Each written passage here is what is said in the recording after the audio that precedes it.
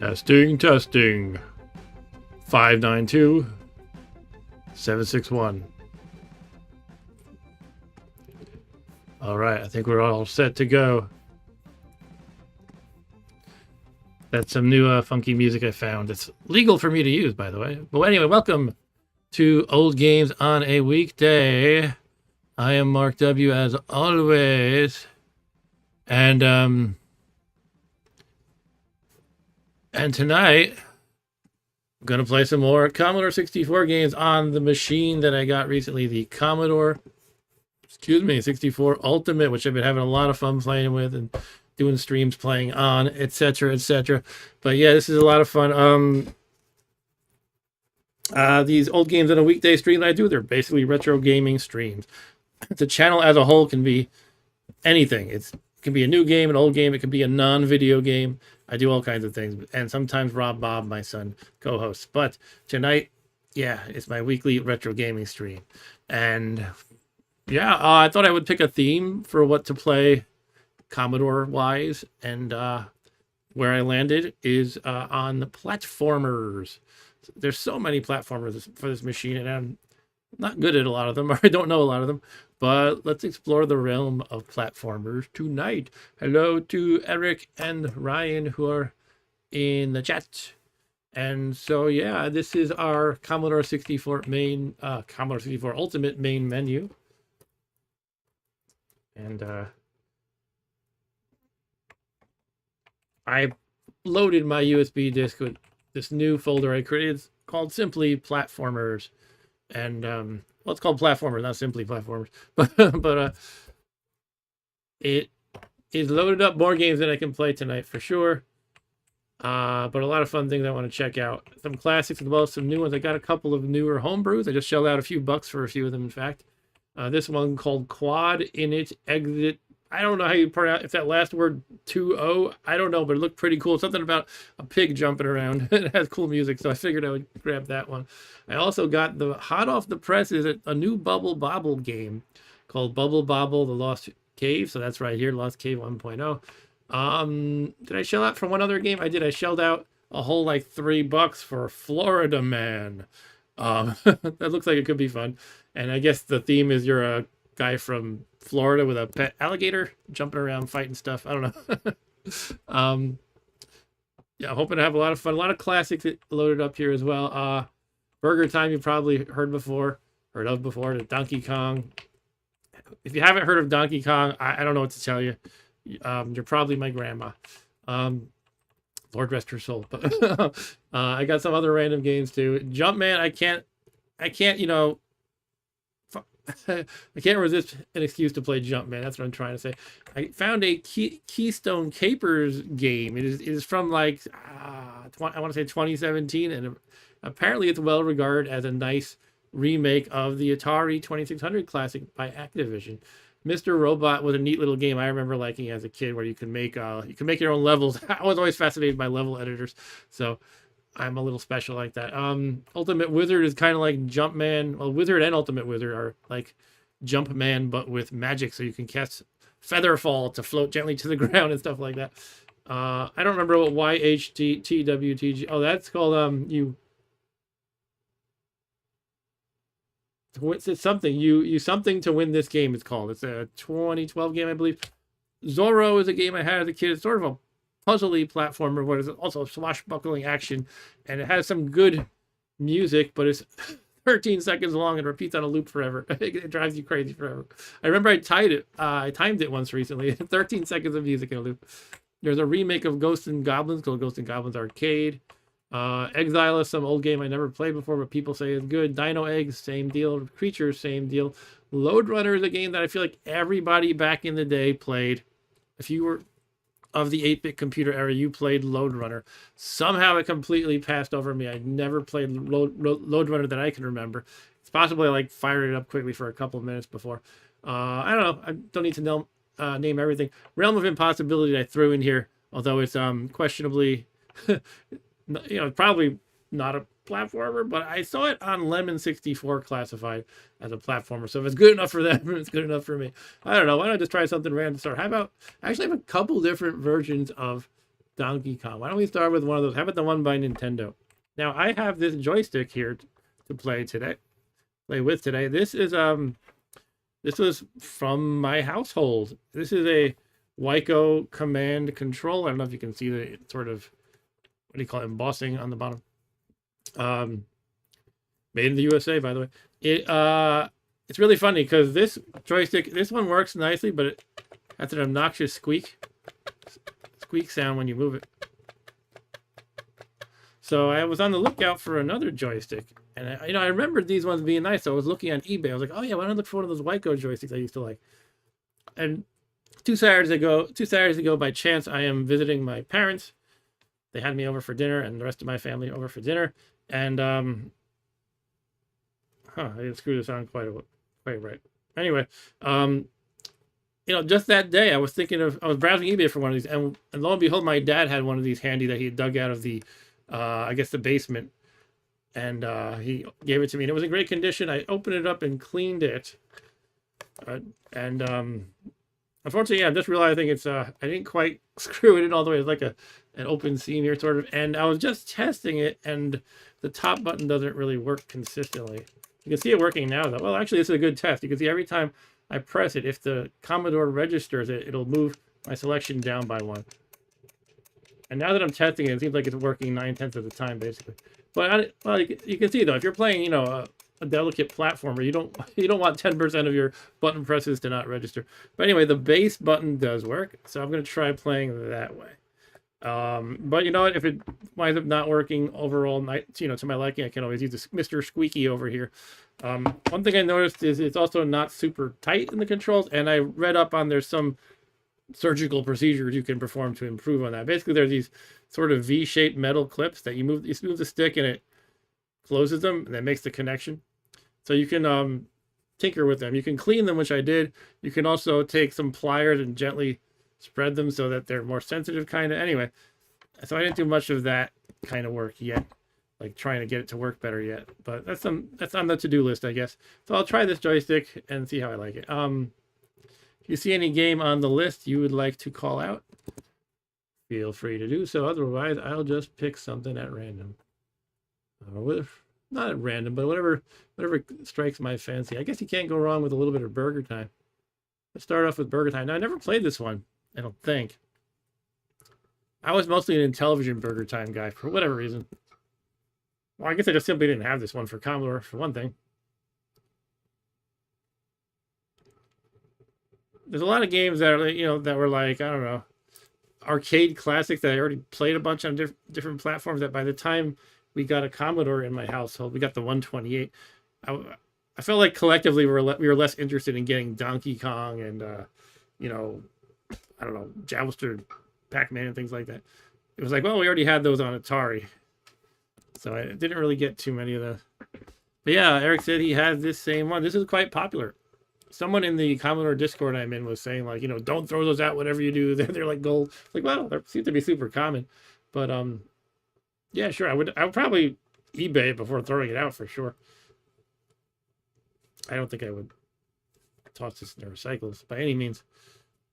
I'm actually surprised how in good shape it is. It's like it almost looks like new, with a couple of minor flaws. Like there's some black. It's like a little bit scratch here, and there's like black stuff in the scratch. I don't know if you can see that very well, but it's in great shape overall.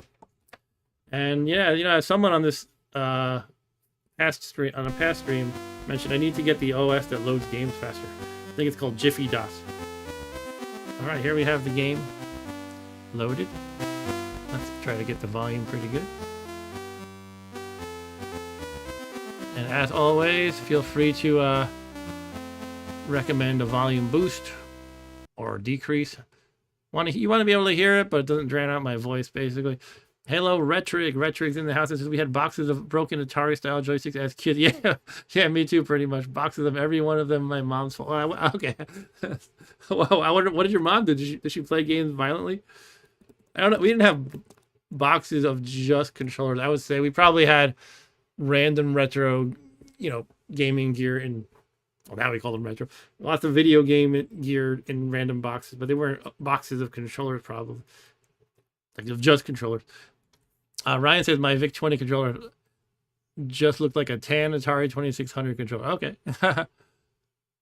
VIC-20, did that use the same sort of standard, what are they called? DB9 controllers? Well, in any case, let's play a little burger. Okay. Whoa, what's that guy, a sausage? This looks weird. He's supposed to be a hot dog. He has this creepy, okay, the feel of this is definitely different from in television. Like as far as how far you can go on this burger before it drops. Oh, wait, come on, come after me, egg. Their behavior is different too. I'll tell you what.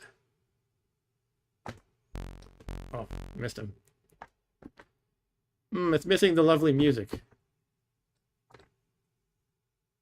I don't know, that I feel like the sausage guy, he looks like some creepy guy in a costume who stands outside a fast food joint. They're not coming at me. This is really weird. Not aggressively. Oh, I didn't get him? Okay. It's definitely a different feel than the Intellivision one and the arcade one that I'm more used to. Got you. They respawn very quickly, too. What is that? So I do have, what as you saw in the menu before, I have another Burger Time game. So maybe that one's an improvement on this one. I'm not really feeling this one too much. Oh.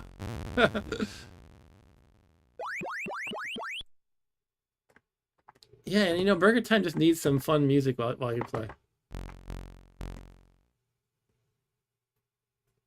So that's definitely lacking in this. I guess I'll use the pepper more often.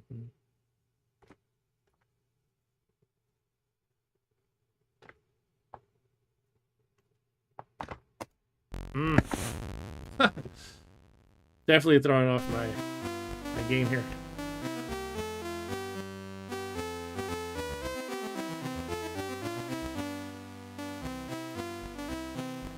Okay.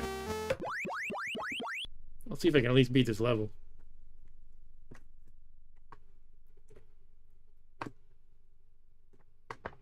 So in television, I would very often do this sort of thing. Yeah, it's like you go to the edge and then wait for them to come onto the burger piece that you're standing on, and then you go. And they fall, but it seems very difficult to pull off in this one. And yeah, that respawn time is nil. It's crazy. I might have to switch joy. You know, I don't want to blame the joystick yet. It might be the game.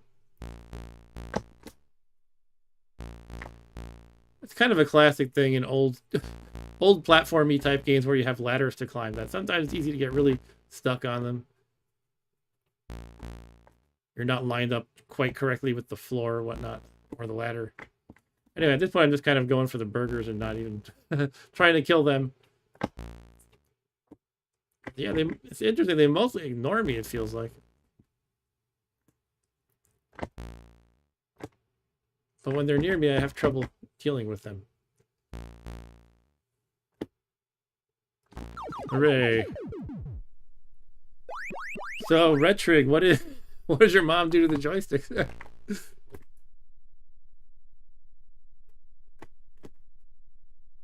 Just curious. I'm wondering if either she would just, wondering if maybe she just played them violently. Maybe she got so into playing games she was rough with the joysticks.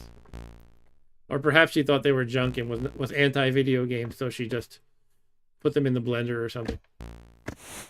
Aha, I peppered you.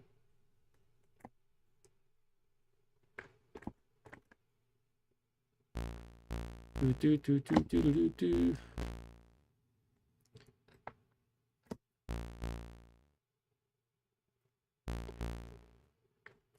Yeah, I have to say this is not the Burger King I know and love. Burger Time, that is. But you know what? I'll try the other one. There was also a, I don't think I bothered to download, but I think I saw a homebrew Burger Time as well. I think it's trying to be, you know, a lot of times if there's a classic arcade game that leaves a little bit to be desired, sometimes a homebrewer will remake it. So the pepper in the game I'm used to, it'll get thrown in front of you. In this game, it just kind of drops right on top of you. So you have to do this. Walk, like step to the side and then back. Yes.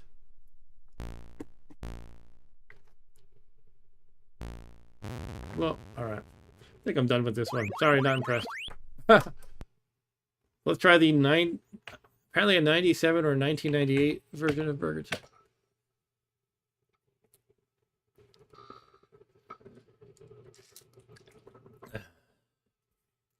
So Ryan, do you know the answer to my question? Did the VIC-20 use the same standard joysticks as well, or was it a VIC-20 controller?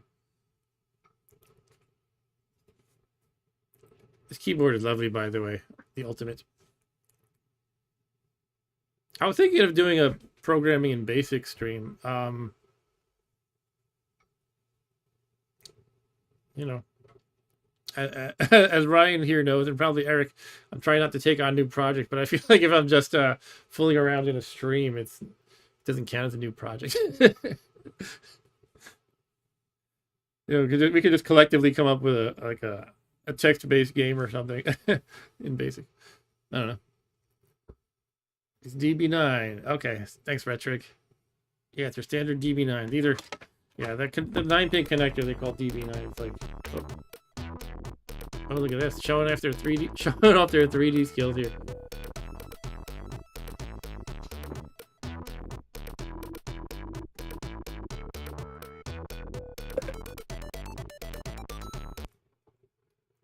Code Devil. All right, unlimited lives, blah, blah, blah. All right. How do I just play? Fire to go. Who would have thought? Hey, this looks better already, I feel like.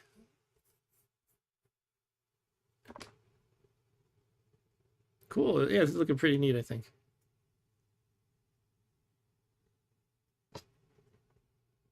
Get ready. I'm ready. Oh yeah, we got the classic music going. Uh-oh. And they are more aggressive. I was saying the last ones were not aggressive. These ones are, they're on point. They're going right to you, tracking you down. They want your blood, or whatever they're doing. I didn't want to go down there, but.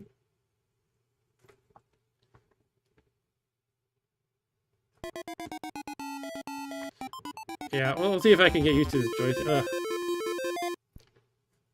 this is gonna be the fastest Burger Time game of all time. I keep going down. I swear I'm not pushing down. Alright, I'm not gonna make that same mistake, at least. I'm gonna go somewhere else.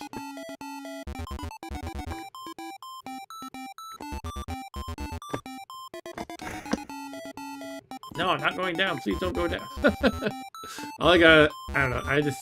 Either the controller needs some repairing or I need to get used to it. I'm not sure which.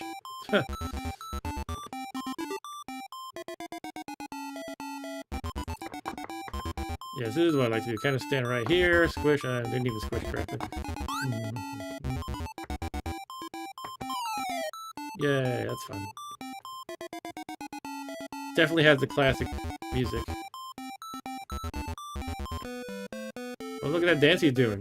He's like doing pelvic thrust or something.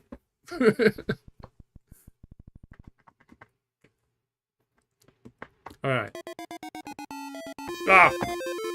Okay, that's just mean. That's just me. Hey, Retro Demo Scene, how's it going? He said when gaming was hardcore hard.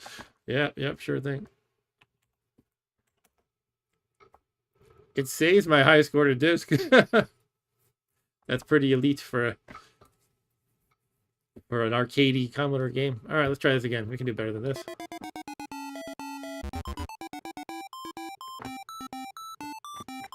I feel like your guy moves quite swiftly. Boy, these are some tough ingredients.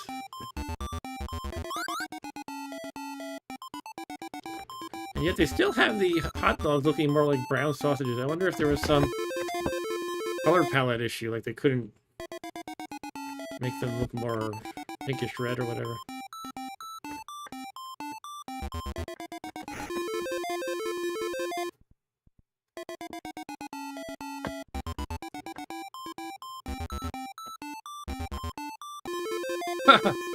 Yeah, all my intuition from the other versions I played, especially in television, it's all just off somehow. That's alright though.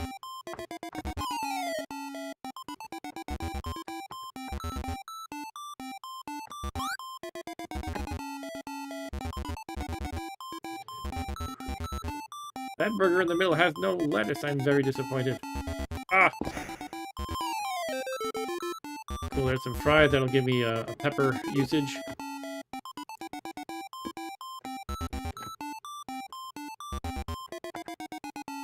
Come get some. Who wants little hot dogs in their burgers? It's like those cocktail weenies. That could be pretty good, actually. Yeah, I agree, Ryan. That Burger Time has cool music. I'm glad this one has the original music back. And Retrig says, I'm not sure that I ever beat any games on the Commodore 64 or Amiga as a kid. Hardcore is right. Ah, I almost fell for that again. I mean, a lot of games aren't designed to be beat, but I definitely beat some, including Ultima 4. I think I beat 3. Did I beat? I feel like I might not have beaten 3 for whatever reason. I played 1 and 2 on Atari 8-bit. I beat those. See, in my household, we actually had Commodore 128, and Atari 8-bit. Sometimes I mention that to people, and they're like, "Why would you keep both?" I was like, all I could say is we were a little bit on the spoiled side, me and my siblings. And my dad was into computing and video games himself, so that helped. It wasn't viewed as like a bad thing. I don't like some of my friends and whatnot. You know, it was like their parents were. It was like a vice to them. Like, right? Well, sure, you can entertain yourself a little bit with a video game, but you know, I don't want you doing that for more than like an hour a day, or you're not allowed to do it at all as long as there's outstanding chores or homework or whatever. Which is totally reasonable now that I'm an adult. Or, you know, why would you need 2 video game consoles when you have one that plays games, that sort of thing. But yeah, we were kind of nuts in my family. In a good way.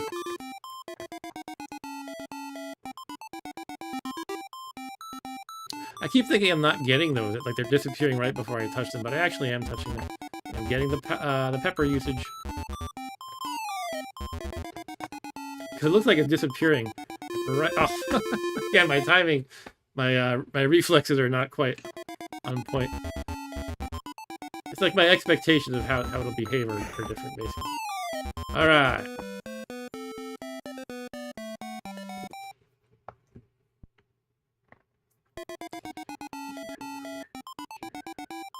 What else did I beat? I mean, I guess I can mostly think of RPGs and adventure games as far as beating goes.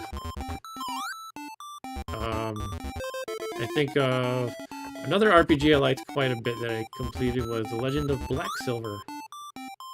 That was a fun one.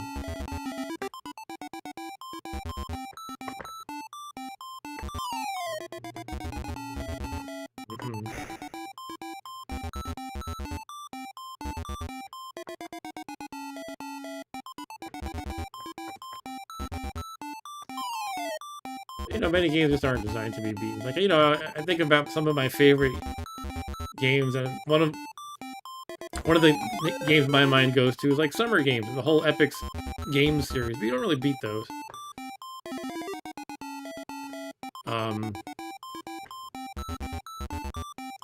But there are definitely some games that can be beaten that I haven't. Space Taxi and Jumpman, I need to beat one of these days. I'm gonna do it on stream one of these days. I'll beat Jumpman for one and for all. Space Taxi, I played that twice on stream recently. One of the times it crashed for whatever reason.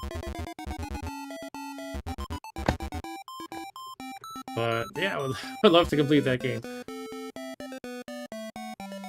Oh, Retro Demo Scene says that he did destroy Atari 1 and 2 back in the day in some Last Ninja trilogy. You know, and I never played any of those games. Those are often cited as some of the best games for Commodore. I don't know the Last Ninja games. I know them by name. I would love to try them out sometime. And the Turrican games, yeah. I also have that lacking on my resume. Big gaping holes in my Commodore resume. This is gonna be a waste. Why am I rushing to the ketchup? It's not worth it.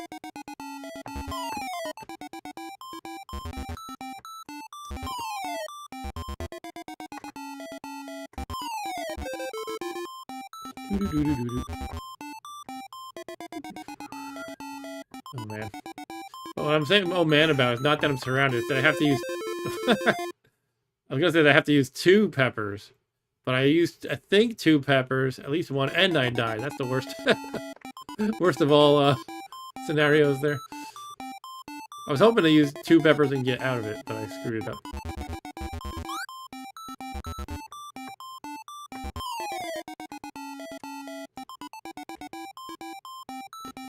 Hey, Dan the Man's here. Cool. Welcome, Dan. Catch up on your comments in a bit, folks. Rush, nope. So, starting to get the hang of this game, and the joystick perhaps too.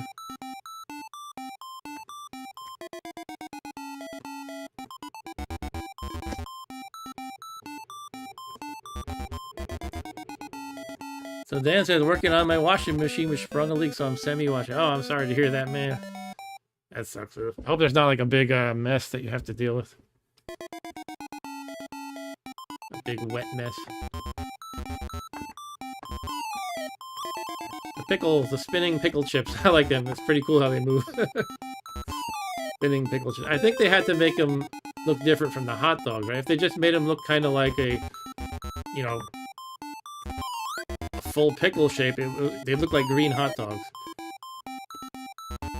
So they're pickle slices that spin around instead. With their unique style of pickle locomotion.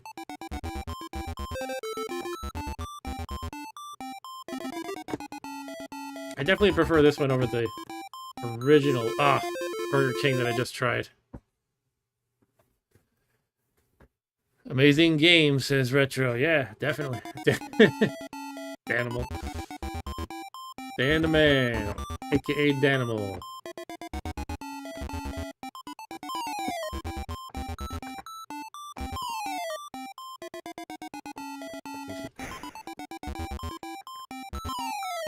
Yeah! Alright. Take that pickle and fried egg and brown hot dogs.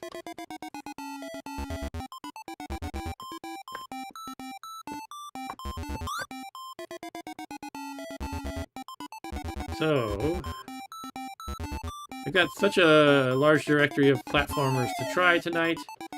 I probably won't finish them all. You know, I usually don't think of this game as platformer, really, but I saw it on a list. I was like, I guess it is. Yeah, I mean, there's no reason to not call it a platformer.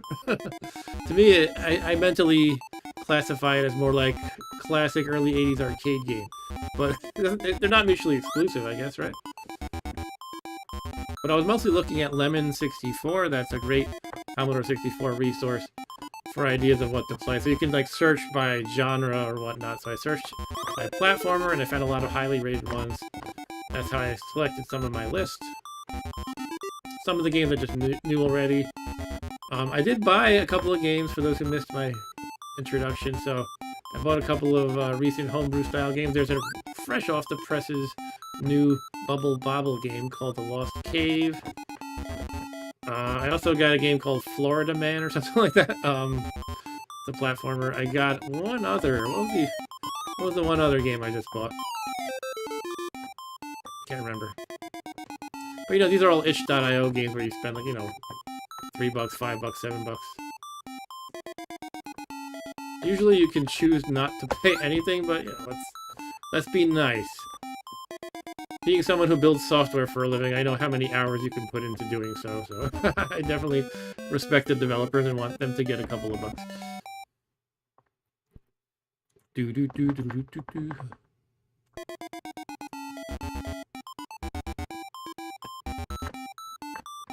way I see it, they're not exactly making a living from their game sales, probably. They're getting like, you know, you can buy a couple of coffees or beer per month from it, probably.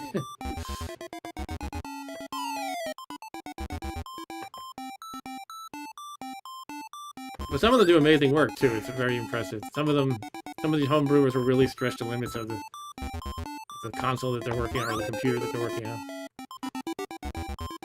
Come here, hot doggy. Also, I appreciate when they like take again like this. This is from '98, so it seems old at this point. But you know, somebody decided, hey, we need to redo Burger Time to make it a more solid game, and here you go. It's definitely worked out. Whoa. Shoot. Alright.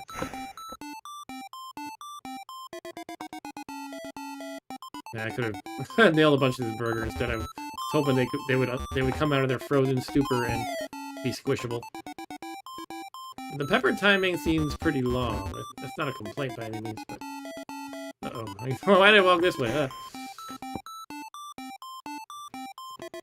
I'm like, let me run away from the, pursuing fried egg creature into a dead end. I must be like the dumbest horror movie protagonist. Oh, there's a fried egg chasing me! I'm gonna run to the dead end! Oh no!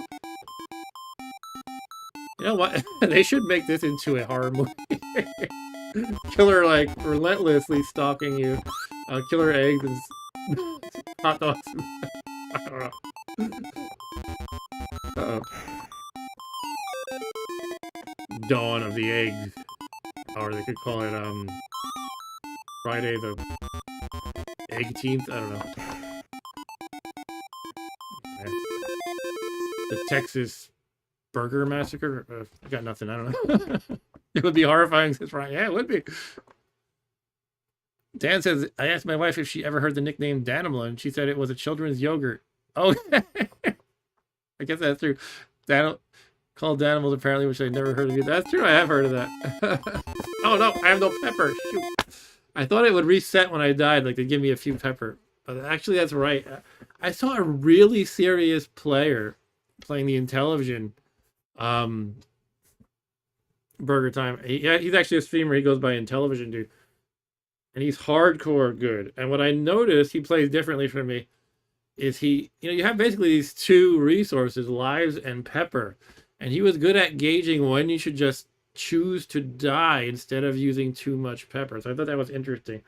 Like if he's in a situation where he's got to use, 3 pepper to survive maybe, and he has enough lives, he'll say, okay, I'm just going to get killed. And that was like enlightening to me. Like, oh yeah, you can choose to die if you want to, you can choose to die if you want to live longer. If you want to extend your play longer, basically. So it's like choose your resource usage, basically. Anyway, that was some fun. That was a fun time playing Burger Time. Definitely better than the 84 version. This is the 98 version. Yeah, I said I was gonna try Donkey Kong. Did I just not do that? Let's do it. Donkey Kong. Yeah, but my coworker calls himself the Danimal. I mean, he doesn't go around calling himself that, but that's his username in one of the what do you call it? Like, one of the pieces of software we use to coordinate documentation or whatnot. He calls himself the Danimal as his username. Anyway, yeah, this is apparently it's multiple Donkey Kong. This one is by Nintendo, which I'm not really sure how if the file is named correctly. Like, I'm not sure if they're the developers of this game or if it's just referring to the fact that Nintendo licensed it, which obviously they must have. All right, here we go, Donkey Kong. Yeah, offhand, this reminds me of the Atari 8-bit version, which I am familiar with. You can like cycle through the difficulty. You can play it super. Let's just start. Oh yeah, I love that.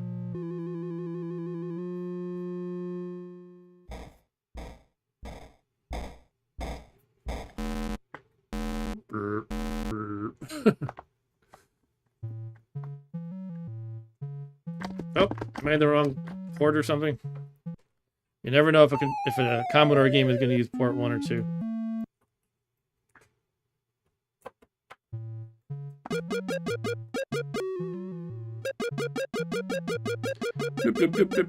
Everything looks stretched, and I don't think it's a product of, you know, my setup here, because everything else looks fine that I played so far. But I think this game might just look kind of stretched. Take that. Whoa. Okay, that thing didn't kill me. That's good. The fire, I thought it was going to kill me from below, but I guess it can't. Ah! Okay, I had trouble going up there. Whoa. Whoa. Oh god, this is getting hard already. Oh my goodness. I thought I was playing the easy difficulty. Maybe I'm not. I can barely get past the second level here. Level meaning platform level. Can I jump over those fire guys effectively? I think I'm gonna have to find out whether I like it or not. No! I could tell I jumped too early.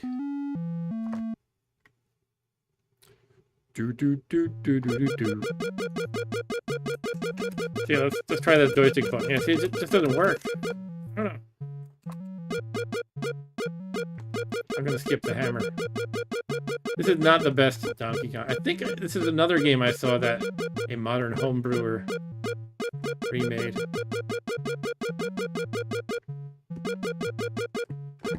Oh no. Let's get a hammer. Oh, come on. Normally you can jump off the side of Donkey Kong right there. You might have to be right at the edge or something.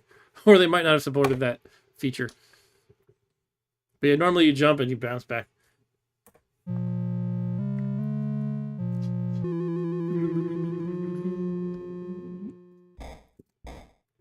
Okay, let's try again.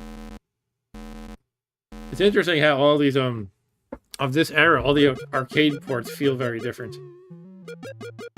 If you play a game today that's ported to multiple platforms, it's pretty much exactly the same. I'm sure some hardcore modern gamers would disagree, but you know, I feel like if you played a game on, I don't know, PS5 versus PC versus Switch, unless it's like a really hardcore game where you would really need the graphic capability of the PS5, they'd otherwise probably be pretty much the same. 3 in a row, huh? Or you play a game on PC. Let's just say PC versus PS5. Keep it simple. Oh. But I feel like in this era, everything was different. Some of the ports were total duds. Some of them were good.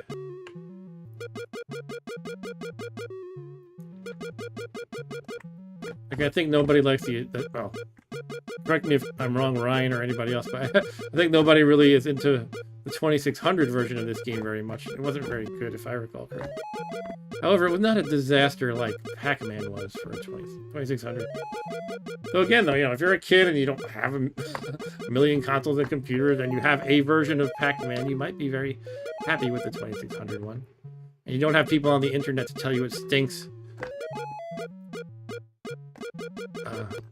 Jay Sherman style. It stinks. It stinks. There was a recent Jeopardy problem regarding that show. Not problem, what do you call it? A question and answer. And it was, I think it was the final Jeopardy, my friend was saying. I didn't watch it myself. And nobody knew it. Now, my friend's a big fan of The Critic. He's been quoting it for decades. So basically, you know, this is... I don't remember how they phrased it, but, you know, in this animated series, you know, the movie reviewers' favorite phrase is, it stinks. They said it wittier than that. And it was Final Jeopardy, and nobody knew the critic. Nobody could name the critic.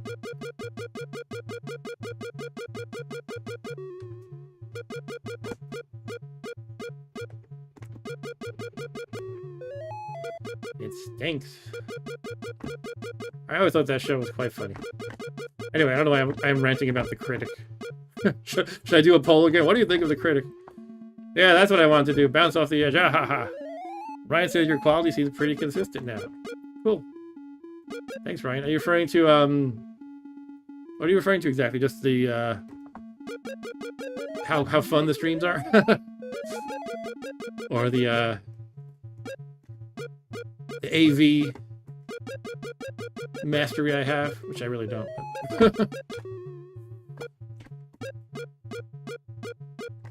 Yeah, take that, Donkey Kong. No, no, he's dead.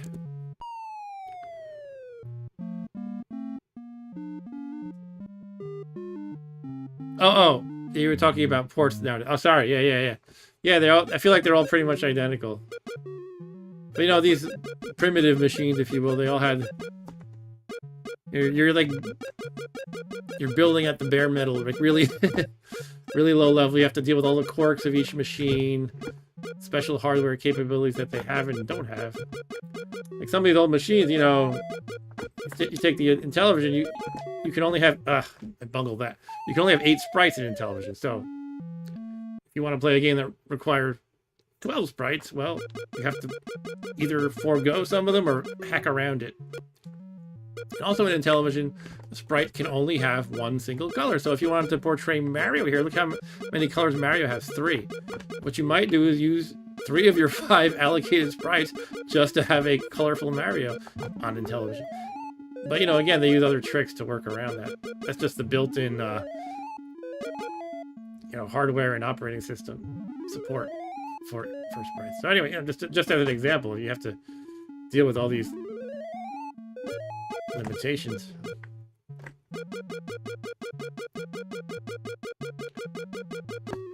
I don't really know the machine, the Commodore 64, too well, like to describe anything like that. But I do know it has, obviously, 64 kilobytes of memory, which was considered quite good back then.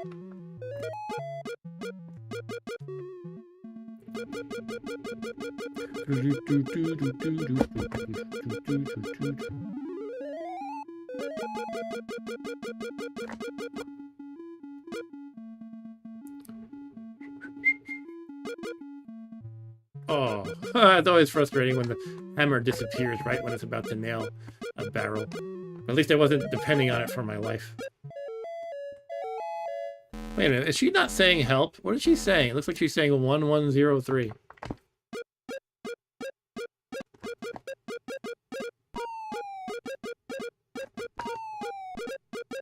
She's saying 1103. What is that? Ugh, yeah, I thought I bungled that. Ryan says, Donkey Kong is a true classic. I agree. How could anybody disagree? Oh, I just... That can be a little frustrating, gauging the height at which you're able to fall. He's not very capable of falling, unlike Super Mario. Super Mario can fall from any height. Alright, that's enough Donkey Kong for now. Well, that's a fun little game, yeah. Now, I do have a couple of other versions. I'm not sure if the ones above are the same or not. I think this one might be different. Let's try this one. It's called 19XX Gods. I don't really know what it is. But I'll try. If it seems like it's exactly the same thing, I'll just move on.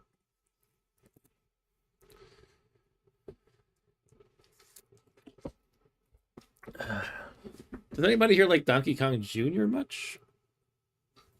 I was never a huge fan of that. Well, I mean, at first I liked it when I was a kid, but revisiting games, for some reason, it doesn't really grab me that well. It's not bad, but I had that for Atari 8-bit. And Eric says he had it for a ColecoVision. Cool. Yeah, I know you were a ColecoVision guy. What is going on here? All right, Gods, Donkey Kong. Once again, we're back to shock you. Donkey Kong was brought to you by blah blah blah. That's just play. Need instructions? Yes, I need to know how to play Donkey Kong. Oh, I shouldn't have hit yes. Now I'm getting a fancy animation. I was hoping it would just give me a paragraph and then I could skip it. Oh, this is kind of cool in a way. Look at this. It's like a little animation. Modified for Commodore 64 by Grant Parrott. Completed Jan 21st, 1984. How many years ago was that now? It's absurd. 42 years ago. Wow. Sample. This is cool. I mean, it's like, who needs it in a way? It's Donkey Kong. Wow. Escape complete. Your man. Barrel hole. I hope the game doesn't actually look like this. It's just like an illustration, right? Wow, look at all this. I don't know why this is so entertaining to me. Or it's just kind of neat, I guess. It's almost like an animated instruction manual. I hope I don't need to use the keys. Wow, this is the game. Okay. I should have taken note of what the keys were. I think it said the F keys were something. So I'm the little arrow, right? Somebody made a PETSCII Donkey Kong. That's incredible. Well, a barrel just killed me. I should have paid attention to the keys. Oh, okay. I think I just walked off to the left. I think I hit plus with it. What did I hit? I hit something in this row up here. Can't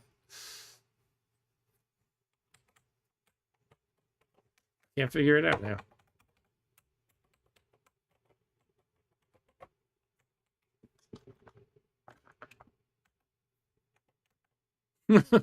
Wait, I want to actually play it a little bit, as silly as it might be. I'm gonna take note of what it actually showed. I guess I could have rewound my stream preview, but oh well, didn't think of it. Ryan says this is the definitive port of Donkey Kong. Yeah. So actually, I rewound my stream preview. In my YouTube studio screen, I have like a preview, and I can rewind it, so I can actually see now. It's 4 and 4 is west, as they call it. 6 is east. North is F1, and south is F7. So I'm doing this. Look where my fingers are. Left, right, up, down. That's absurd. They could have picked better keys, but this is what they showed. Look, I gotta do left, right, up, down like this. Left, right, up. All right. Definitive port.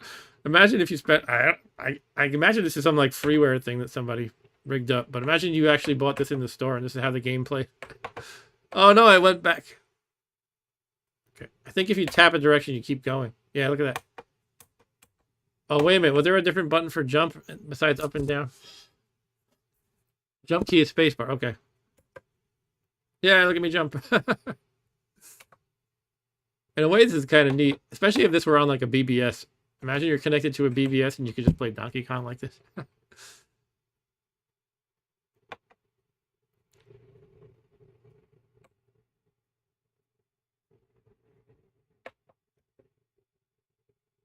Why is there a gap in the floor right there? Oh, where did that come from?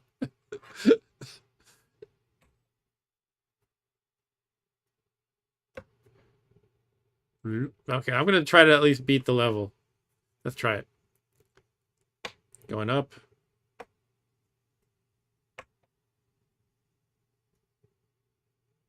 Yeah, there's just random gaps that appear in the floor. To add to the challenge.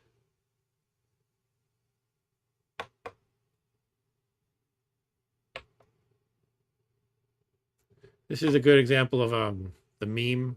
You know that meme format that says like, you know, we have Donkey Kong at home. But Bob, I want Donkey Kong. We have Donkey Kong at home.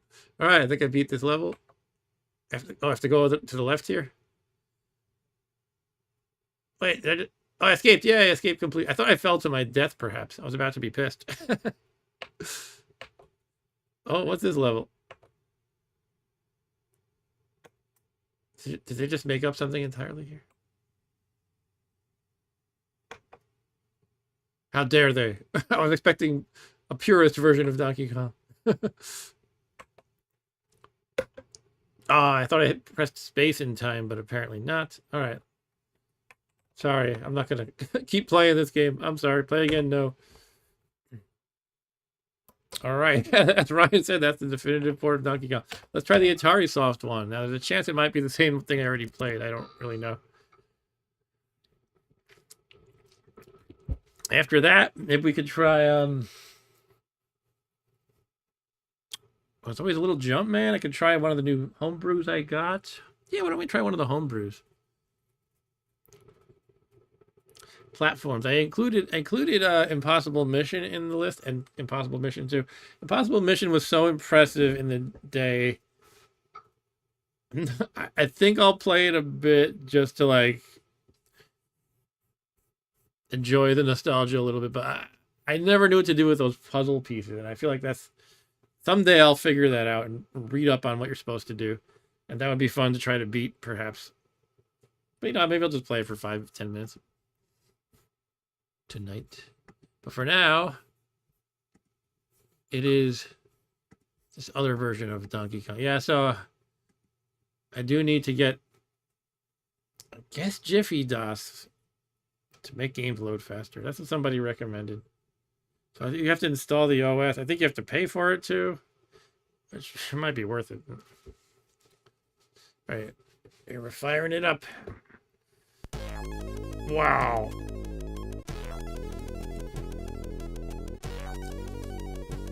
Donkey Kong Atari Soft. Watch title, pick, and read docs. Sure. Hey, look at that. That's pretty cool. Now, the music doesn't seem very Donkey Kong-y. Seems like sci-fi aliens invade or something. Nonetheless, it's a cool title screen. That could be just something that the loader makers made. It's not really part of the game. Alright.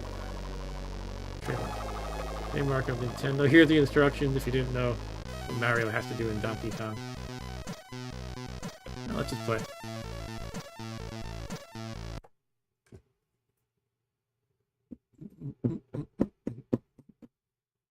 Okay, trainer mode and all that stuff. Now let me just play. Change, let's see. Uh-oh, am I hitting yes for all these things by accident? Oh. I'm just pressing down.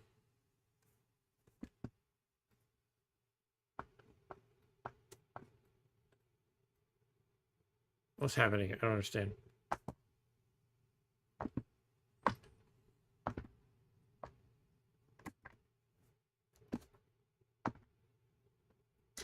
Can I please play? No.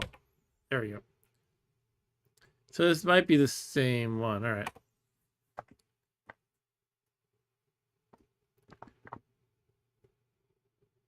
right. Eric says, from the look of the loader and the intro screen, I'm expecting a lot from this game. Yeah, don't expect too much. What's happening here? Now, I know I have to expect games to take time to load, being Commodore, but the title screen looked just like the Nintendo one, and it didn't take long to load. Now, sometimes in Commodore, you hit like the wrong key and some things get locked up or whatever unexpectedly. So I kind of have a concern about that as well. I'll give it a minute. So after this, yeah, I think I'll try. Should I try Florida Man, perhaps? Florida Man, JumpMan. There's the new Bobble. There's the old Bobble. What else I got lined up? Impossible Mission. Yeah, I'm kind of feeling like I don't know that. Some old games I've never played before. The third game what was the third game I bought? Let me check out my receipts. So yeah, I don't think this is working. I got Bobble, Florida Man, Saves the World. Oh yeah, something called QUOD INIT Exit. Which I don't know what that means, but it looked like it was fun. Okay, I'm gonna quit this. I don't have patience for this nonsense. Oh. Okay. Oh, there we go. So it looks like it's the same as the Nintendo one.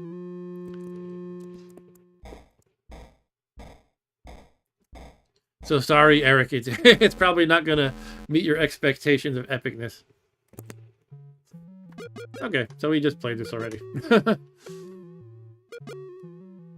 I might have accidentally enabled some trainer settings.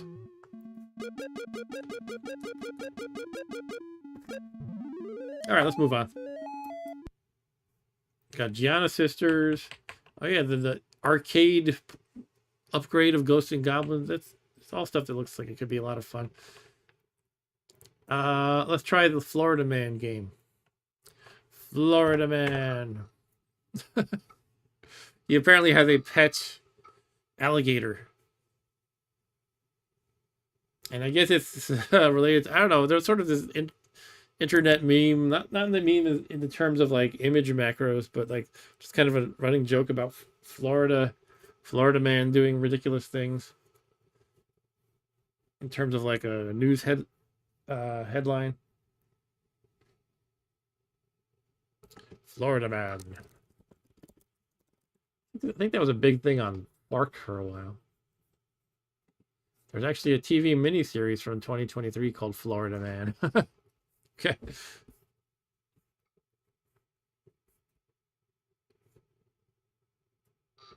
All right, something's happening. Florida Man saves the world. Now, this should be epic, Eric. He's going to save the whole world after all.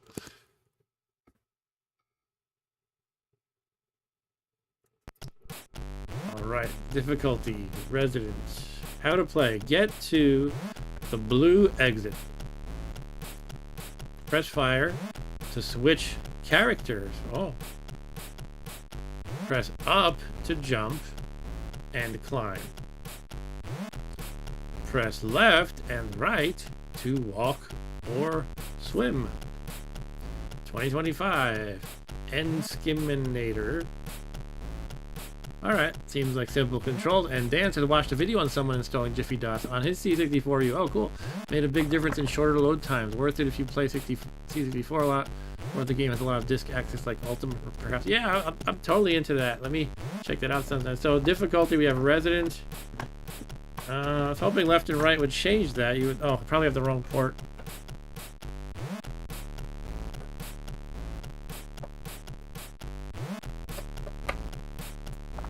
Floridian. Tourist. Okay, so I guess tourist is probably easy. Resident is like medium. And Floridian is hard. Let's go with tourist to start. Trending today. Florida man discovers moon rock at garage sale. Okay, fire to continue. Okay, what are we doing? Grabbing a bunch of junk. I don't know what's going on here, but I'm grabbing a bunch of junk. Now I can press the button to switch to the alligator, right? Yeah, now I'm the alligator. Can he go up ladders? I think he cannot. Maybe only Florida man can do that. Yeah. I have no shirt on, by the way. Jump. Oh, I think I opened a pipe for the gator to go down. Look at that. As long as I'm standing on this. It seems. Okay, let's switch to the gator. Aha! And if he stands here, it opens this door. Okay, I think I see where we're going with this. So what's Florida man's hair supposed to be like here? I'm imagining it's supposed to be like Guy Fieri or something. Oh, now I can... Oh, no, it's like a jellyfish or something. Oh, shit. Oh. Oh. Okay. I don't know what that thing is, actually. Jellyfish tend not to float in the air. Ah. I'm scared of him. Here, maybe the alligator can exit and win the level. Or do we both have to exit?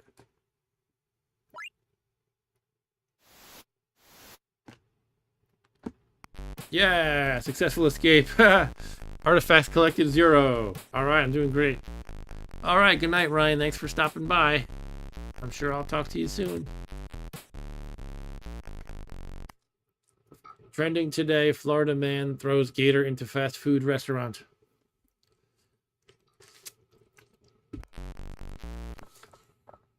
Okay, what are these guys? Bunnies? Oh, I think they are bunnies.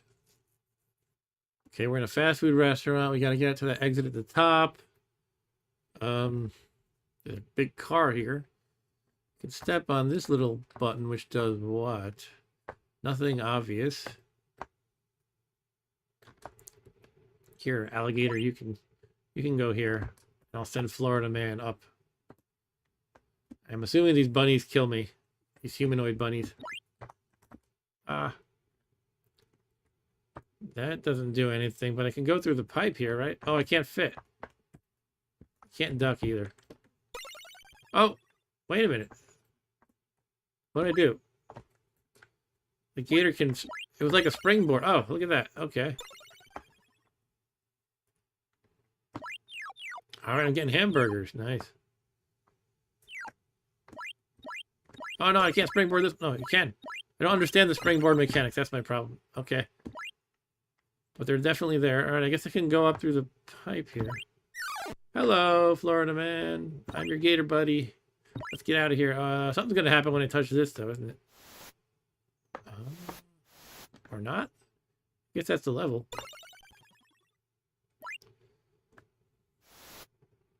All right, Florida man escapes with his gator bud.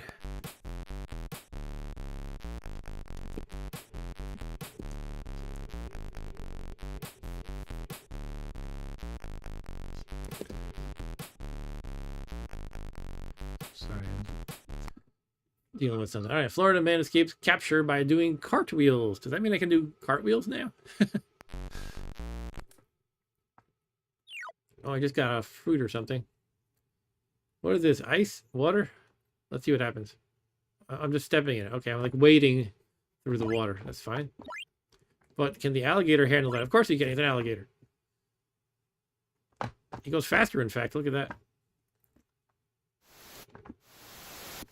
Okay, this button here raises that ladder. So let's get the gator over there to hold the button. And Florida man can climb the ladder. Watching out for Usagi Yojimbo here.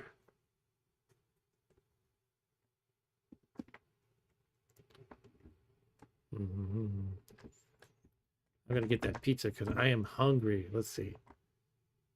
I was kind of worried the collision detection would not be kind right there. Oh, no, I'm stuck. Okay. What's that? Some green pizza?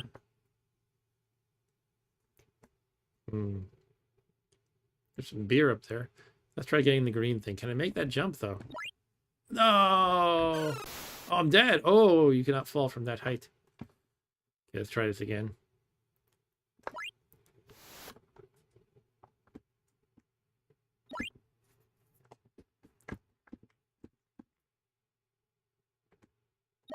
Get this green thing. Some beer. Oh, I'm doing cartwheels from the beer. I guess that probably kills them or makes me invincible. Okay, I can go through them, but I don't kill them. Probably better off just waiting anyway. Oh no, they don't, okay. See, he doesn't go all the way to the right. That's what I'm just realizing. So you have to be in invincible mode to get that green thing and go down the ladder, I think. So I have to not waste time this time.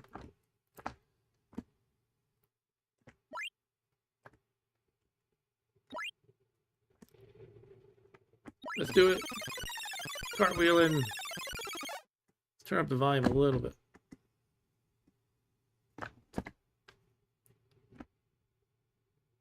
Okay, I missed the green thing. Okay. That's fine. And Florida man and his gator friend have escaped another level.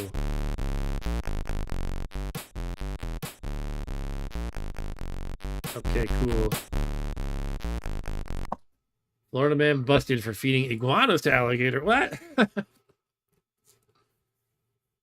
I guess they gotta eat meat, right?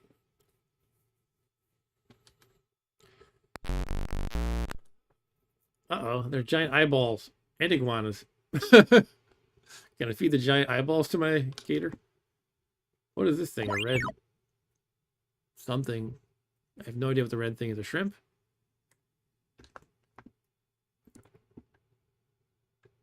I'm scared of these giant eyeballs. Here's a fish for me.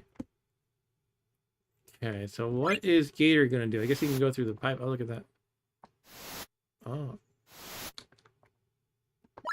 Should he go through the pipe? Should he eat the iguana here? Or is the iguana going to kill me? Oh, I ate the iguana. Sorry, iguana. I'm really hungry. I know you're like the size of me, but I'm eating multiple of you now. I'm about to eat multiple. Alright, so the gator is through the pipe. Oh, he's gonna ride the wave. Oh, he's gonna die. Oh, poor gator. He got eyeballed. Alright.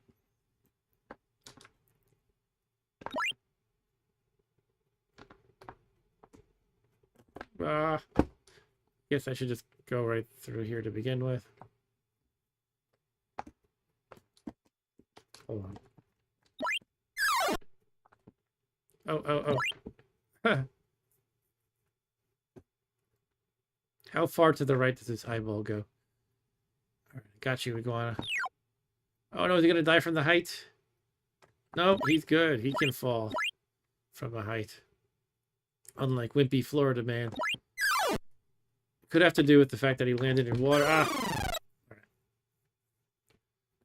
I got this. This should be okay. It should be okay. So let's move the waterfall thingy first by toggling it here. And then we switch to Gator. Hold on, let's wait for the eye to clear out of the way.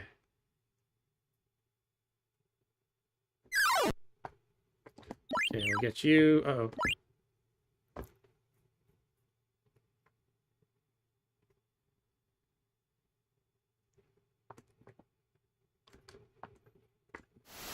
Yeah, I do need to get back on top later, don't I? So I can jump across. Do I want to get into that yellow pipe? Where does that even take me? A little confused at the moment. By Florida Man, apparently. Oh, okay. That makes sense.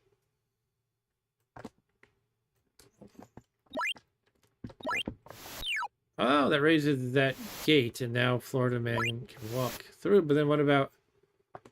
We have to get them both through, right? Oh, so crocodile can go, or alligator can go on top of the purple thing when he steps off it. All right, cool. So down we go. You can pass this, right? Yeah. Now, what does this switch do?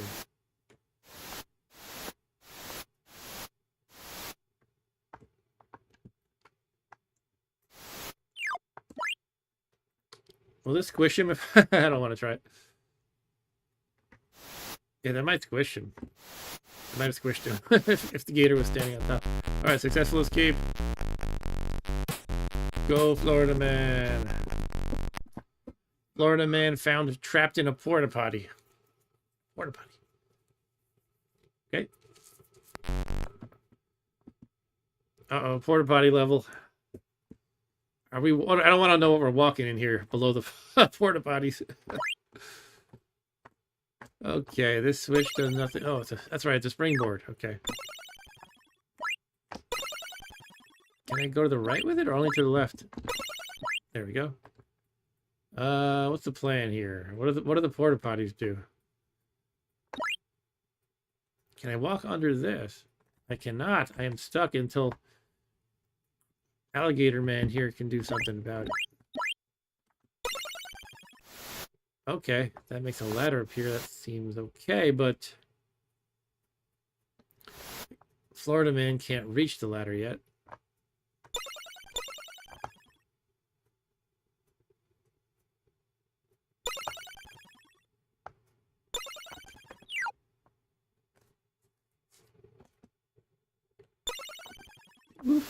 There we go. Up to the porta potties. Wait a minute, I can't go right left here? I have to be to the left of the ladder, maybe? That seems silly.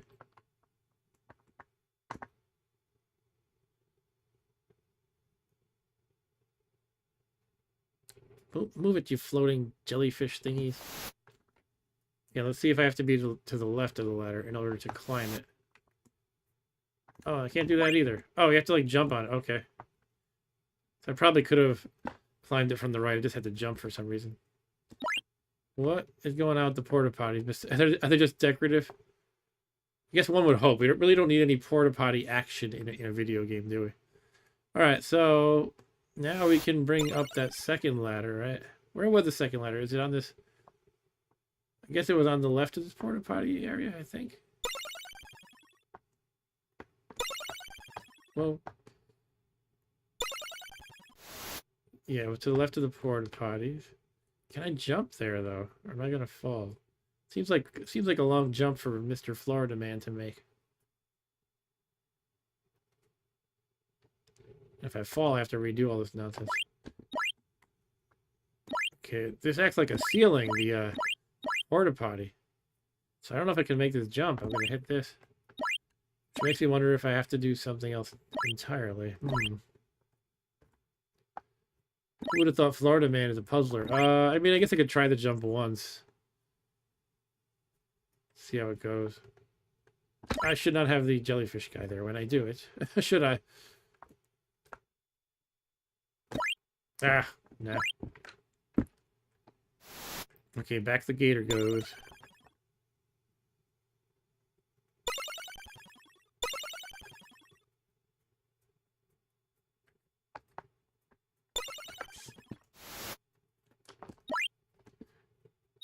Now, could you? Yeah, it's got to be something about these porta potties. Maybe not. I don't know. But what do I do? Can you stand on these guys, maybe? I don't think I should count on that. That wouldn't really buy me anything unless I could stand on the top one, but he's too high up anyway. So I guess I'm puzzled by like the 5th level or so of a game about Florida Man. The platform on the left extends when you use the left switch. Says Eric. Okay, let me check that out. Oh, did I miss that? Oh. Oh, well, back to the drawing board. Thanks for pointing that out, Eric. That's probably all I have to do.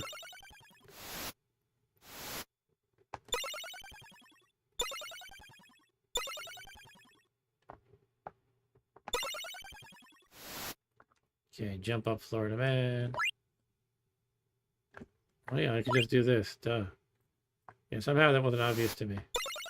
I guess I was thinking each switch was doing one thing, and I was too laser focused on the ladder that I missed. That it extended the platform to.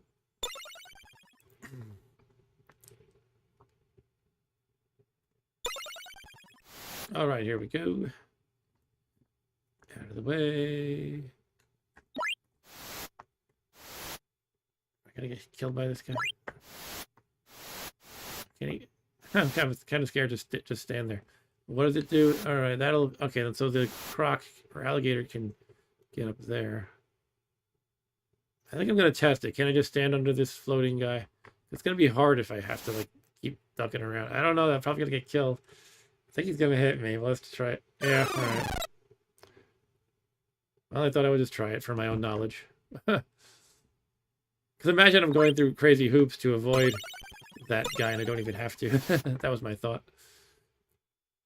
Oh, hey there. Oh, hey there. How's it going, man? You're watching me play Florida Man right now for the Commodore 64. That I am, of course, playing on the Ultimates machine. Okay. Sorry, I'm getting distracted here. No fault to you guys at all. Oh, you hit that. Okay. I'm learning about the physics of these floating jellyfish creatures.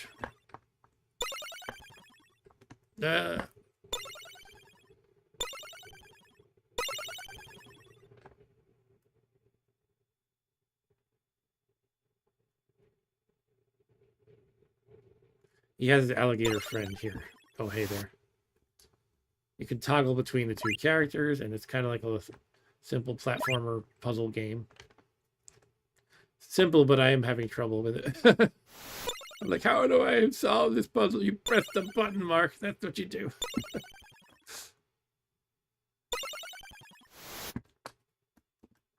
Okay. Oh. All right, so from here... Oh, jeez.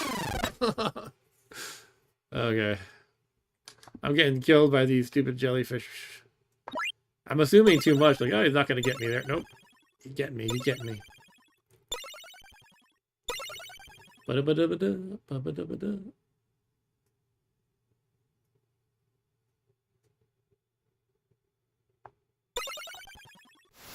Okay, switch to Florida Man.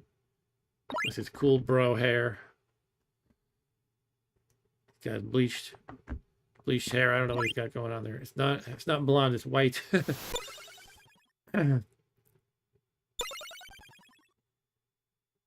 He could just be old. Maybe he played Commodore back in the day. Anybody who played Commodore back in the day probably has a few gray hairs at least. at this point. Okay. All right, so now from here, I got to figure out how to handle this. Could I swap the two of them? Well, I mean, I have to get them both characters to the exit anyway. But I would definitely need somebody. Okay, so I'm thinking about it because basically how am I going to handle this when there aren't both people on the button? Yeah, okay, maybe that third switch. Yeah, that must be it. Third switch will help the remaining guy exit. Oh, come on, that got me. Ugh. All right. Maybe I should just have the alligator switch with that guy.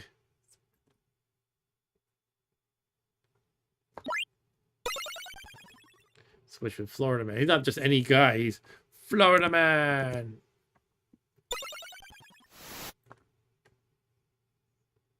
Oh, what am I doing? I'm drunk. No. I think my brain is not in puzzle mode tonight. That's all right.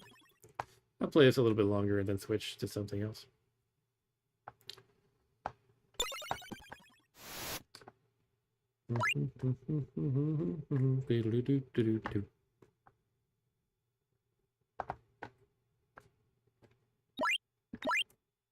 Come on. Okay. We're good. We good. All right. So yeah, this is on itch.io if anybody wants to grab it for their emulator or Commodore Ultimate, whatever it might be. Just $3. It's worth it.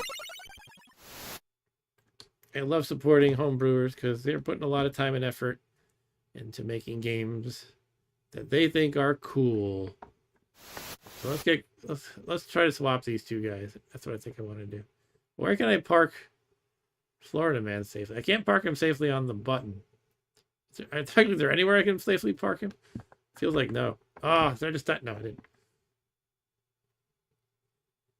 I guess maybe on that platform to the right. How do I get there, though? If I go up, he's going to kill me right here.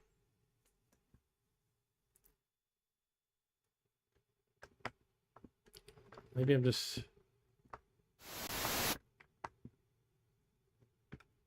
Ah! Oh, well. Trending today is game over.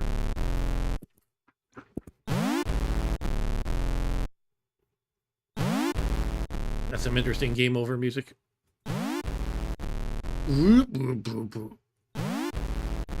Florida Man can jump, but not very well. All right, well, that's a neat little game. I found that level a little frustrating. But maybe I just need to be in the right frame of mind for puzzliness. But that was a little bit of Florida Man Saves the World. Thank you everybody for joining me tonight. I'm just playing a smorgasbord of platformer style games for the Commodore 64. Specifically played on my Ultimate machine here, which I'm having a lot of fun enjoying. Yeah, I don't know what I'm going to play next. We just went to a homebrew. Maybe we should go back in time to a classic now. Dare I just launch JumpMan? I feel like anytime I have an opportunity to play JumpMan, I can't not play it. Let's just do it. JumpMan. This is one of my sort of beat it on a stream one day bucket list items. I want to beat JumpMan. I've never beaten it. I have beaten every level individually, but not all in one go. And some of them you need to remember the route. Like they have there's these special puzzle levels they call Figure It. I think it's called Figure It, right? And some of them you really need to just memorize the path. So someday, yeah, I'll try to do it and I'll have it all written out. Like I was actually planning to do that a couple of years ago. I was like practicing and I was drawing. I took like a screenshot of the level and I was drawing red arrows about where you should go. And I was planning on just having it like on one screen, like my pre-mapped out route over here while I'm playing, and I could just look at it. But, you know, being rusty, I kind of have to wing it once I get to those tougher levels. So This is always a lot of fun to play though, Jumpman. What I like is it's like pretty much every level has something special about it going on. Like there's special, I don't know, you jump, you hit a bomb and, you know, a special effect happen. Or there's, you know, robots on one level. There's vampire bats on another. You know, it's like each game tweaks the core rules of the game somewhat. There's one where every time you get a, no, it's every time you jump. I think it's every time you jump or get a bomb. I forget which is like a, I think it's called hot foot. There's like sparks that come out of your feet and you dig a tiny hole in the ground. So if you do that too much, you kind of screw up the level. You make holes in the floor. And oh hey, there it says can we assume Jumpman can jump? Yeah, I think we can. I think we can. Now you might know that Mario in Donkey Kong, which we played recently, was originally called JumpMan. How about that for a coincidence? All right, this is a fun little intro. I always find it amusing when there's like a full address on a title screen in one of these old games. It's like that's not something you see anymore. You don't even see like any kind. I don't know. I feel like most games are so you know, they don't try to bring you closer to the developer. They don't say email me at this address. Well, maybe it's like if it's like an indie game or something. You don't buy some AAA game that says email the designers over here or anything like that. Or here, I guess they might have like a web URL or something. I don't know. Anyway, this is Jumpman. Let's jump into it. Ah, who is that weird thing flapping its limbs around? All right, I'm going to do the grand loop. Now, the way this game works, it works exactly like Space Taxi in terms of the level you select. You can play the first 8 levels, that's easy or beginner. The second 8, which is intermediate. The third 8, advanced. Or you can play grand loop, which is all 24. Randomized, it mixes them all up. I think it's 24. At least that's how it is in Space Taxi. I always think of the two as being very similar in that regard. If not the core gameplay. Okay, my joystick's holding up for me. It's kind of concerned I might have a little trouble acclimating to the joystick. Maybe a little bit. Obviously, I wanted to jump straight. Yeah, this is not the first time I've had that problem. When I played Burger King, I was accidentally going down ladders that I didn't mean to. I always found with some joysticks I have trouble going completely straight. Like I'll go diagonally when I don't mean to and stuff like that.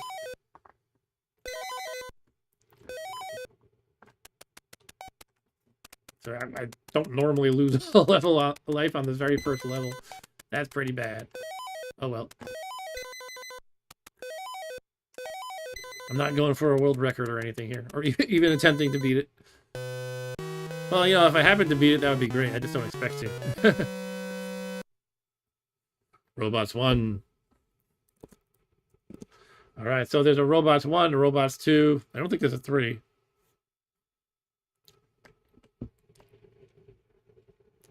So these robots, what they do is they start where you see them right now, and every time you get a bomb, they move to a specific location. It's like a scripted location, and then they stop there. You get another bomb, and they go to the next one. You can just grab a bunch at once, and they'll follow the route. Go to point A to point B to point C, etc. Hey, Richard, how you doing? Thanks for joining. We're playing some platformer games for the Commodore tonight. Now, I don't want to get that bomb there because that's too risky. I don't know if he's going to go left or right. And if he goes left, I'm just dead. Sometimes I just go on a tear and grab a bunch of them like this.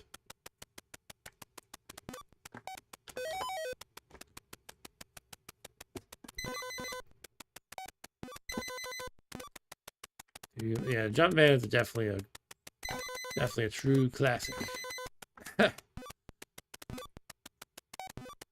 I probably somehow wound up playing Jumpman on past streams over the past few years, like at least 5 times. Some of those final jumps make you nervous because if you miscalculated and you missed a bomb elsewhere, you'll fall to your death. Bombs away. This one has bombs that fall from the sky, as you might think.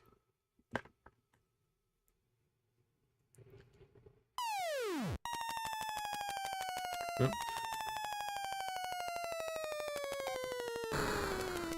Most levels have these bullets that float around lazily, but as soon as they line up with you, that's right, you want to start from the top of this. As soon as they line up with you, they will zoom right at you.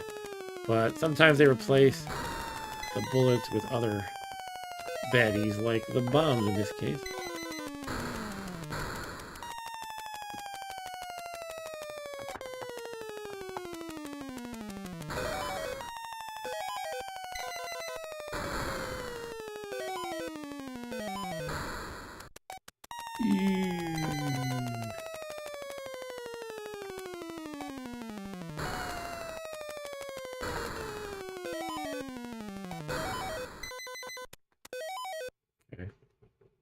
Please tell me I can do that fall.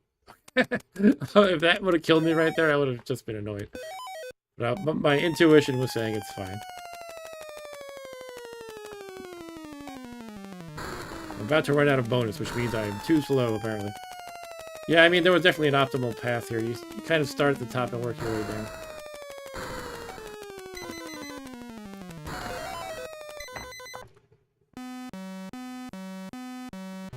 Should we do one of our famous polls? Maybe not famous polls. I like to do polls once in a while. But the problem is the game's going to start and I can't pause it. Oh no. Start a poll. Let's see. Oh. Okay, I'll try to finish up the poll between the next level. So in this one, they replace the bullets with these jumping blocks. When they hit you, you automatically jump in a random direction, which could mean falling to your death. That was one of them. I just got hit. It's always dangerous on the edge of the levels in this game, on the edge of the screens. A bullet might appear, or a jumping block, or what have you. I don't like this. Ah!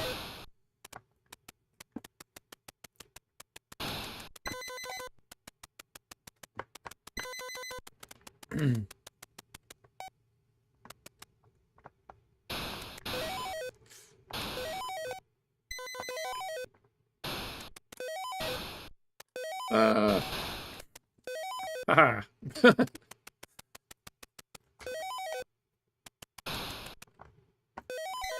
Hope Dan is having success with his washer there. Want to check in, Dan? Are you drowning? Are you cursing? Calling a repairman? I'm kind of joking, but I know that can really suck when things like that happen. And usually, some of these repairs are pretty easy to do, but they can, if you haven't done them before, you know, it can take some time to figure out. And then, you know, if you do it yourself successfully, you can usually save like a couple $100. Like I had my dishwasher go a couple years ago, and it just turned out I needed to replace what they call the UI board, which is just the circuit board for the user interface. And so I just bought one of those and replaced it. I mean, it took some trial and error and asking questions on appliance repair forums and stuff. Anyway. Alright. Let's see. Okay, I can't add 5 options. Let's see. Great.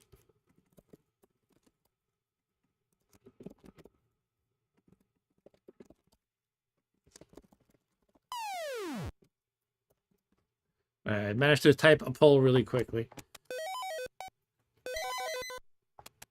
So you can weigh in on what you think of JumpMan. You can talk about your experience. Yeah, not talk about, but just rate it based on how much you like playing it. If you haven't played it, you can rate it based on what you're seeing here. Does it look fun? Give you 4 options: great, good, fair, and bad.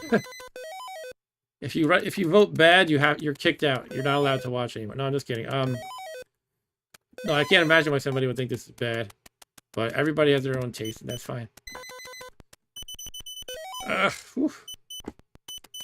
Honestly, I could see why people might think it's bad. Some of the controls are a little weird, and you have to understand the weird JumpMan mechanics. Like, you can go through the floor like this. If I keep going down, I'm gonna die. And you can grab onto ledges like this. It's kind of... kind of unintuitive, but once you get the hang of it, it sort of feels right. Ugh. I think I let Bob, my son, who co-hosts my stream, sometimes play this, and he had a lot of trouble with the controls. You know, he grew up with, you know, one of his first consoles was the Wii U from 2012. You know, he played the newer Super Mario games and stuff. So, you know, all refined and polished and everything. So playing a game like this can be challenging if you're coming from the lovely, refined user experience of 21st century Nintendo. Ooh, close. Boy. I'm done. I don't think there's a way around that. All right, we got so far 3 votes. 1 vote for great and 2 votes for good. All right, cool. But yeah, I think it's a great game. I would definitely vote for great if I could.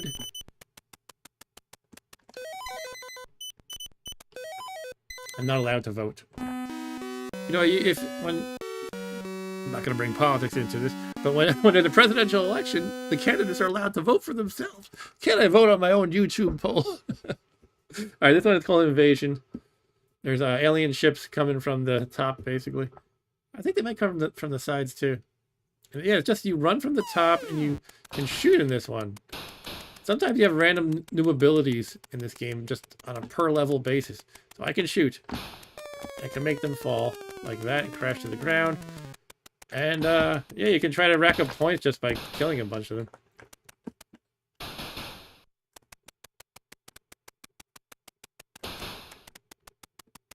It's interesting how it's kind of like operating like auto fire. I think it might just be my joystick not being perfect. You could actually sit around racking up points because you don't have a bonus on this level. If you actually care about points, you could do this. So there's no point in rushing to complete the level. You can stand around trying to pick off these aliens for a while. Yeah, I think this joystick has an imperfect button here. It's kind of double taps very often. So yeah, I definitely want to repair this thing. I want to open it up and fix some of the contacts and whatnot. All right, so we still have in the votes. Good is in the lead with 2 votes versus great as 1 vote. Grand puzzle. This one I think is easy, but this might be I forget if it's grand puzzle levels or figure it or both. But those are the ones where sometimes you have to really memorize it to not lose lives in the process. This one isn't too bad if I recall though. There's still an optimal way to play this. I don't remember what it is. That's right, I'm building a ladder in the middle. So you get a ladder piece and you put it up here.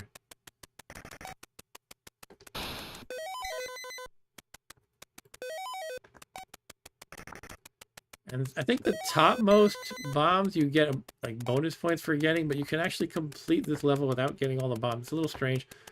Again, I think it's the kind of thing where if you plan it right, you can optimize your score or something. I don't know. I just don't remember how to do it. That one didn't give me a ladder, so that was probably not the best way to play it. But whatever, it doesn't matter much. Just having some fun. Can probably get this one. Oh, that pulls up that rope, though. All right. Does it matter, though? It's a down-only rope. See, the ropes in this game, for those who don't know, those blue ones that are kind of loose-looking, those are down ropes. You can't choose to go up or down. You just always go down when you grab those. And the ones that look like they're kind of more tightly coiled, sort of, and they're green, those are up ropes. So yeah, every time I'm grabbing a rope, I'm not actually moving my guy up or down. It just does it automatically. That's another kind of unintuitive thing, perhaps. Can I make these jumps? That's going to be questionable. I could try it, but... Yeah, I think these 2 bombs that were here and here I should have left alone if I really want to get these bonus bombs at the top. Because those 2 didn't give me a ladder piece. I'm going to try to get one of these. Got 500 points. 500, and then the level ends. Okay. Yeah, so if I skip those 2 down sort of by the bottom, I would have been able to get the other 2 bonus bombs at the top. Yeah, if I actually cared much about points. You know, I don't care that much about points, but when there is a little mini tactic to use to get more points. I do like to go for it sometimes. What was this level? I missed the intro. Is this a figure it?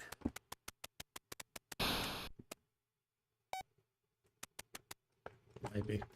Stuck. Shoot. Let's go down, down, down, down. Alrighty.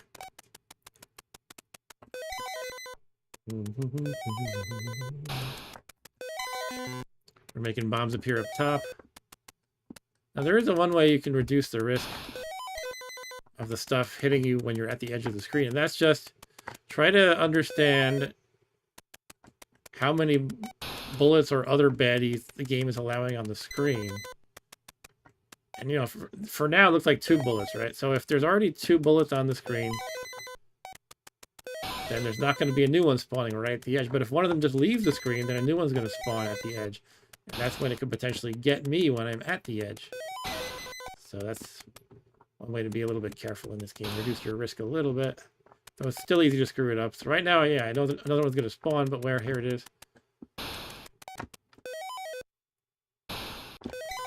There's a ladder. Wow.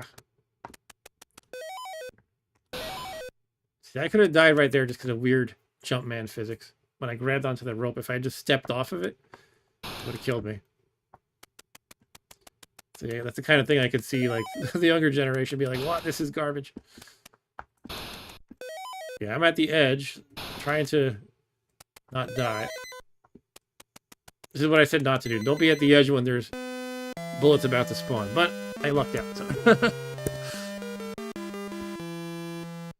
But yeah, oh hey there, does this answer your question about if JumpMan can jump?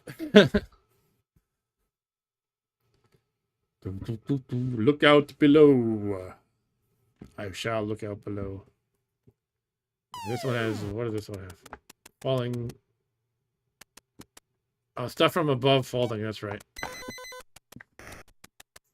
Bits of the ceiling fall. There's some of them that are placed evilly, like they predict you're gonna grab the bomb and then double back quick, so the the ceiling piece falls right above you in a very obnoxious way. And it might be this one here. Like, see, look, it's a dead end. So what are you gonna do naturally? You're gonna go right back to the left. So I think it falls to the left of this bomb. Oh, nope, no, I was wrong there. Okay, there's one of them like that, at least one. So this one, by the same token, should hopefully follow the same symmetrical pattern. Yep. Maybe it's this one that is tricky. Okay. Or this one. I'll just say it. Maybe this one's it. Yeah, that's the one. Ah, see, I fell for it. I knew it was going to happen. Alright. I knew it was going to happen, but I fell for it. Oh, no. Oh, I just lost it all.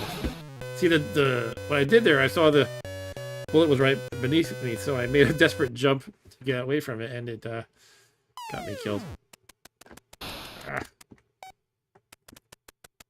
Okay, this time we're not going to double back. Wait, which one was that? It was this one here, right? Yeah. Okay. Alright, we should have this down now. That was not good to lose 2 lives here, but that's alright. Alright, level 9 done.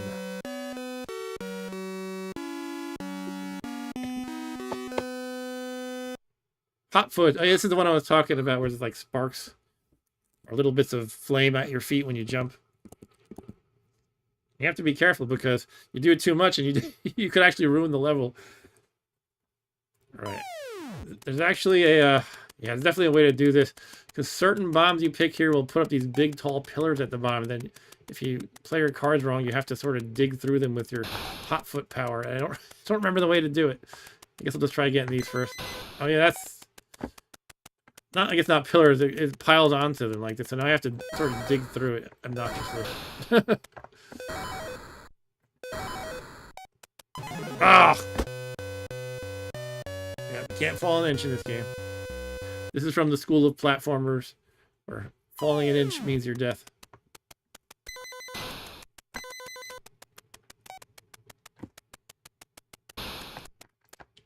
Right, so maybe I'll get that low, I don't know, the lower left one first, perhaps? Let's try that. Oh, now the ladder's broken there, isn't it? Ah, that's the pillar I hate. Okay. Alright, let's get the lower left. So at least we don't have to dig through that pile. Cool. Alright, cool. Still have to worry about the lower right one. I have to dig through that and not fall to my death, preferably. I think that... How do I get down from those top ones when I get them? Jeez. Did I screw up? Oh, they might make something appear when I get them. Let's try that top left one.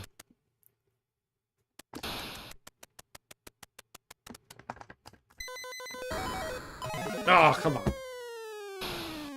That's just evil physics.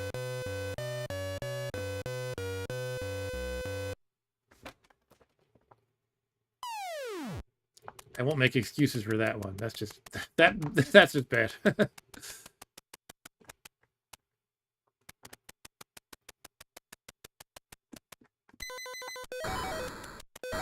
Where are they gonna spawn? Okay, where's the other one? Okay, let's go. Oh shoot. Okay.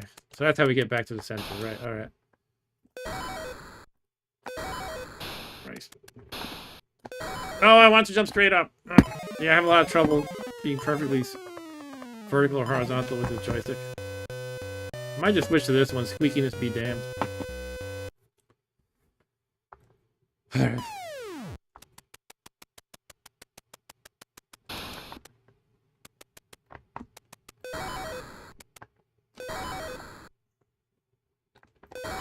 Okay.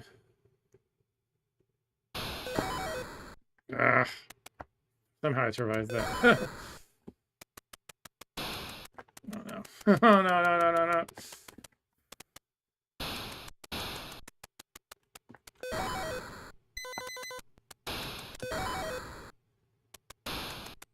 Okay.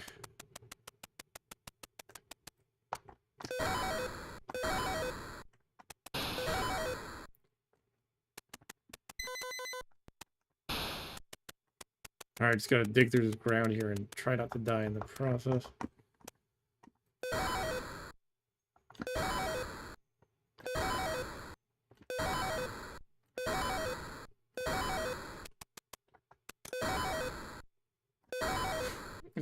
This is horrible. Can I just walk to the left here, maybe? I'll try it. Oh, nope.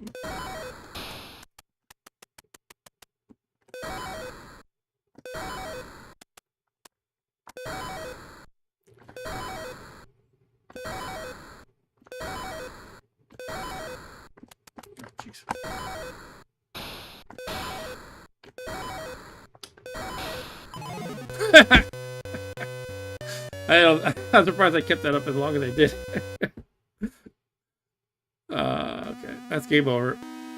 I've definitely gotten a lot farther than that recently, but oh, fine. It is what it is. Yeah, I think I'm gonna switch to Mr. Squeaky here. I don't know. I have a lot of trouble consistently moving straight in games where it really matters with this joystick. But yeah, this joystick, for those who weren't watching, it squeaks a lot. Oh, it's not doing it now. Maybe a little bit. So that's the downside of that one, but it's a new joystick, so it's in good shape and all. All right, so that's a little bit of JumpMan. JumpMan by Epix from 1983. What to try next? There's so many great games to try. But I am going to switch joysticks. Now, my man, Andrew, I don't know if Andrew's in the house. He, when I showed him Florida Man offline, he said that reminds him of a game called Whistler's Brother that I had never heard of before. So I'll try a little bit of Whistler's Brother, and if it's as good as Florida Man, then I'll be playing for hours. No, we'll see how I like it. Let's put it that way.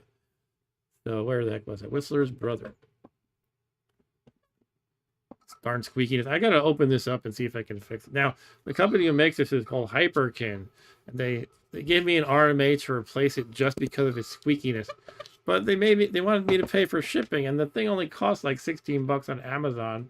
So I'm kind of like, I don't know. I'm gonna spend half the value of this thing just on shipping. I figured I could probably open it up and figure out the squeakiness myself, probably. Anyway, this is a neat little title screen. I mean, it's not fancy, but for some reason I like it. It's made with the PETSCII style graphics, which is the Commodore name of their version of ASCII, sort of. By Louis Ewens, Whistler's brother. So I'm assuming, based on what Andrew said, that this is the kind of game where you have two characters that you switch between, just like in Florida Man. But I don't know. I've never played this. So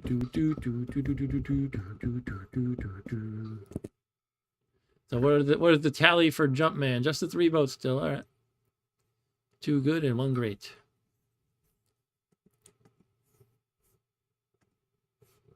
If anyone wants to chime in on the poll, you can vote for what you think of JumpMan.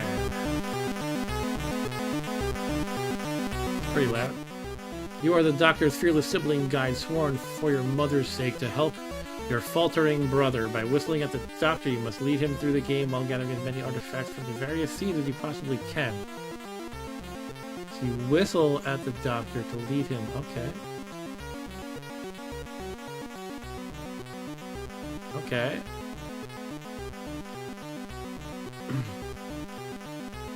Within each scene, there are 2 tools which, when picked up, allow you to become a whirlwind of action, thus able to ward off potential hazards and to fill up gaps in your path. Sorry, are we seeing a demo of the tools yet? I was reading the text. Okay, there's some gaps or something here. Actually, I don't know what those blue things are. You're just running back and forth at this point, I guess. Okay, let's just play it. Back to the title screen. Okay. This is by Broderbund, 1984, Louis Ewens. Let's play. What have I gotten myself into? This could be hard.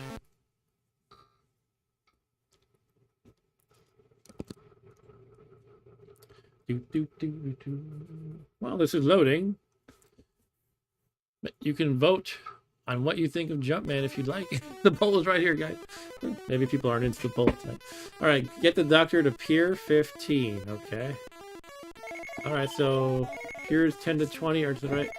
There's a wrench there, it's blinking. Got the wrench. I got a bag. So the doctor's running around clueless because he only listens to me. I got more junk.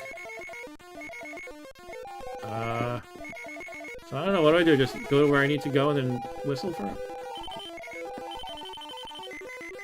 Should I whistle now? Maybe you can't pull him off screen. That might be a thing. Okay, I pressed the button. But he's not coming up. Yeah, I could hear the whistling sound when I pressed the button too. He doesn't want to come up. Okay.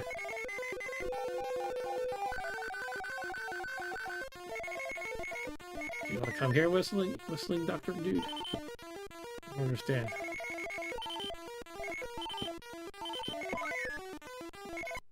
I just died. Eric says I thought this was a homebrew. Nah, Broderbund, 1984. Okay, now he's coming up. I don't know why he didn't before. Oh, he's going back down. No. Okay, I see there's some kind of trick to this. He doesn't just follow you. You have to, like, guide him stupidly. Okay, it's raining, I guess. Yeah, so he doesn't really find his path well. You just direct him in one direction, I think. Like, go up the stairs, go up the ladder. Alright. Come down here, please. Oh, can't go down? Okay. Come here.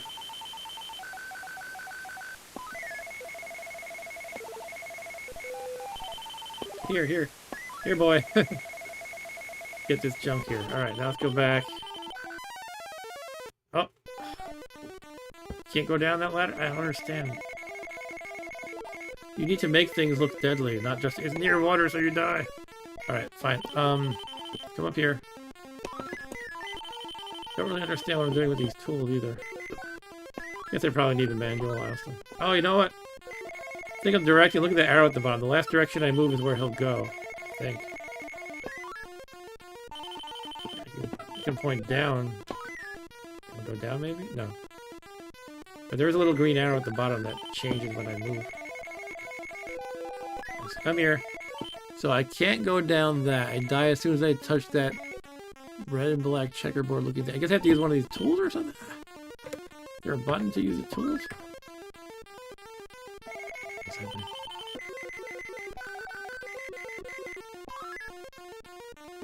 Okay, I can go up the ladder past the brown platform, but not... Can't go down through. That's weird. There's more up to go. Okay. Come up here. Okay. Let's go up more. Oh, you go up more. Keeps going. It keeps going. Hey, get a doctor to Pier 15. Sure, fine.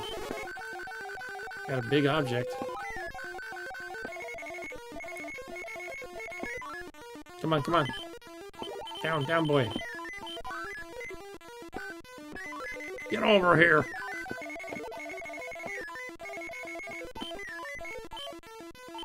Okay, can't go up.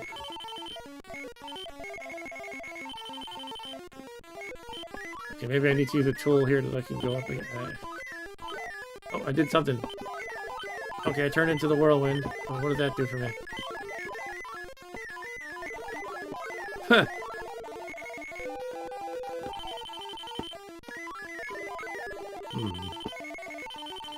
Can I, like, use the whirlwind to go over that little gap up there, maybe? Probably fall to my death if I try. Come up. Thank you. Ah, look at that! Filled it in. Oh, they mentioned filling in gaps, that's right. It's my fault for not paying attention to the intro closely enough. But fill in this gap, too. Alright, we got a medical bag or something. Can I walk on this? I'm afraid to. Things are dangerous in this game. Oh, this is it. Pier 15. Come on. Lightning, come on, it's gonna kill me. Lightning's gonna kill me. Get over here. Get over here. Down. Yes. Oh, over here. Oh my god, we're gonna die. I'm about to get struck by lightning because you're dumb. Yay. Chapter 1 retrieved. Eric said, are you able to use the wrench to turn off the water? I have no idea. Maybe. Shall we do the next poll?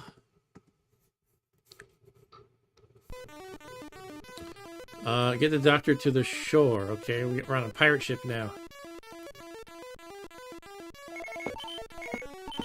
Not just a ship. It's the Wonder Bunder. Okay, we gotta get into the shore. Oh, there's an arrow shooting at me. Who's shooting at me? Don't get killed, Doctor. Dr. Jones! Okay, let's get your jump here. Oh no, another arrow. Ah! Oh, he can get killed. And I die when he dies. Our souls are bound together or something. This is gonna be challenging. He doesn't do what I tell him to do very well. I think it might... I still think that has something to do with the arrow down there, though. But...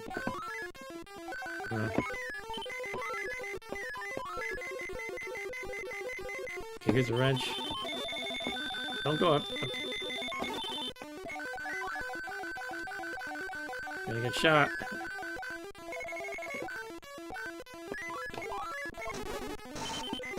What is that? Bird? Okay.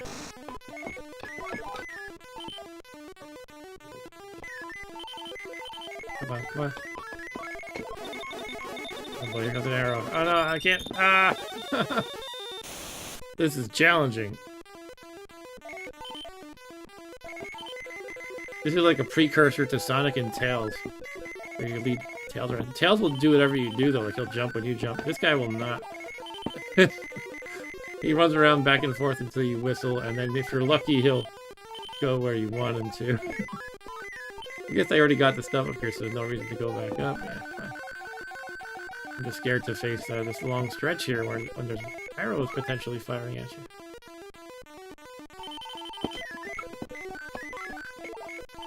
Hold on. Come.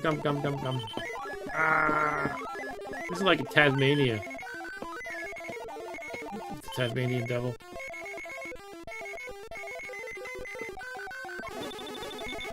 Oh, this game's way too hard for me.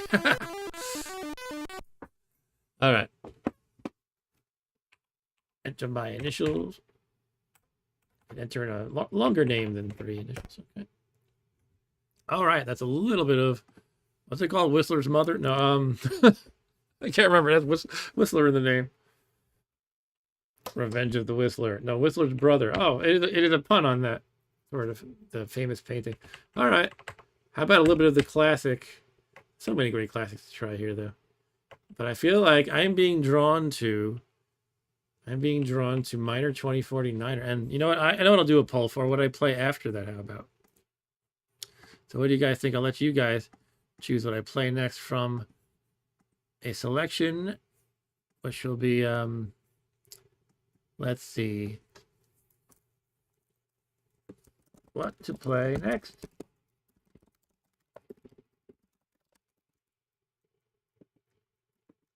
It could be, I'll give you some choices. We could play Mr. Robot and his Robot Factory, or this will be just classic games. Load Runner, Wizard, or how about Monty on the Run? All right, you guys can vote on that if you feel like voting. And in the meantime, I'll play a little Miner 2049er. Fourth option should be roll the D&D Dialect Fate shooter. That's a good option there.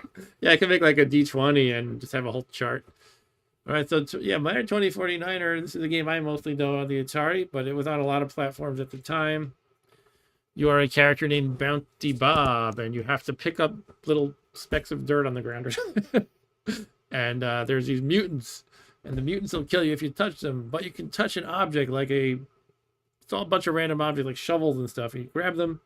It's kind of like Pac-Man. They temporarily turn into a different form in which you can touch them to kill them. It's a lot of fun, though. Sounds like not great when you describe it, but it's pretty good. It's very good, actually. All right, let's check the poll. So far, we got a vote for Mr. Robot. All right.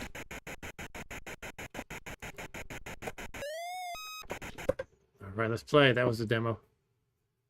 Thank you, everyone, for watching tonight. By the way, if you'd like to see more of this kind of content, make sure you like and subscribe. So I guess I'm in the wrong joystick port. A classic problem when playing games on the Commodore. Like, oh no, I'm in the wrong port. Better swap it up quick. See, you just grab these random objects. I don't even know what this thing is. And now you can touch and kill these mutant creatures.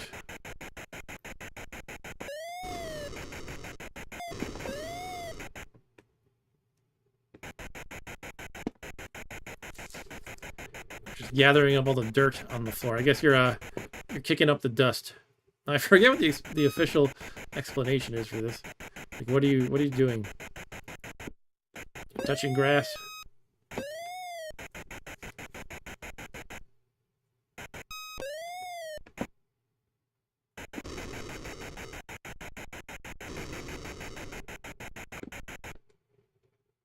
Okay, so yeah, this has some minor differences in feel from the Atari version I knew and loved, but mostly it's the same thing.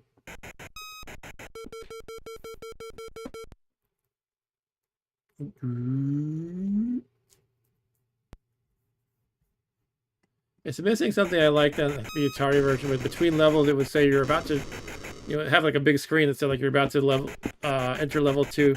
There'd be like a siren sound, like doo doo doo doo doo doo. It's funny how we just missed the random little quirks from the platforms that we knew a game on. So, I bet if I played the Commodore one mostly back in the day, then I would play the Atari one today and be like, why did I have that stupid siren? Like, who needs that? Who needs a siren sound? Okay, so these slides are a little tricky. If you step on the wrong spot right above them, you go down like that. Alright, let's kill this guy. You can just do that. So you have to just kind of touch the edge like this, and you can jump across and overdo it. Nope. There's a sequel to this I might have played once a little bit. Bounty Bob Strikes Back. Your character name is Bounty Bob. But I don't think I have that loaded on the USB disk. Alright, so I'll wrap up the level by getting on that slide, perhaps. It's a little bit tricky to know exactly how you can step above it. Like, I think I can touch it a little bit on the side here. Oh, no. Okay.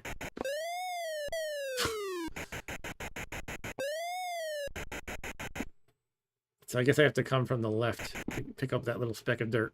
I got 8 seconds left. This is a timer. It's not a bonus timer. This is you are dead timer.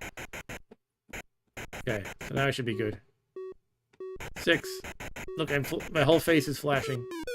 Oh no, you missed the spot when you go down the slide in this version. Oh my god, I'm dead then. Oh no, can I possibly make it? Oh no, no, no, no. Oh, I'm gonna like fall short just by a hair, I think. Oh, so close. I turned into a blob. The blob timer went off. Now I have to start over. Alright, I guess I just gotta go faster. Gotta go fast.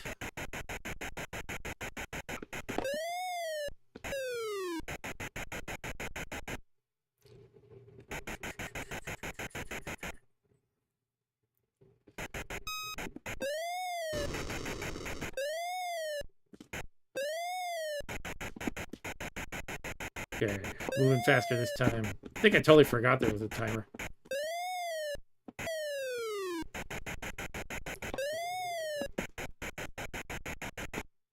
Or so many games have just a bonus timer that I'm kind of like, yeah, whatever.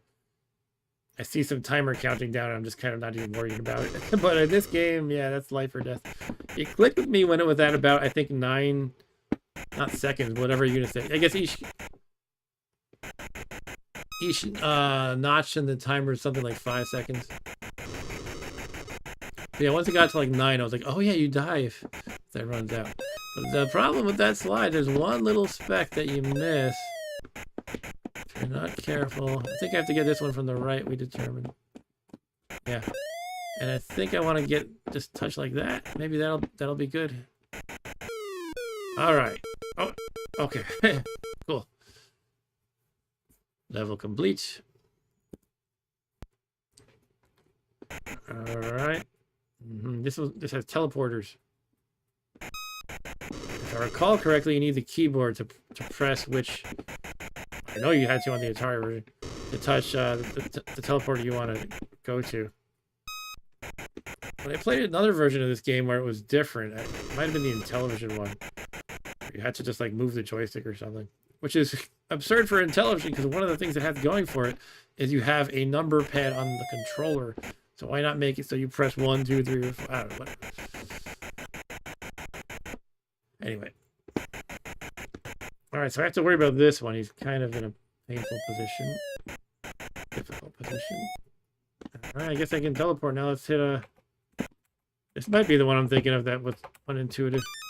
Yeah, it cycles through. Okay, it cycles through or something, and I have to wait for it to go to 3. Is that it? It's on 1 right now. 3 now. Okay. Oh, okay. I thought I said 3. I thought 3 was flashing. This isn't good. Maybe I can jump over him. Okay.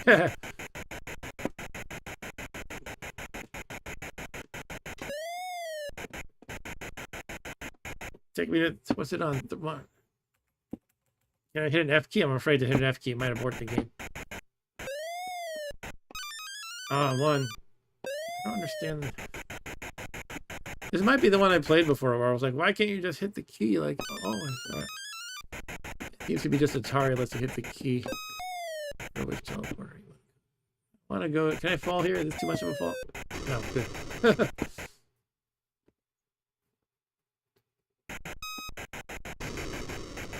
Alright, that should wrap it up. Whew. Alright, we got a vote for Load Runner now. Cool. Yeah, I think again, I don't really know that one. For some reason that bypassed my radar as a kid. You know, I definitely heard of it and I saw ads in magazines. It was a big game, but I just never played it back then. feel like I might have played it a tiny bit during the emulation age, like just fired it up randomly once, but I couldn't tell you anything about it really. I think you're digging holes or something, or that might even be a different game. I don't know. Hey, those two guys up there killed each other. How did that happen? I don't think I touched them, did I?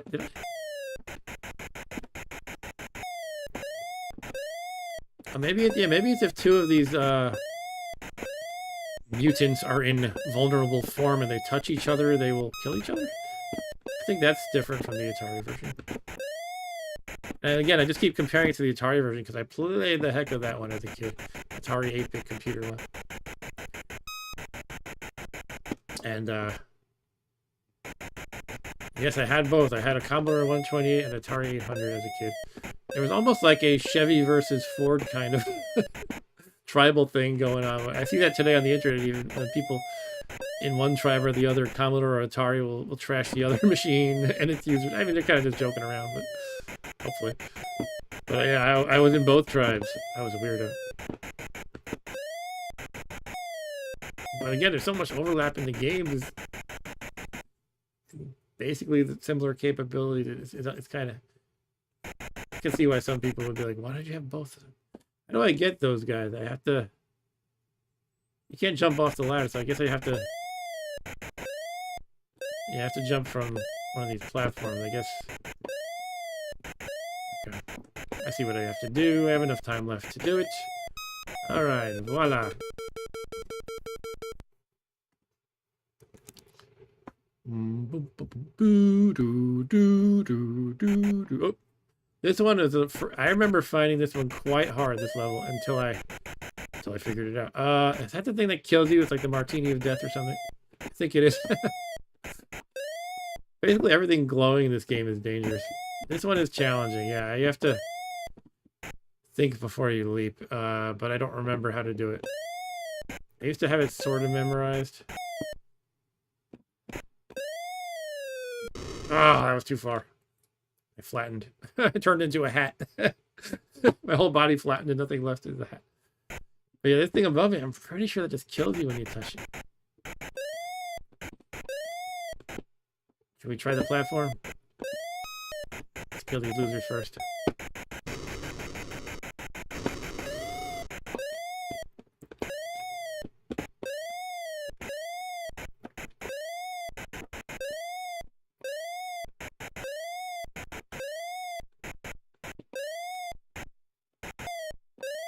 Oh, shoot.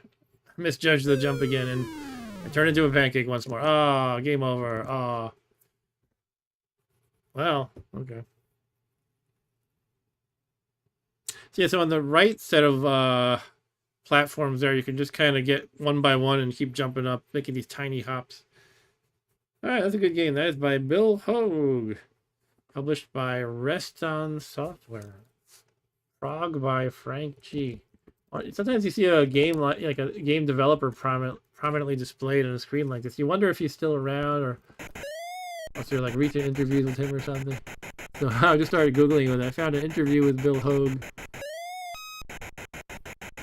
Yeah, I don't want to get too distracted. Alright, that was pretty cool. Let's move on to the next game. I feel like we don't have enough votes for me to go by the votes, so I'll just pick another game. But you can keep voting on the poll if you want to select one of the 4 games I put up there. Mr. Robot, Lode Runner, Wizard, or Monty on the Run. I just thought it'd be fun to add a poll, but I don't know. I think I'm more into the polls than most of you guys are. That's all right though. Why don't we try Keystone Kapers? This is a sort of a remake that I hear is quite good. And it is public domain, I believe. Now, what confuses me is they use the Activision logo, but I don't think it's actually... I know the original game is by them, but I don't think this version is. Anyway, I guess nobody cares because they're not asking for money from it. They're not selling it. But yeah, I know I was looking at this on Lemon64, and the reviews were raving. So like, all right, I got to try this. But how do I start it? Is it loading? Am I in the wrong port? It could just be that.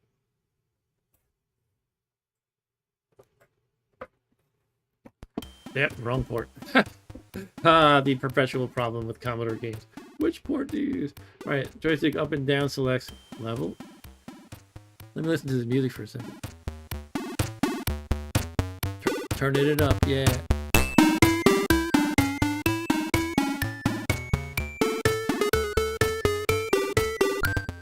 This is Gary Kitchen. I met him recently. Last August at the Long Island Retro Gaming Expo. I am a Long Islander. So he was there along with David Crane, Dan Kitchen, and John, what's his name? John Rice, the guy who made Hero. They gave a fun talk about the early days of Activision and everything. Alright, so I guess I'm just gonna jump into it. Alright. Yeah, everybody who has played Atari 2600 should know this game. Oh, the background's a little more detailed and stuff off the bat.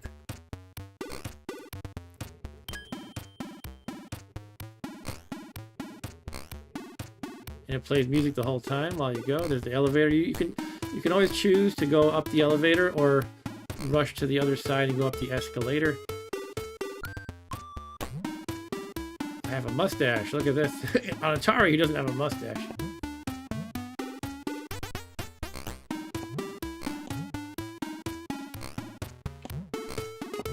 You can see on the map at the bottom where the criminal is. I'm the blue dot on the bottom map. And the white dot is the criminal who I'm chasing. I'm going to catch up to him pretty easily on this level.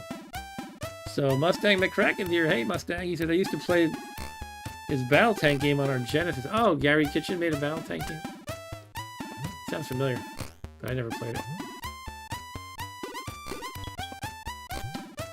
It was fun getting autographs and stuff. I have a Pitfall cart with David Crane's autograph. I stuck it to my wall. It was funny. He gave me like this this lecture about how to use his company Audacity Games website. He's like talking to me like a teacher giving you strict instructions. He's like, now you got to go onto the website and you got to log in and you go to the tab that says this, and you don't want to click on that. You want to click on the download and make sure you have the right key. And he's like, wow, this gaming legend is teaching me how to use a website, giving me very stern instructions with eye contact and everything. Like, okay. Because I bought a game right there. It was Casey's Gold. The talk they gave was fun. I actually have a little snippet I recorded on my phone of their talk. It's on my YouTube channel that you're watching right now. This is fun music for this game. It's suitable. Suits it well, that's what I mean. We should try the elevator next time. Aha! Okay, let's keep it going. Keystone Kapers. Now, I was just thinking about how Brian Puddin, I don't know if you know that guy. He's a YouTuber. His channel is called Brian's Man Cave, and he made his own port of this game for Intellivision. He's a big Intellivision nerd. I kind of am too. I've been trying to make my own game for it, but he's already put out like 6 games for it. Okay, so that's the elevator. Now you can go up to the 3rd floor, but if you look at the right, the criminal's gonna turn right back around instead of going up the elevator. That's how he usually behaves. Oh, he's up on the roof already. Shoot. Oh, I wasn't looking. All right. So I gotta go to the left and then to the top. On the roof. Yeah, now he's gonna run to the right. Actually, where can he go? I'm kind of confused. Oh, I keep looking at the map and running into these things, losing precious time on the clock. I should be fine, I think. Just gotta not do that again. Oh, I just did it again in 1 second. Okay, I lost this round. Jeez. Too much staring at the map. It's bad for your health. Good thing I don't do that while driving. Just stare at the map instead of what's in front of me.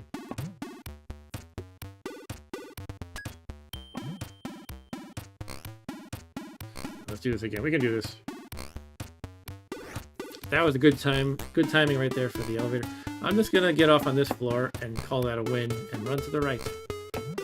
Not run into these radios or whatever they are. I'm never sure why radios would be so detrimental to your health. I can see why shopping carts might be if they're flying at you like that. Alright, got him. Get ready!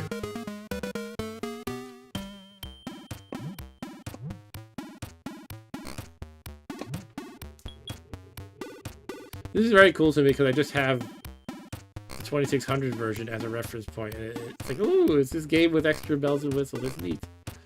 Like, if you came into this blind, you might not be super impressed. But to me, that's my reference point. The 2600 version has no music. You see, like, those hand arrows, the white ones, and all this decorative stuff is not there pretty much.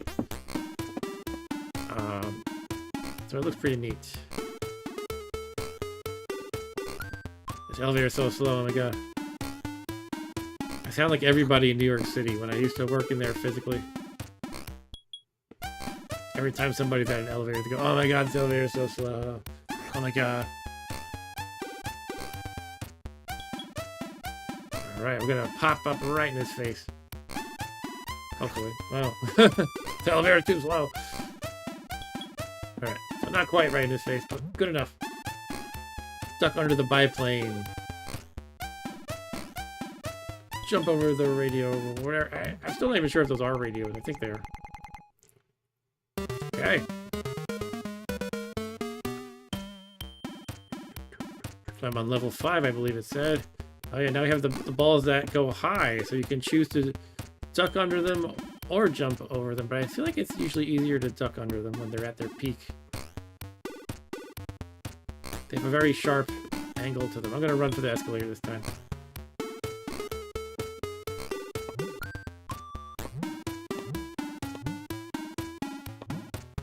One thing that I like about, one minor detail I prefer about the Atari 2600 version is when you jump, it makes this satisfying, like, almost like a boing sound.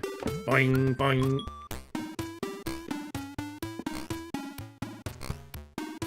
But overall, this is impressive.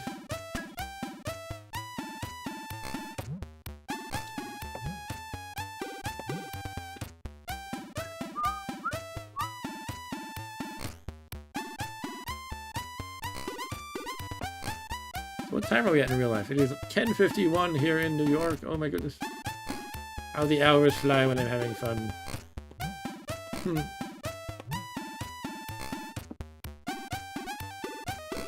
And thank you everyone for watching. You know, the streams have been so busy lately. I appreciate everyone who's been watching. It's fun knowing that this is some, you know, a good community. People like to watch and chat and hang out and get cozy.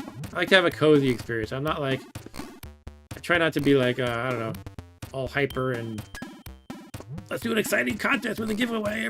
No shade to anybody who does that sort of thing. It's fine. It's not really my style. Or let's do it. I do unboxing sometimes. But I feel like some of these things are like, some of these gamer channels are like, let's open up 20 different things every week. It's like, how are you affording all this? I'm worried about their personal budgets. Anyway, I don't know where I'm going with this. Let's just say I hope you like the style I'm presenting here and the games. So how did he go up there? Is there a way to go up on the right here? I feel like I'm gonna have to just backtrack. He went up somehow right here. Yeah, alright, he just cheated.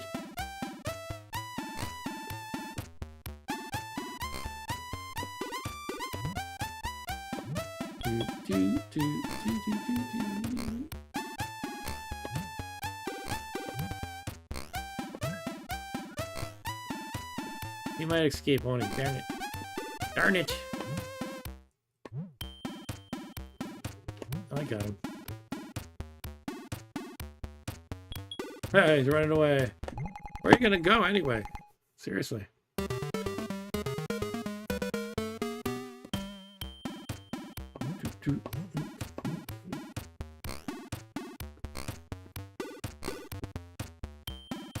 Trying to remember some of the stories. Yeah, some of the stories that the former Activision crew told at that convention. One of them was, this is what they talked about in the video I uploaded. It was, inspiration for Freeway. That's the game for Atari, where you simply make a chicken cross the road through heavy traffic. It was that, he went to some, I don't know what area he was talking about. I think it was in California, where there's a very busy highway that's like 8 lanes if you're counting both directions. And so he was parking at this convention.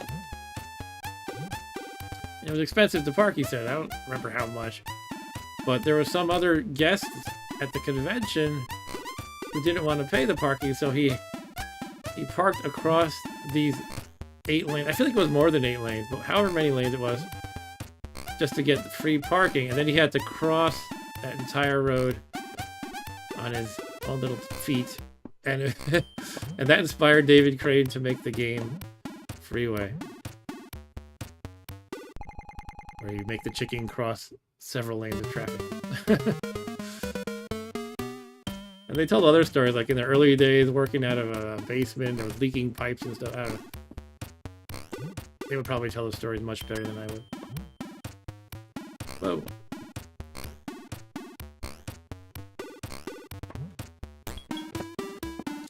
But yeah, that was probably the highlight of that expo for me personally. Last August, the Long Island Retro Gaming Expo. Just hearing them talk and stuff. So I was there with my friend, my good buddy, and his 4 kids. And at one point, you know, we're just strolling around, checking out everything, and we see the setup they have. They have like a desk. It's the Audacity Games guys. And they were just kind of lounging around, and David Crane's munching on some chips or something. There was nobody talking to them at that moment. I'm like trying to see who they are, and I see, oh, I see the sign that says Audacity Games, and I realize they have the individual sign David Crane one. I'm like, oh. So I'm saying to my friend and his kids, you know, these are the guys who started Activision, and they're like pioneers of video gaming. David Crane made Pitfall and this and that. And then my friend's youngest kid just looks at me and says, I have no idea what you're talking about. Fine. Fair enough. I mean, I guess they'd probably know if I said, this is the person who made Mario, but obviously they were not there. Alright. I don't want to get too cocky, but I don't know. I feel like a game needs to be a little more challenging. I feel like it's going to hit me in the face right now, now that I said that. Maybe like, you want challenging? Eat this.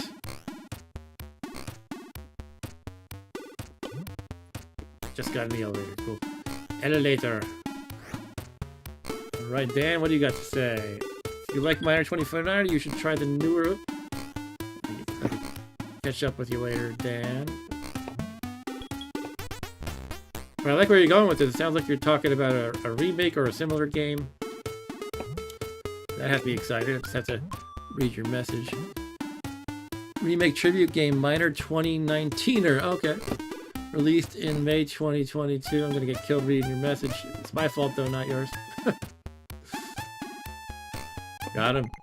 And officially endorsed by the original creator, Bill Hogue. Oh, cool. 25 new levels, plus ports of the 3 exclusive levels from ColecoVision, hidden items, bonus levels, a speed metal system. Ah, that sounds cool. Oh, man.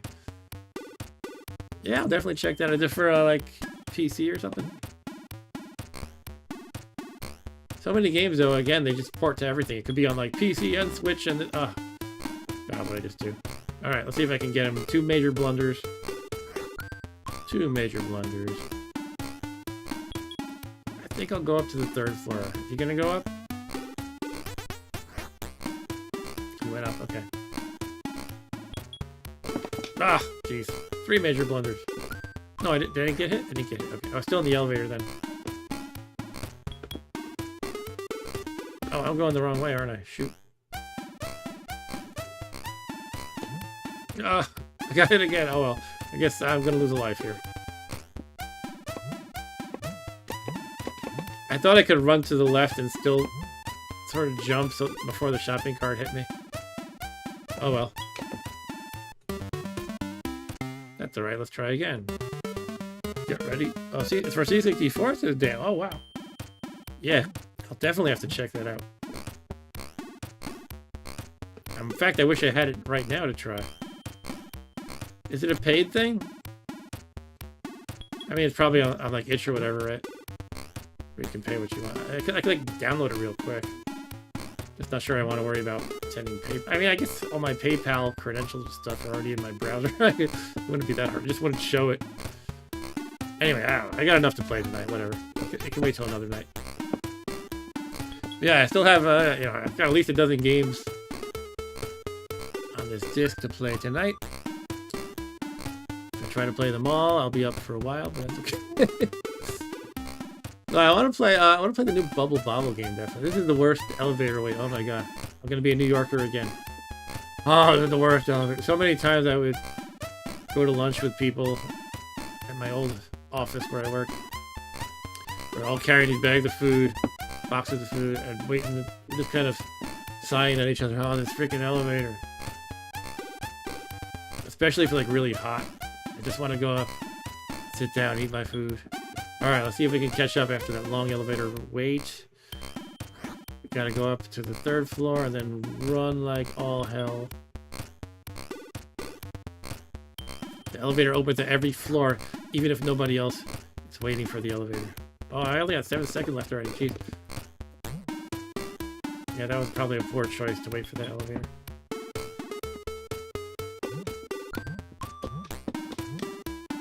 Well, I mean, I was saying the game's not difficult enough, so I guess it proved me wrong. I called it, though. The game's gonna smack me in the face. Honestly, though, I'm just not gonna wait for that elevator unless the timing is somehow different. That was my fatal mistake that time.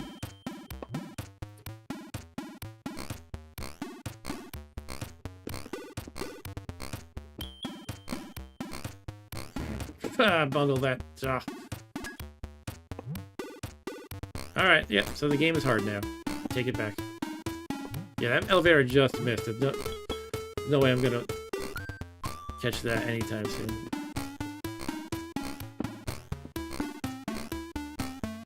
Ugh.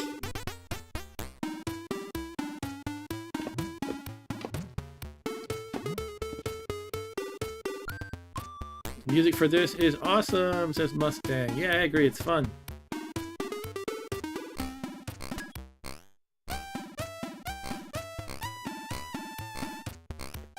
And it fits the tone, I think.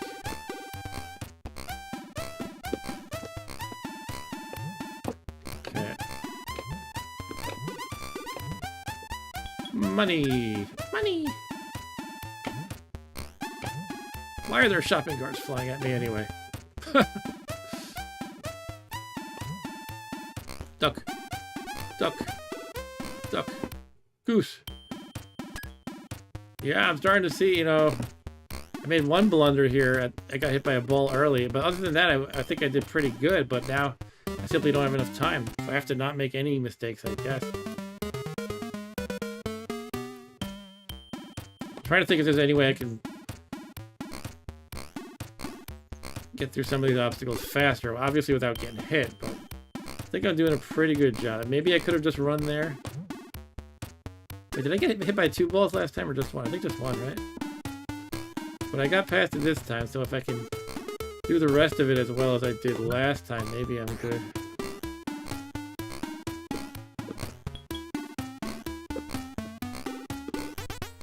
I keep thinking I can run right there before that second ball appears. But I hesitate and I wait.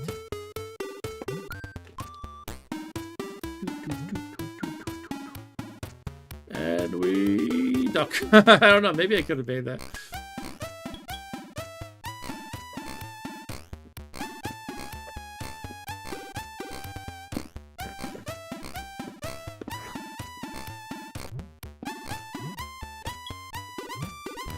Oh, well, if my assessment earlier was correct, that's curtains for me. One mess up like that and I won't be able to catch it is what I'm saying. That was a dumb mess up too.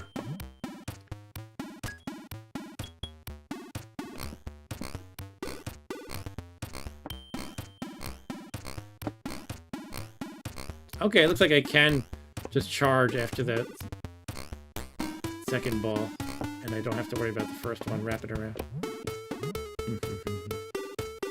Alright, well, I learned a thing about the second ball, but, can't get him. Alright. Let's go. This time we're doing it. 5th time's a charm, whatever. I don't remember what life this is. 1 life to live. Alright, so after this one we're gonna rush. Yeah, that seems to be the way to do it. Don't wait for the second ball to reappear. You can just rush through it. Cannot rush in front of that plane, I don't think, though. Honestly, though, the timing of the elevator seems to be random. I think that was at the 2nd floor and it was going down. I might have been able to make that.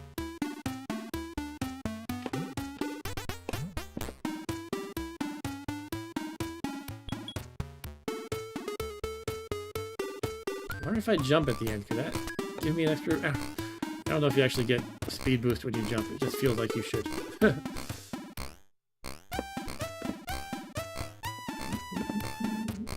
go.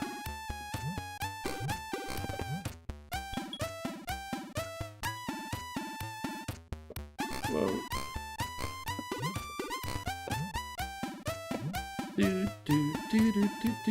38, 150 is my score. For what that's worth. I have no idea if that's good or what.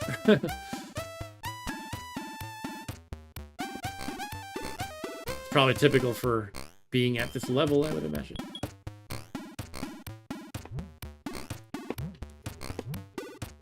Run, run, run, run, run, run, run. Jump, jump, jump. Okay, I won't say I've made it this time yet, because I can still hit these obstacles, but it's looking promising so far.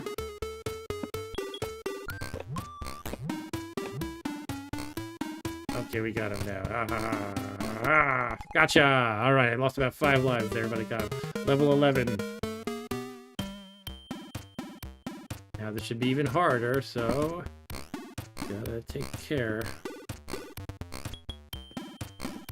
Can I make it? Yes. Okay, we got some money. Duck. Duck. Duck. It's going up, so I'm skipping that.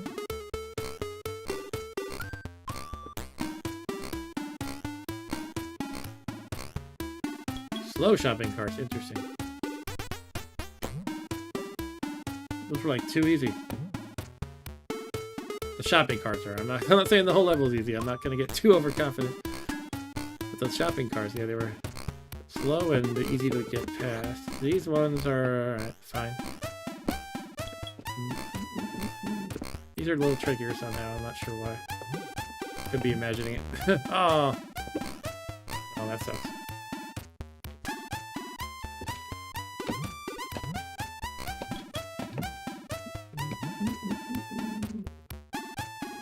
Alright, can I catch up?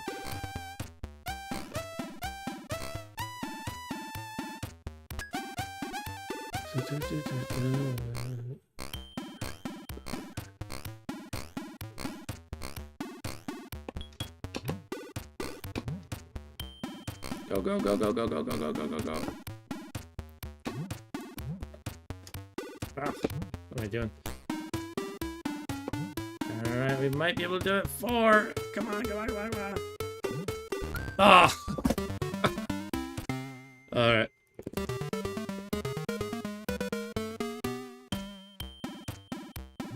Part of me is ready to move on to the next game, but I want to get this. I want to complete. Not complete in the sense of beat the game, but just complete my game. You know what I mean?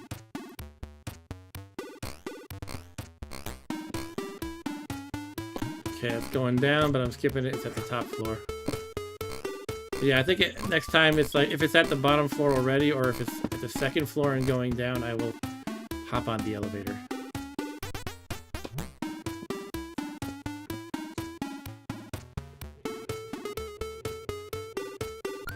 You can make that without ducking. Look at that. I just sprinted in front of the biplane.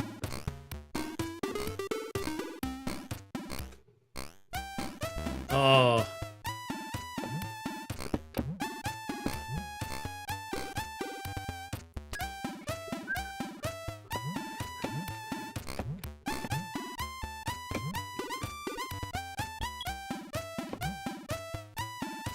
And sprint in front of this one too. Ah!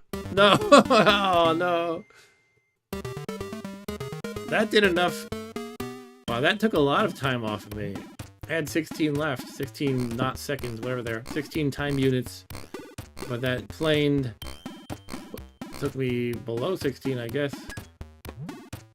I mean, below. it removed 16 or more points, let's say. I don't know how else to put it. Is that normal? I feel like that's a little much.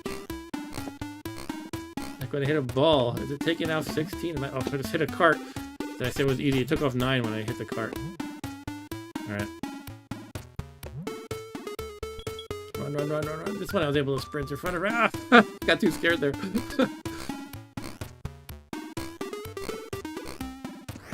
Alright. That's it for me, I think. I totally screwed it.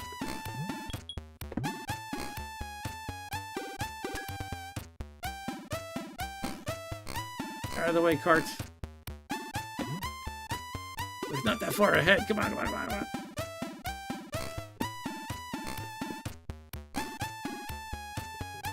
Go, go, go, go. Go, go.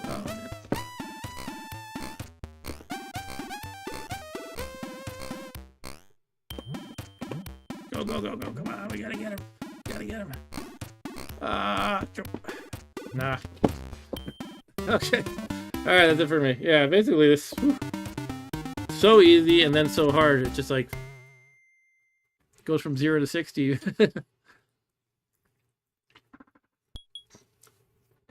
Alright, well that was a lot of fun. That was Keystone Kapers from, I think I read 2017. So let's move on to the next game on the agenda. Let's see, we have a couple of votes for Mr. Robot. Alright. Let's do that next. And I definitely want to try this other homebrew game I just bought. This one costs like $9 actually. And it's called something like QUOD INIT Exit. I actually don't want to play it yet. Let's do Mr. Robot first. This is actually a lot like Miner 2049er, but it has a I don't know, for some reason I was fascinated by the level editor it comes with as a kid. By the way, I appreciate all this viewership. If anybody wants to like and or subscribe, that is always appreciated. The likes help the channel out, and the subscriptions help you to see more of what I'm putting down here. I also need to try the Lost Cave. That's true. Yeah. All right, so yeah, Mr. Robot. Yeah, you're just like walking along these floors, picking up. Yeah, I don't know. It's just like it's kind of like Miner 2049 is my recollection. Like there's little black dots on the floor and you just pick them up as you walk over them. And you're a little robot dude. I guess named Mr. Robot. Mr. Roboto. Alright, here is Mr. Robot and his factory. Broken 1984 by Jedi. Oh, the Jedi has cracked the game. Not the dark side. Not the Sith. Alright. F1 to play, F3 screen. I don't know what that means. F5 factory, F7 pause. Yeah, look. Oh. Gotta swap controllers because Commodore hates you like that. So yeah, you can see the resemblance to Miner. That's right, you get a shield when you get a thing. The shield kills them. It's not very musical or anything. I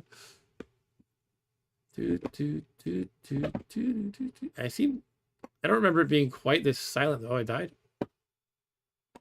Oh, did I toggle the music by getting that note thing? I guess so.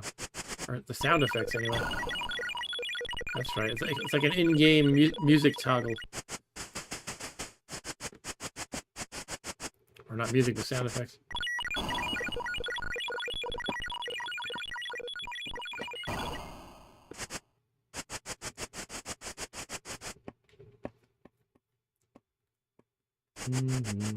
Yeah, so I don't think this is necessarily the better game between Miner and this, but it's neat. And again, the level editor. I think it's like all fancy things like conveyor belts and things. Here's some conveyor belts right now. There might be like escalators, I don't know. So I have to get this dot. And the conveyor belts make it a little difficult. I think I have to make a jump here.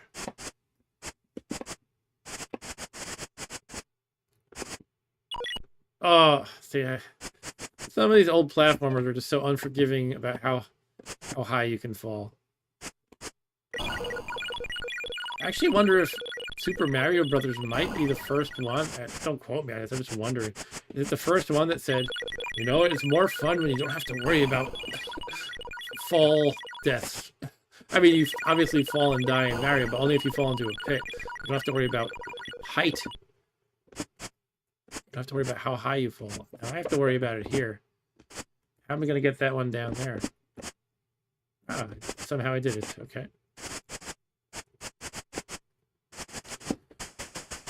Can I make this fall? Oh, I missed the one at the bottom. Shoot. Ah. All right, I guess I'm going back. Oh. All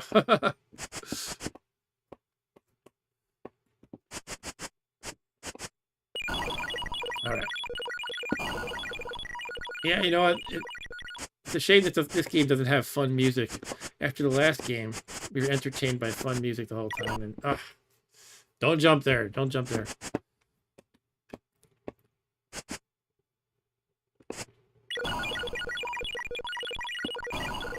I would love to find out if that's true. Are there any other sort of platforming games where you can just fall from any height? Like in Super Mario? But before Super Mario? I think there must have been something like that.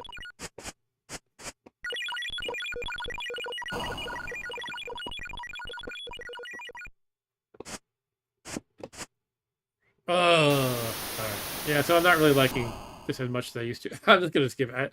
I think I was. It's probably fine. It's, you know, like a lot of these games, like I was saying for Jumpman, you just have to get used to its weird physics quirks. I guess I'll give it another go. It deserves another play beyond what I just showed you. Oops, I got the note. I didn't want the.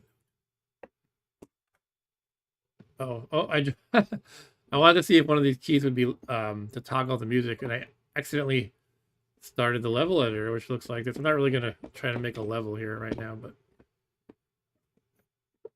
yeah, it's just how you can make a platform and stuff. You can put the dot platforms here like that. Yeah, that's pretty fun. All right, how do we get out of here? There. F1 is to start over.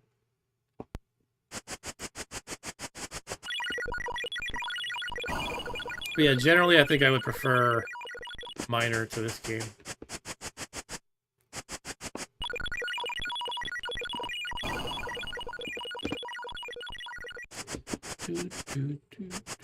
But, you know, any game that has a level editor, it was always so entertaining to me as a kid. I always wanted to make games, and making levels was sort of the second best thing. So now I'm wondering if there's any stash of homemade levels out there on the internet, like what I found for Adventure Construction Set recently.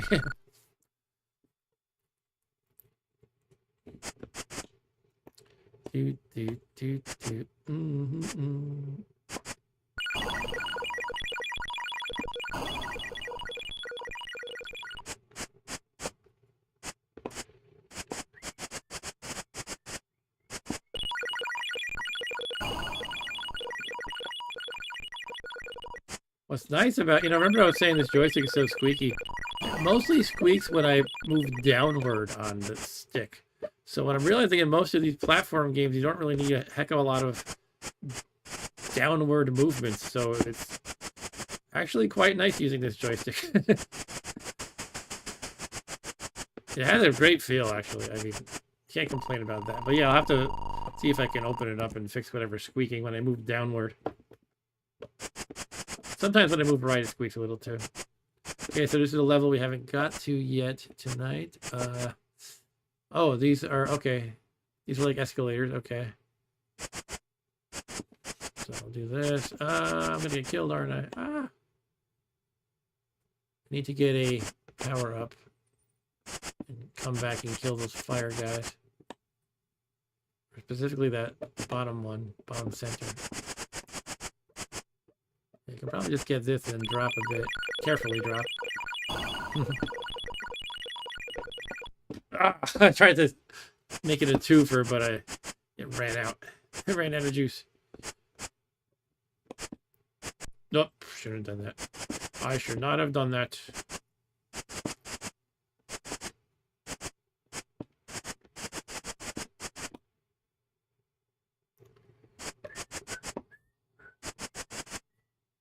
I'm gonna go for it now. Make it a twofer. Ah, gotcha. All right.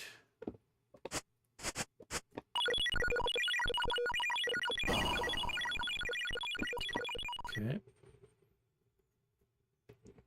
Mr. Roboto. You can also do another thing on YouTube besides the poll. I can do a live Q&A. It says I don't really know how that works.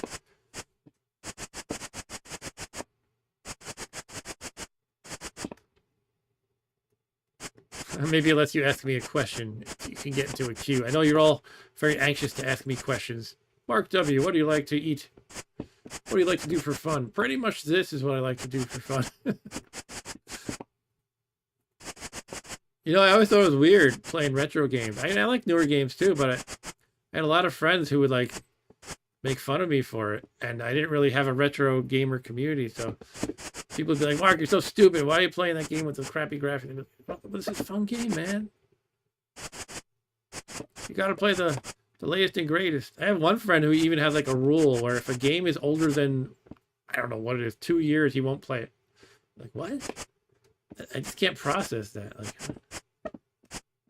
I honestly, I could not tell you a game graphically and whatnot and design wise, a game that's 5 years old versus 1 year old. Like, say it's for like, you know, I don't know, Nintendo Switch or PS5 or something. Like, I wouldn't. Let's say PS4 and versus 5. I don't think I could tell you the difference. Oh, I'm dead.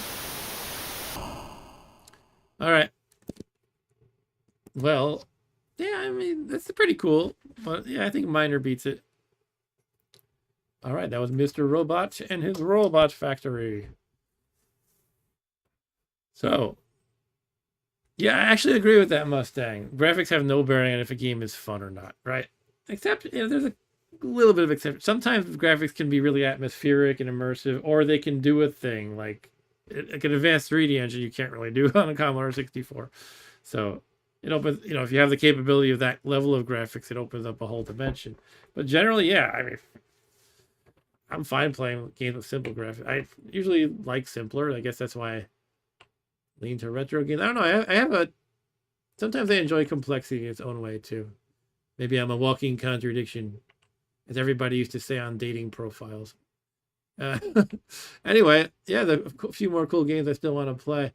Let's jump right into the game I paid a whopping $9 for, so I feel I must play it.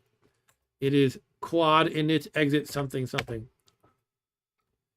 QUOD INIT Exit 2.0. Quick start guide. Forward. QUOD INIT Exit 2.0 is an unconventional platformer characterized by original mechanics, non-linear environments, and puzzles. To enjoy it, please read the manual. I don't have the manual. I mean, I do have it. It's just on my computer over here. Excuse me. Okay. Well, it sounds like you need the manual. I'm not sure if I do have it. I have a end user agreement file, a SID file, but it didn't come with a manual, and yet they say you need it. Yeah, the zip file that I unzipped has a end user agreement, a cartridge file, a SID file, and a text file that pertains to the SID file. So I don't have a manual. I don't know. I guess maybe it's in the game.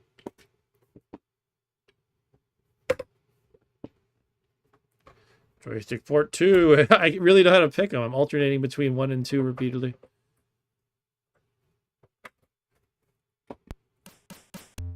Okay, so we can choose. Can't choose whatever's on the right. I thought that might be the manual. It looks like a book almost. I guess this is the book. I don't know. What did I do? Manual. Oh, there we go. Controls. Up, scroll 1 line down. Down, scroll 1 line up. Wait, is this just the instructions for the manual? Okay. Menu. All right, fine.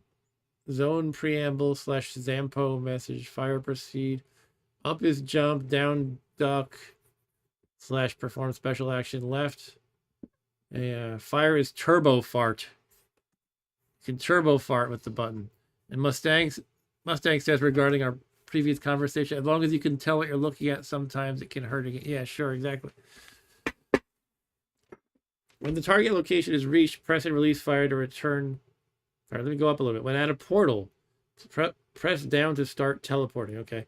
When the target location is reached, press and release fire. Okay, so down at a portal, release fire to return to the normal action. All right. Game over.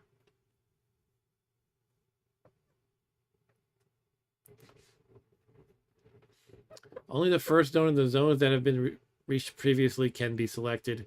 The outro option is enabled only if the game has been completed. Sure. All right, gameplay key points. This is probably important. You control Zampo the pig. Okay, Zampo the pig. Sure. The game is completed by completing 5 different zones of planet Suenio. A zone is completed by collecting all the potties scattered around it. And then by locating and reaching the thumb up icon. You're gathering potties and reaching a thumbs up icon that starts blinking at the exit location after the last potty is collected. We're collecting potties, huh? Zampo must overcome obstacles and dangers, solve puzzles, and avoid the evil masters that wander around. Randomly around. Zampo can move left, right, also midair, jump, fall. Sometimes I feel like they explain little details that it clutters up the main points. Must eat continuously not to starve. If he starves, game over. Okay, that's important to know. It's like a roguelike.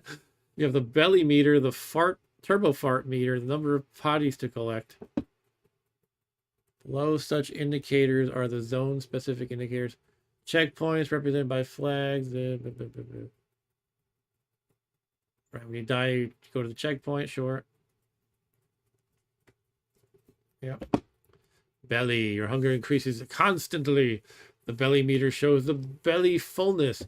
When the belly is empty, Zampo stars. Catching a food item replenishes the belly by 3 notches. The cake refills the belly entirely. Katachina is in charge of the... Katachina is making food items appear magically around Zampo. However, she is not too precise, so Zampo must do some effort to catch them. Turbo fart. Zampo can boost his speed and almost fly by means of his turbo fart. All right. Got a turbo fart meter. Yeah. You consume the meter. Zampo cannot, when it is over the Zampo cannot turbo fart. Catching a Gatorade bottle. Gatorade, does that say? Gasorade. Oh. Gasorade. Okay, got it. Catching a Gasorade bottle restores the turbo fart charge entirely. Kodachina takes care also of making the Gasorade bottles appear with the visual imprecision. Pig of Gold mode. I'm tempted to just jump into it. It's a little much to read. You can become golden and immune to the evil masters. And then when you touch something dangerous, you return to normal. Pig of Steel mode. You can eat spinach like Popeye, apparently. Become steely and able to kill the evil masters by touching them. All right, let's move on. Portals. The portals quickly teleport Zampo to specific target locations. Okay, you're incorporeal. Nothing can block or touch. Fine. Switches. Okay. You touch a switch, sure. Zones. I'm just gonna jump into it. I don't need to read about every level, right? All right, let's go. What's this thing here? Oh, it's a story. Well, I feel like we might as well give the story a skim.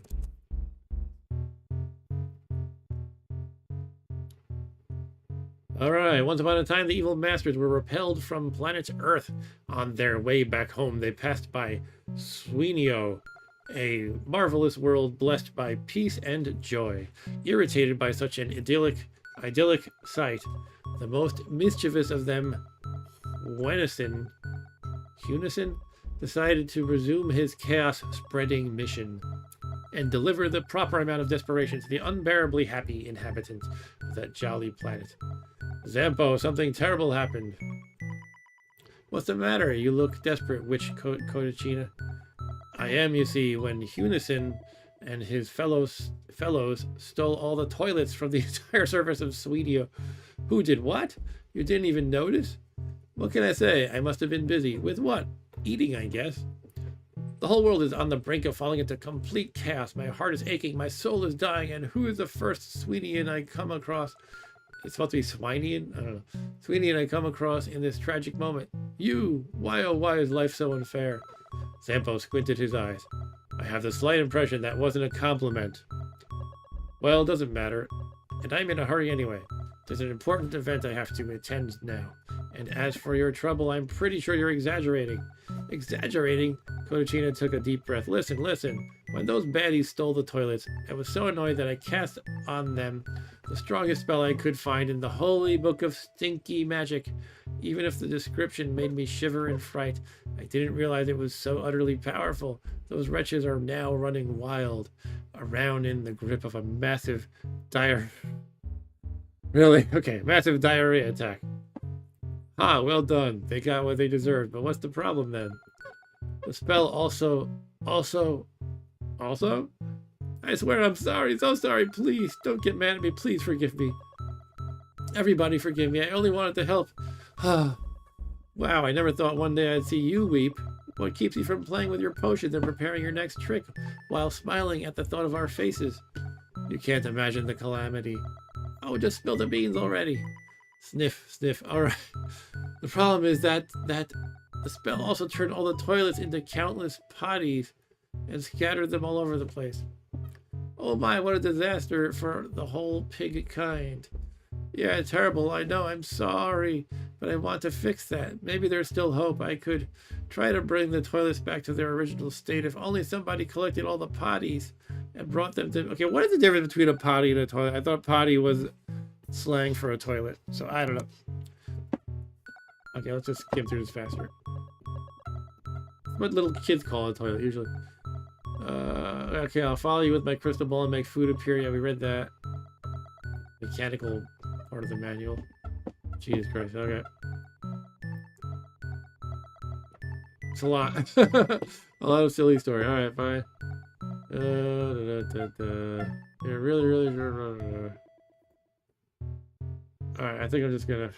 Jesus, they really wrote a lot of garbage. What's something about a grenade that might be worth looking at? Oh, gaserade, yeah. Wow. I'll just read the last couple paragraphs here.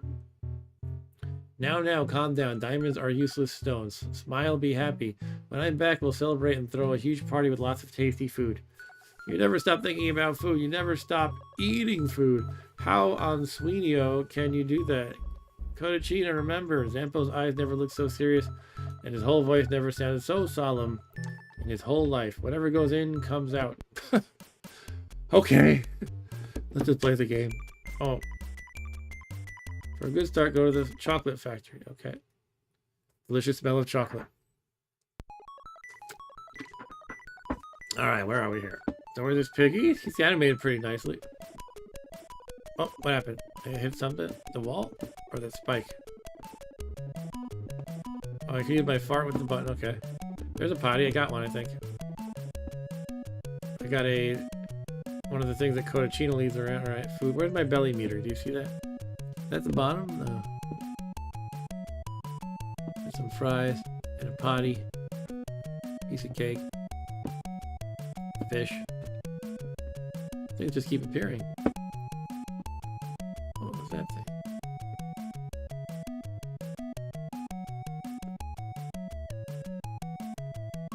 Alright, we'll get this potty here. There's a bad guy up there. Whatever they call them, the evil bastards or something. Oh, there's a potty down there I need to get. There's a checkpoint flag, I think. How is my stomach? It looks like it might be that... If you see where it says 9-3 in the lower left, it might be that the first of the 2 meters. I got the spinach. It turns me into Popeye or something, right? I'll use my fart powder. Yeah, that second meter is the fart.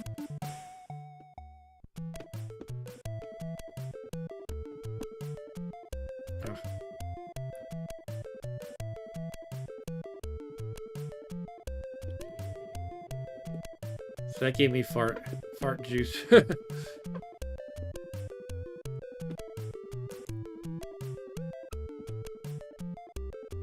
Is there a potty count? Oh, it looks like there is. It's actually 88, so I have to get 86. Wow, there's a lot of potties I gotta collect. Okay.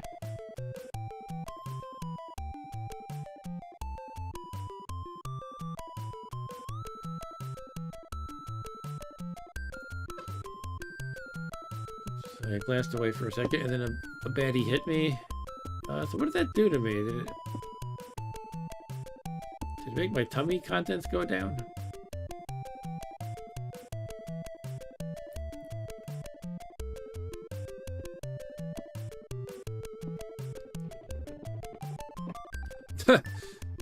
Tried the fart to like float over that area, but I kind of zoomed a little bit too far.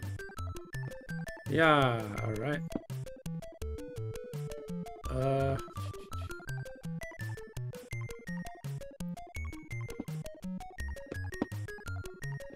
I think this game has no fall damage.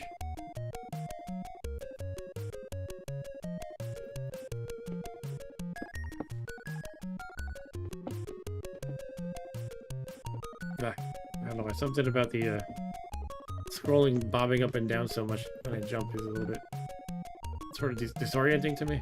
I got a blue potty. Guess I could just not jump up and down quite so much. Oh, I got killed and I went to the checkpoint. Okay. So I'm wondering if this is a game where you don't actually have lives and stuff. It's just you go to the checkpoint every time you're hit.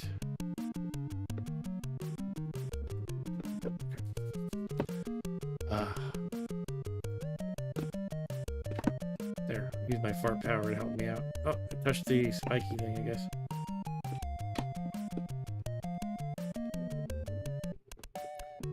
Oh, it's a wall. Okay. Oh, got killed again.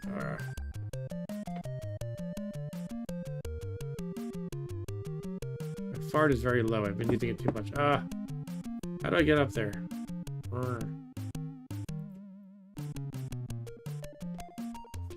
I'm somehow not digging the feel of this game and like controls and stuff. Alright.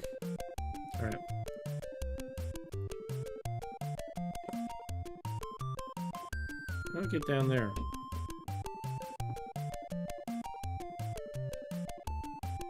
Okay, just come up from above. Yep. No, I can't.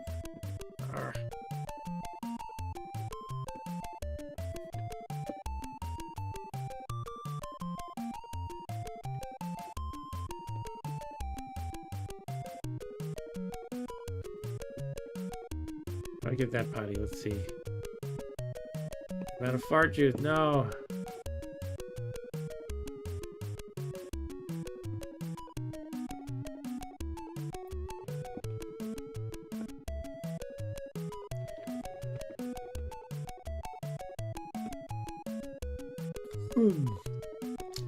There's the spinach. I missed the spinach.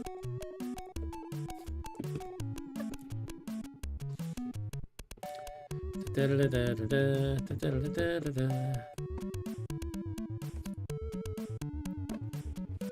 me a second.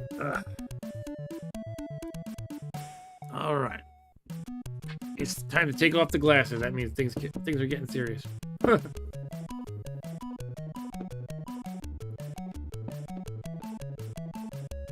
no, I'm gonna get killed. Yep. But the checkpoint was right there, so it didn't matter. That's definitely such a modern game design. That's not necessarily bad, but so many like newer platformer games and stuff are like, well, why should we have let the player die? People don't like to have to worry about that, so you just kind of go back a little bit. Right, how do I get across here? Maybe I just need the. Well, where to even land? I was gonna say maybe I get the fart, but let's try going on the elevator. Oh.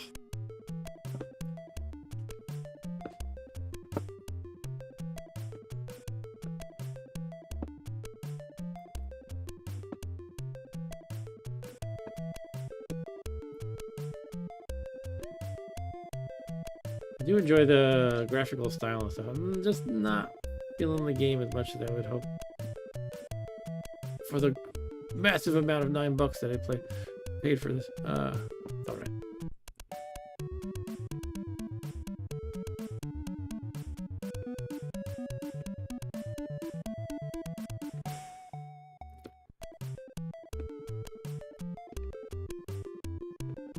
Okay. How do we get that one? It's behind those yellow blocks. There must be a way to open the yellow blocks or walk through them or something.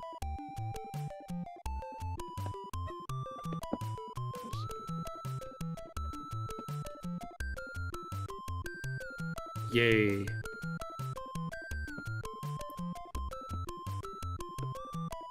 Yum.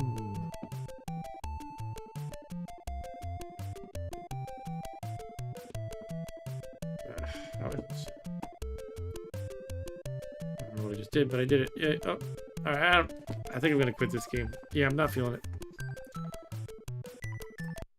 Alright. So that's QUOD, and it's definitely not bad or anything. It's, I don't know. Something about the jumping around in weird ways is annoying me. And I don't know. Somehow it's not clicking with me.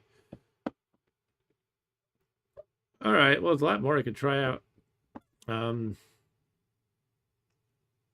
There is the Bobble new game that just came out. It's called Lost Cave. So that could be something to try, or yeah, it was jarring, and I just felt like I didn't know where I was supposed to go, and trying to jump on platforms that were placed annoyingly was just not fun to me. And I don't know. Definitely looks like it was a well-produced game for sure. And maybe I'll give it another try sometime. Let's try a little bit of Wizard before we do some Bobble. All right. Yeah, I'll just say another quick thank you for everyone watching. To everyone watching. All right. Let's end that poll. Let me try this feature just because I don't know what it does. It is start a Q&A. How does this work? I can start a question, I guess. It says say something. What am I supposed to say? Ask a question? It doesn't say ask a question. It says say something.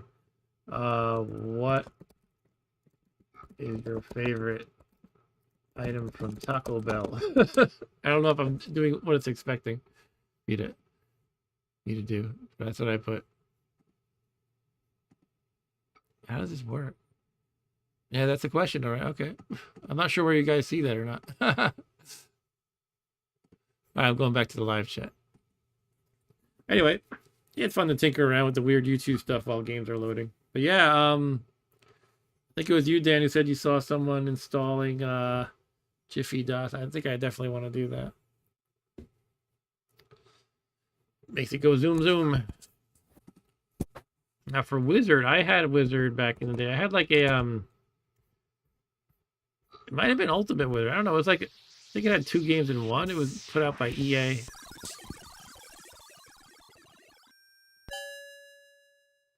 That's right. It gives you an annoying timer on the title screen. Like, why would you make it so I have a timer just to choose what I want to do? So there's a demo, play the game, or construction. Let's do the demo, actually. So this is a lot like JumpMan, but you have spells. And it's in like sort of a fantasy-like setting because you're a wizard. And I remember you could like shoot fireballs or magic missiles or something, and you can like, it's a feather fall spell, so you float gently to the ground instead of dying. And you have to like hit I think space to cast a spell, or some keys you press to cycle through them, the spells.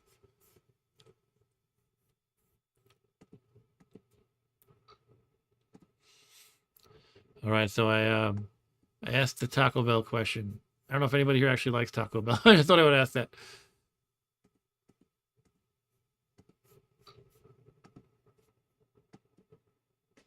Dan says at least your $9 might encourage the developer to make more games. You know, I don't want to write it off completely. Maybe I just need to give it a fair chance. I was a little bit turned off by all the fart jokes and stuff, and I'm not like one to be above fart jokes, but And like then like the story was like just going and going. I was kind of like, I don't know. I think part of it might have just been that initial impression soured me a bit, but it might be good. I just don't want to write it off entirely. Anyway. Yeah, so this is like a more complex JumpMan art almost.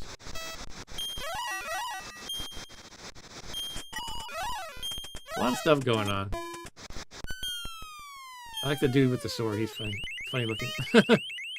It's funny, even the death animation strongly resembles JumpMan. Why don't we just jump into it? No pun intended.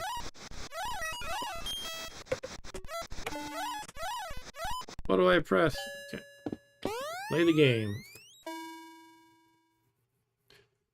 Alright, let's go with... I'll just do beginner because I think I'm going to suck a lot more in this game than I do at JumpMan even.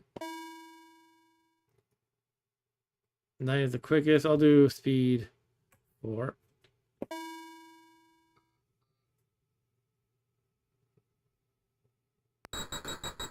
Playground.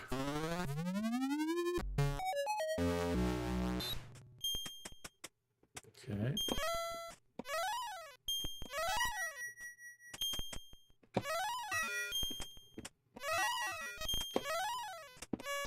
Yep, you can definitely see the JumpMan resemblance. However, with these ropes, I can choose to shimmy up or down. They are not rigidly up or down. Only... Maybe this one is, I don't know. I can't seem to grab it. Oh, there we go. There's still more to get down here, so let me go to the left. Look when he ducks.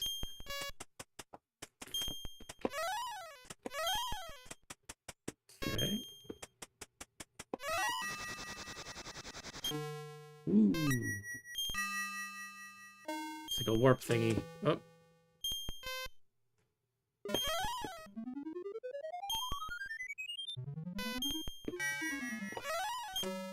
Got a key. I just have to go to the lock, I believe. Oh, got killed. Yeah, so those stairs, you can see toggle between stairs and a slide, basically.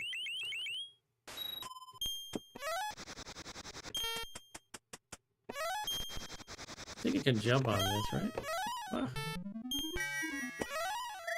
Okay, level complete. Hooray, I beat a level. And I only died once. Dying on level 1. Always a good sign. Alright, let's see. Here's our Shadow Lord guy who looks funny. I remember him looking kind of different on the version I had. I don't know. I think he looks cool here, though. He's kind of funny looking.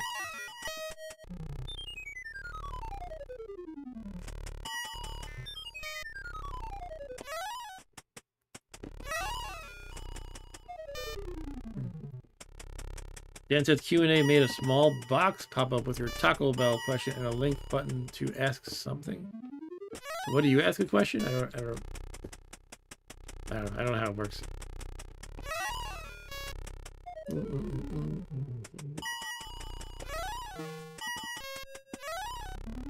mean, I guess you would think Q&A is more like you guys ask the question. Not like people are lining up to ask me questions, but you know, I can see some hosts, though, if they're big and famous. Maybe they have 1,000 viewers. Oh, I was expecting JumpMan grabbing the floor mechanics, but that's not there. Anyway, what I was saying was I could see maybe some streamers would want to, like, you know, have a system where people can ask questions and they answer them one by one. Alright, let's get out of here. Oh, you can get me from there. Okay.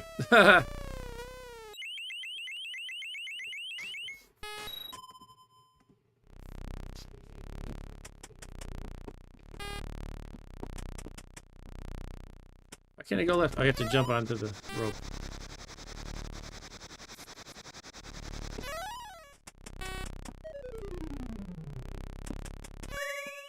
Oh, you know, I think I have some spells. It says invisibility at the bottom. That's right. I think each level determines which spells you have. It's not like something you accumulate. So I have invisibility at the ready. Is there a button I press to change that? Oh, it says I have spell 0. I have to collect, like, usages of spells, I guess. But invisibility is selected. Oh, the arrows are coming for me. No. So I wonder what I can get that'll give me spells here.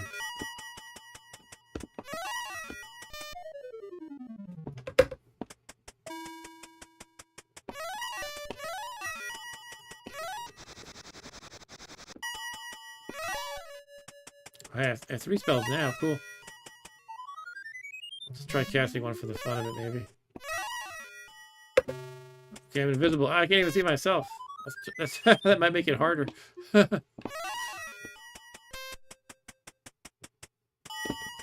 And the arrows are still shooting at me, so it doesn't mean no good here. Well, maybe I'm invincible to them. You would not think that's how invisibility works, though. Now I don't know when I'm at the edge to jump, so I'm kind of don't want to just jump blindly. Yeah, so this is not a good spell. I mean, maybe in the right situation it could be good, but.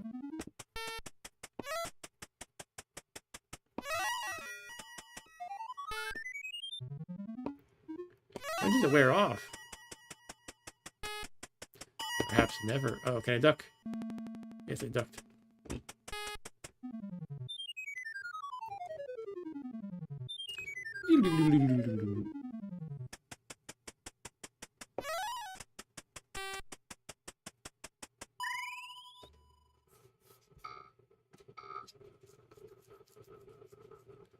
Okay, onward to the next level, the diamond mine. Okay, those skull and crossbones will kill you. That's one might expect from skull and crossbones. You have a giant rat and a giant ant, is it? Ah, can't fall a centimeter. You die before you even land anywhere. You die just from stepping off into the nothingness. I guess I probably don't want to go there. This rat's gonna get me.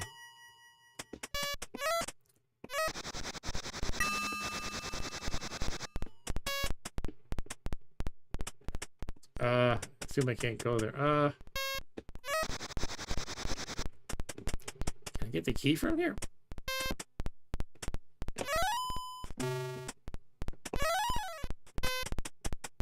I'll probably just go to the lock right away. But let's get some more stuff for the fun of it. Ah! I didn't think he would come this way. Will he go through the fire too? Yes, he will. Ah! Okay, that was scary. Oh, can I outrun it?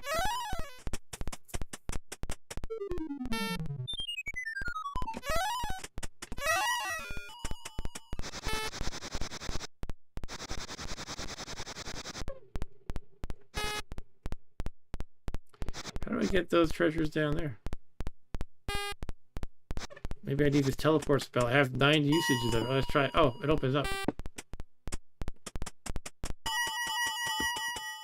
Let's get out of here. Huh, there's multiple locks. Meaning multiple exits. Trash masher. Where's the trash? Am I the trash? Uh-oh. Those mashers are gonna trash me. Or the trashers are gonna trash me. I don't know what they are.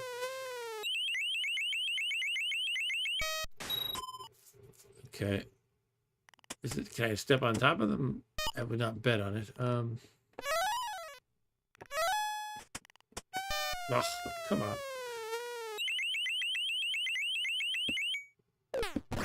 Game over.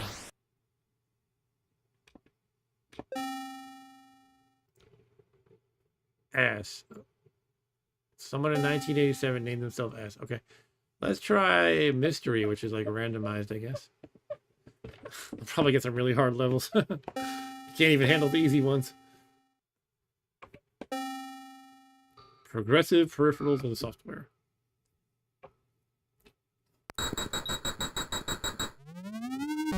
Phantom Archer. Okay. I don't like the sound of this. It's gonna be like an invisible archer shooting at me, I guess. Yeah, it's just the arrows from off screen as usual. Okay.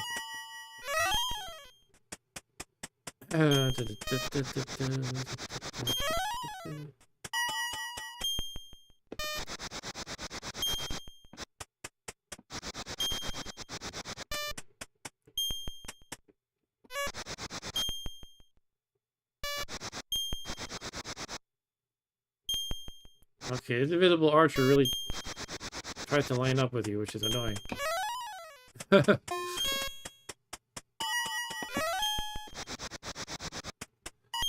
Yeah, so he shoots where you're at. Not just randomly. Boy.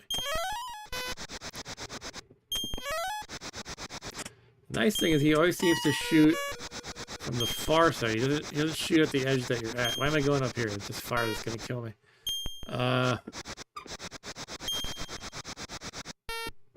think I can just exit if I want. Yep, okay. Get ready to play number 1.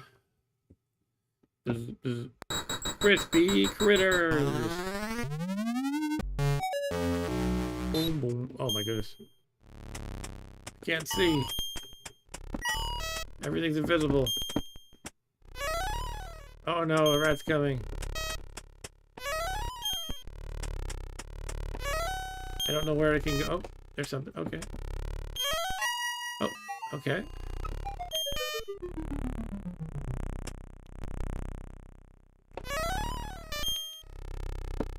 My rope, okay. Uh-oh. Oh no. Ah. Oh, he got me. This is not easy. But you know what, when I started the level, it showed the whole layout. So I guess I had to really take that in and memorize it.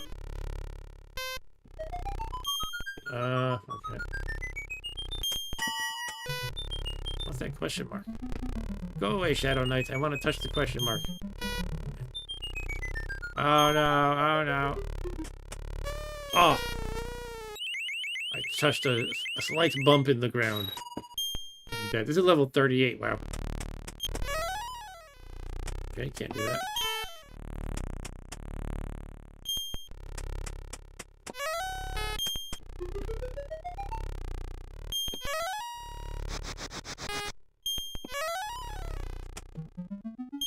I get the green question mark. What did it do?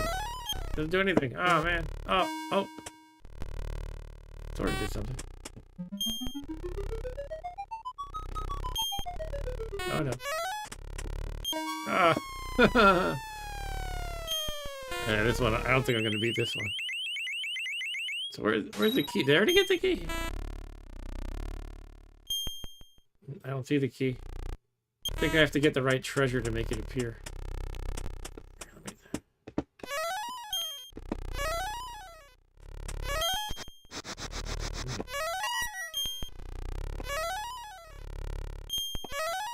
Oh no, here comes a rat.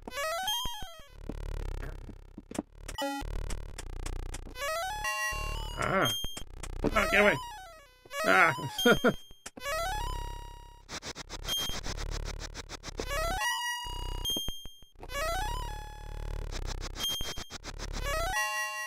Up.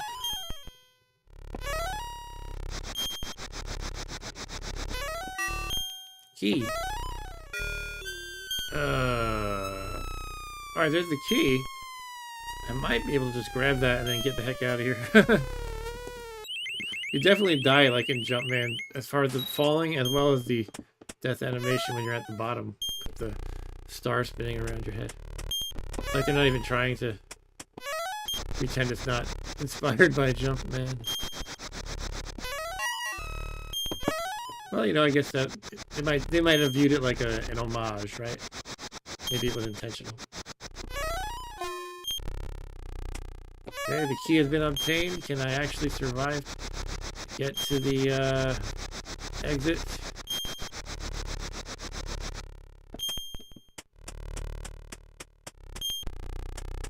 It's not as easy, is it? Okay, I survived. Holy Moses. Okay, that was tough. Look before you leap. I feel like I played this level. The name is... Oh, here's the one I just played. Level 3 is easy, at least. And yet we have the annoying invisible archer from off screen doing his thing.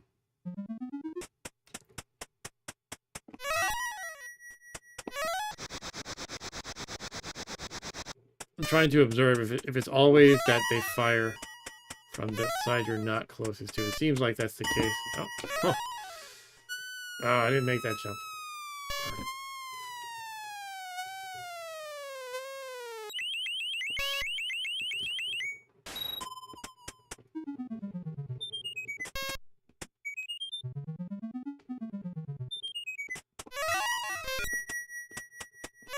Alright.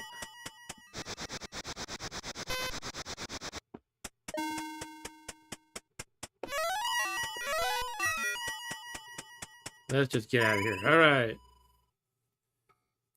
Survived level 3. Woo!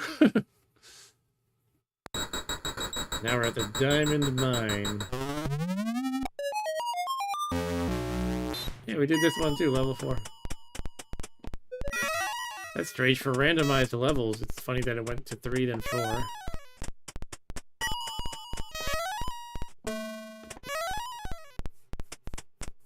Can't do that. Uh-oh. Uh-oh. Oh shoot. Oh shoot. Ah! I do have teleport. Should I have done that? I guess I should have. It's hard to remember to use the spells. You have to have usages. I have 9 of them. You have to be aware of what you have activated. I think each level you have 1 spell. I have teleport on this level. But yeah, that probably could have gotten me out of that jam, I would think.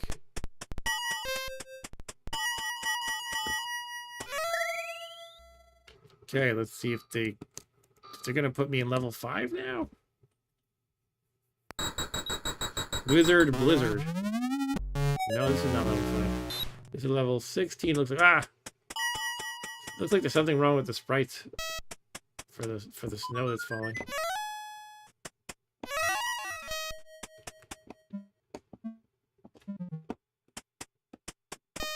Ah! Well, that's not fair. Alright.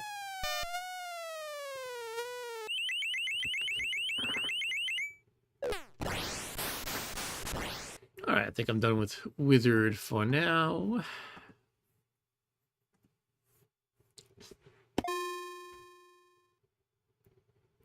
I still have not beaten S. Why don't we play the new Bobble game from just a few days ago called Bobble Lost Cave. And I don't think I followed the full description, but it was like apparently some levels that were in a different platform or something like that. I don't know.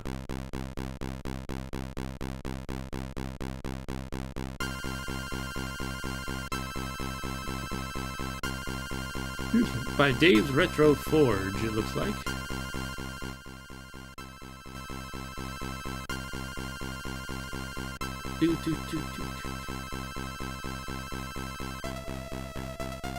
I used to play a lot of Bobble on the NES. Didn't have the Commodore version.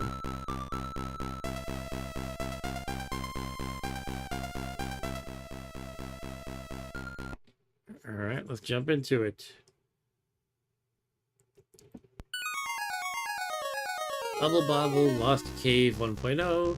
Graphics levels by David Bautino, Code Victor Fidel, Intro H, Shumo, A Savona, second button. Oh yeah, that's right. It actually supports joysticks that have 2 buttons. I don't think this one will register as 2 different buttons though. So you would need the right joystick.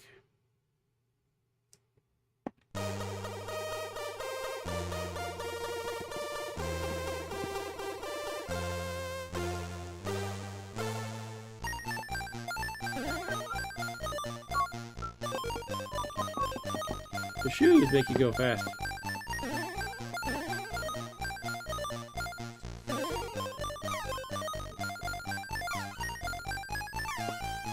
This was the first game I was the original Bobble, or I should say the NES Bobble.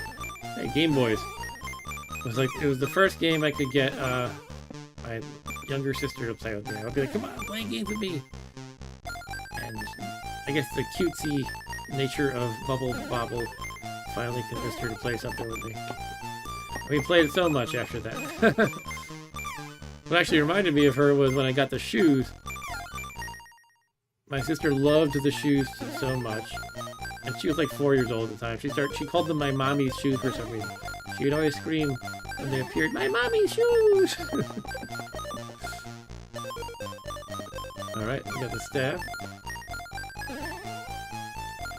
What's that thing? Oh, missed it.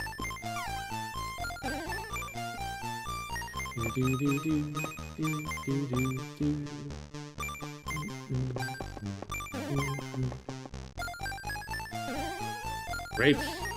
The staff made mega grapes.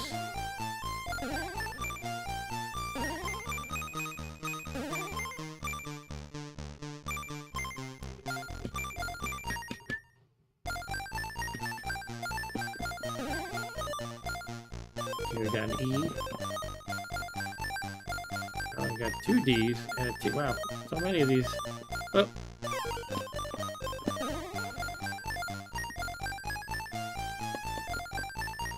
There's a cup of coffee. Ah, got me.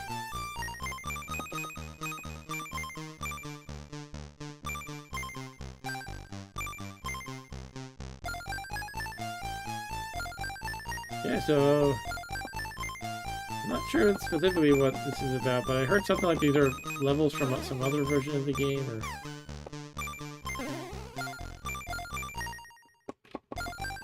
overall, like sort of a deluxe version of Bubble Bobble for Commodore. Alright.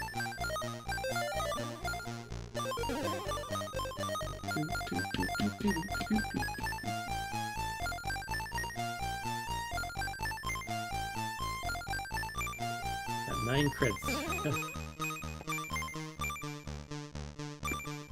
End.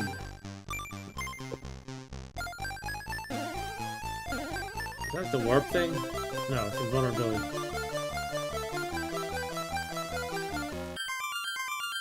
Yay, extend is spelled. Alright, cool.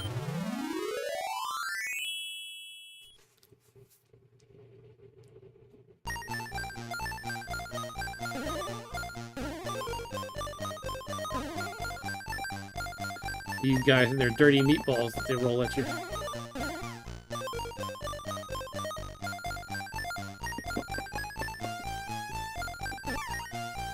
I think the umbrella is the warp thing. Umbrella, yeah, we're warping. Skipping levels.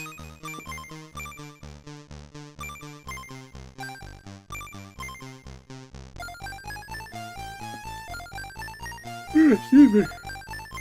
Oh, those are belugas, right? Yeah, belugas. I definitely recognize this level. Oh, they're all drowned. Wait, they're beluga whales. Can't they just, deal with the water one way or another? It was only like filling the screen with water for like 2 seconds.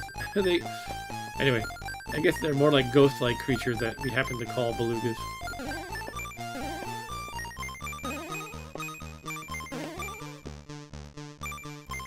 The lightning is kind of fun. There's a cross. Darn it. Ha!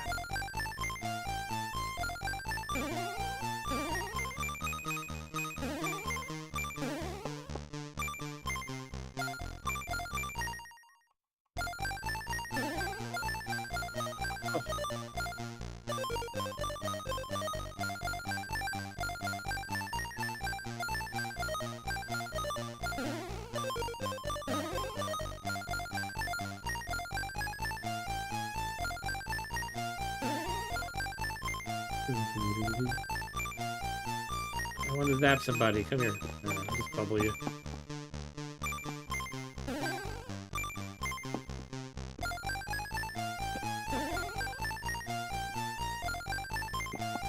Hurry up! Oh no!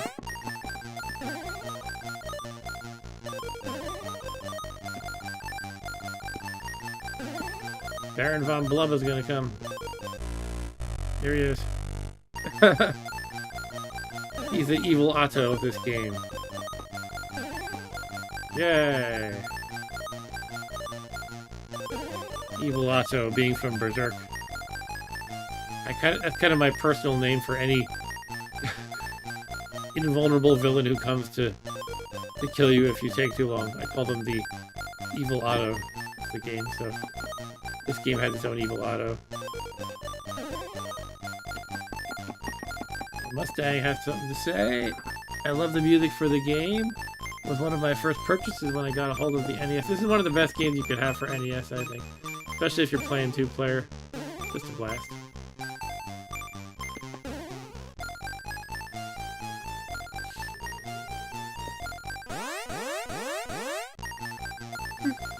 Excuse me, huh? Yep, the tiredness is setting in. Oh well. But there's more gaming to do still before I call it tonight.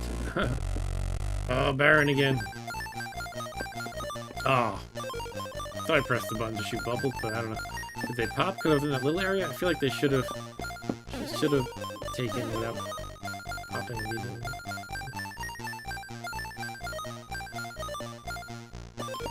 Stop shooting meatballs at me.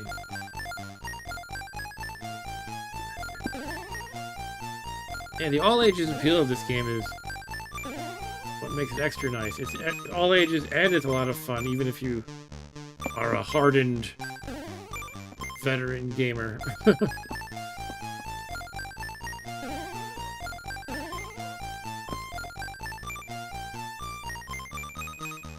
Unless you're one of those people I talked about who don't like anything older than 2 years. 3 years. Alright, there is the staff, but I don't know how I'm going to get that. Oh. Yeah, I guess I could have gotten it. Oh.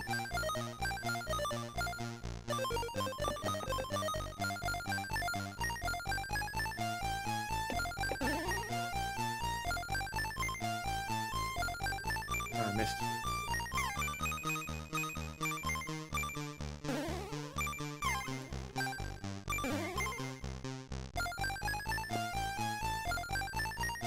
Well, any lightning come? There it is.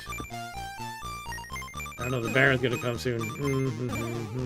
Yeah.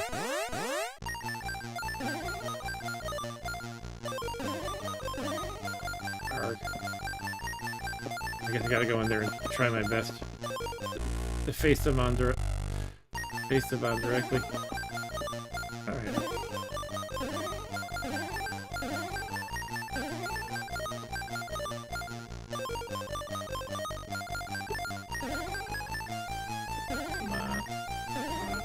Can't really get on top of it. He's coming. Where's the lightning? Ah! Oh no. Oh no. Oh no. Oh! Game over. Alright. Hey, Podesta. Podesta in the house. Welcome. He said I did a quick scrub of the session. Florida man is crazy. Yeah! I should give that another try sometime. Okay. Excuse my yawning. Yeah, but yeah, it's pretty late. We'll play a couple more games before calling it a night. Yeah, you know, it's Bobble. It's cool. But yeah, a lot more on the list to try. I kind of wanted to try the arcade Ghosts and Goblins. I heard Castle of Dr. Creep is quite a good game, but I never played it before. That's true, Podesta. Yeah, you can fall forever in Bobble. I never thought of that. Toy Bazaar. Yeah, I played a lot of these. That's good. Not sure I'm gonna have the patience for Zorro. But yeah, let's try a little bit of Ghosts and Goblins arcade. Now, I played the Ghosts and Goblins for Commodore 64. It was my first incarnation of Ghosts and Goblins I ever played. It's not the best one, but this arcade version supposedly makes it better. It does have interesting music because it's distinct. Every other version of Ghosts and Goblins has the same music, except the Commodore one, as far as I'm aware. There's like a whole separate score, and it's pretty good too.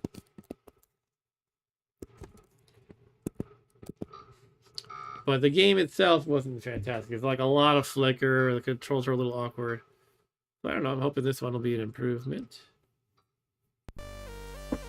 So far, this looks identical.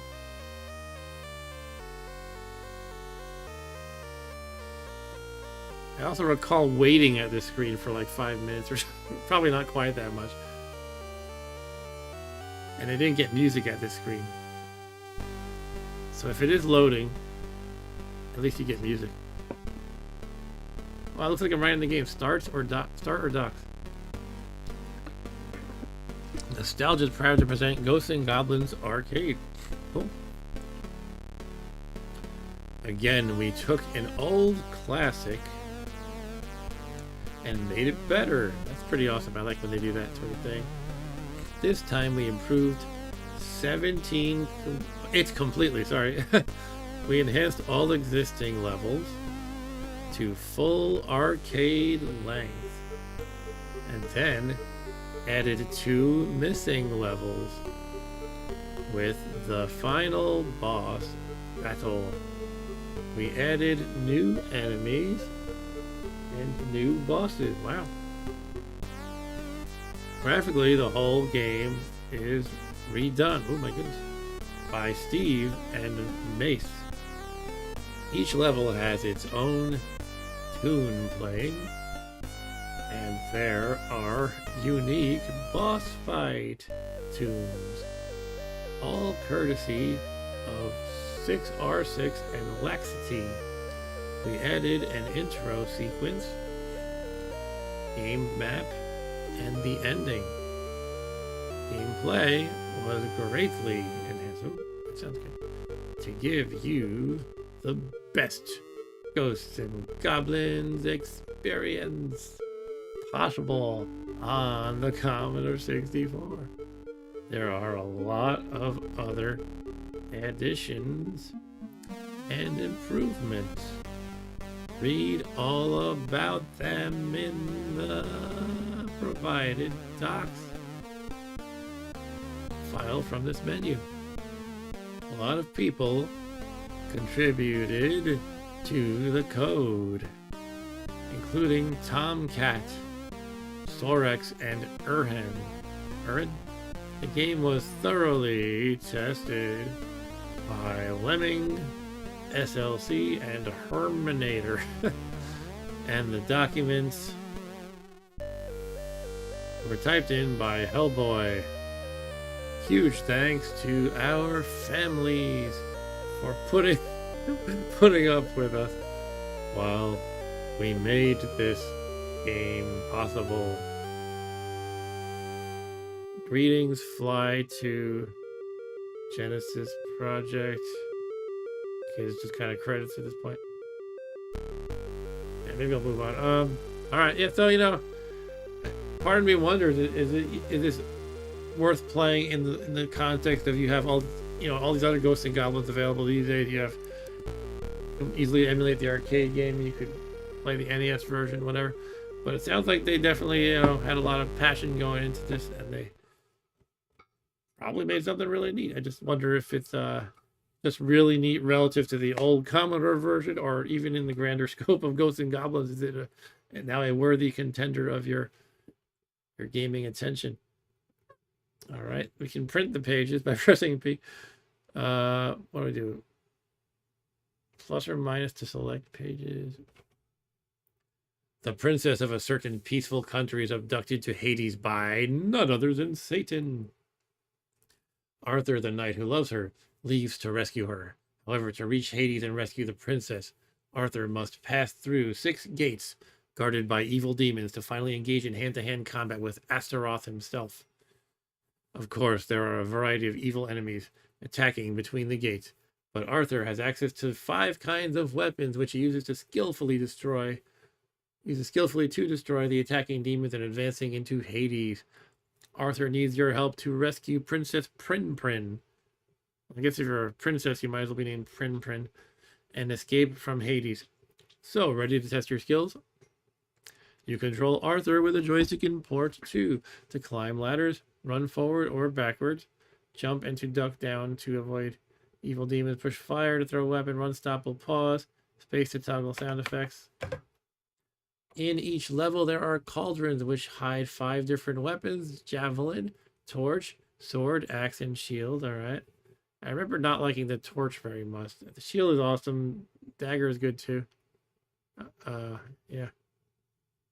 When Arthur is hit by enemy firepower or touches an enemy, he loses his armor. Second touch or hit kills Arthur. Here's some bonus stuff, right? Money bag and stone soldier and flashing amulet are just worth points.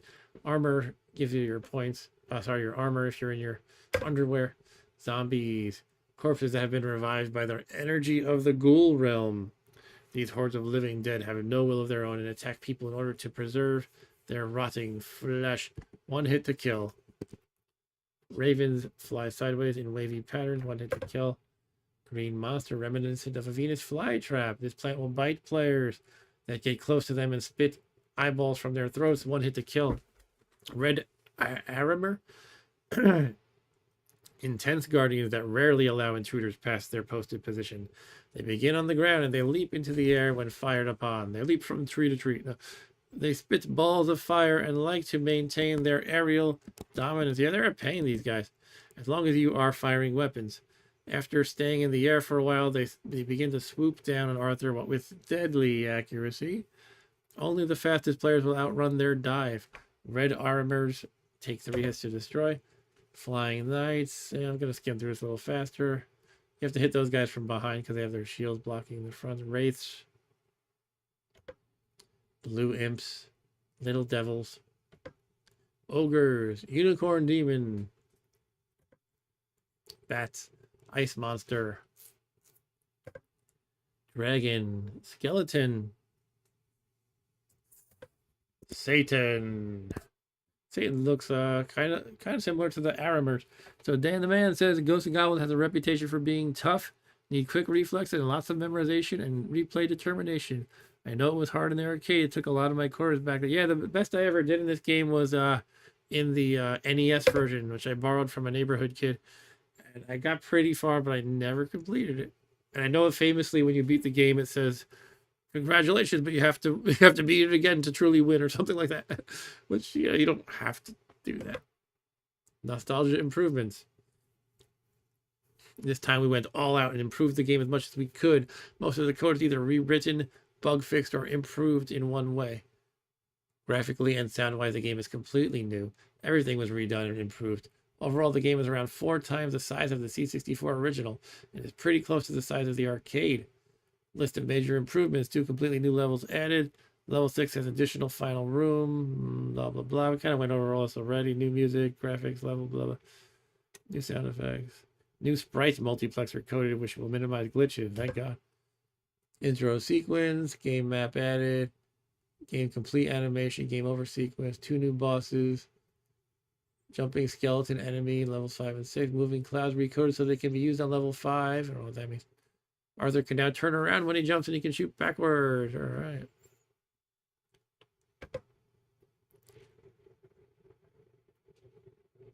Zombies first dig out some dirt so you can spot them before they kill you. That's nice.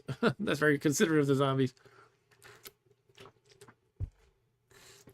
Let's just fly through this now. All right, that's cool that they did this. How do I actually start?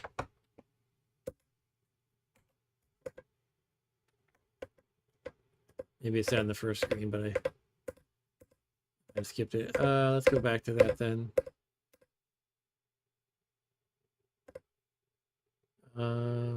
Start or end. I want to get out of the document pages. How do I do that?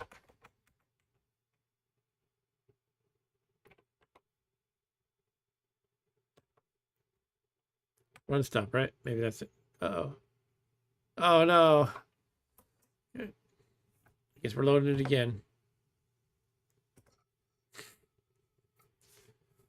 Yeah, I mean, they should make it clear how you get out of there. Maybe I missed something obvious. Sometimes I do that. Yeah, Ghosts and Goblins is definitely tough. I was playing the arcade one a little bit recently. My daughter was watching me. She thought it was like intensely scary. Not intensely scary. She thought it was intense and scary. Let's put it that way. Like, Dad, look out, there's a zombie. That sort of thing. It was fun. I played this I have like a local retro arcade, and one day I went there and played Ghosts and Goblins, and I didn't even do well, and I got the top score for the day, like just in one try. All I did was get to level 2, which is like nothing. I guess most people don't really. It's not a very popular cabinet, it feels like.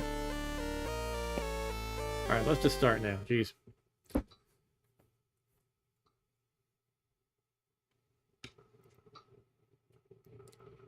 All right.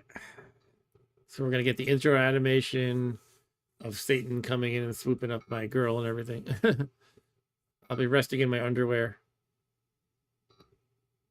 All right, we got all the trainer stuff. tempting. The game is so hard, it's tempting to just say, give me trainers. I don't know. I'm not playing to win here or to see the ending. I'm just going to fool around a little bit. Yeah, this is the music I was talking about. None of the other versions have this tune. It's good, but I wonder why they changed it from the original.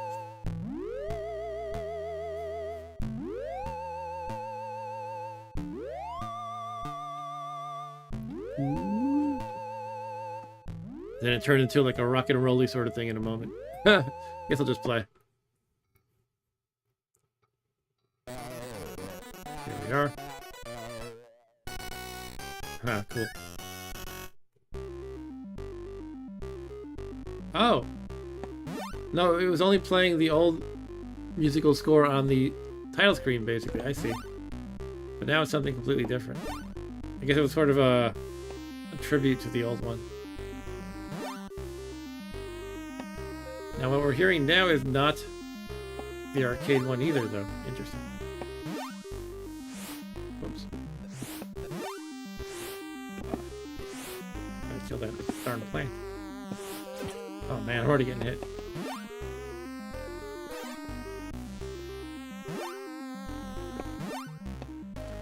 Now I need some armor.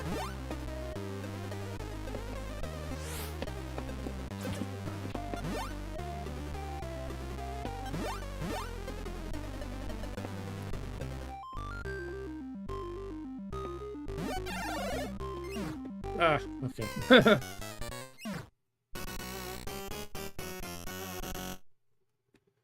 But just it says, damn, you can't change the score for Ghost of Goblins. It's classic. They should have the original one from the arcades as like an option, perhaps. Oh, I kind of agree, though. I like the arcade one the most. The NES version has that. Oh, you can't duck under those. Okay. Oof. Getting murdered already. I tried to jump, but... Alright. Okay,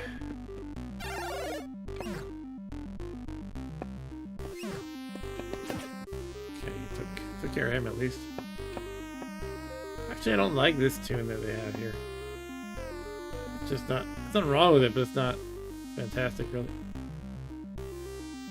Okay.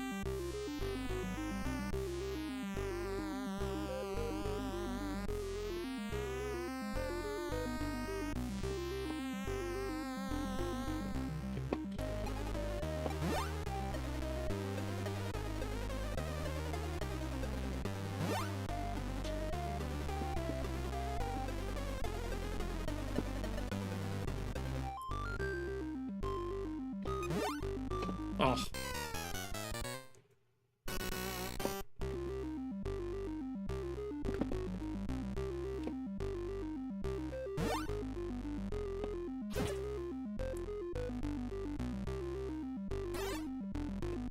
Ah.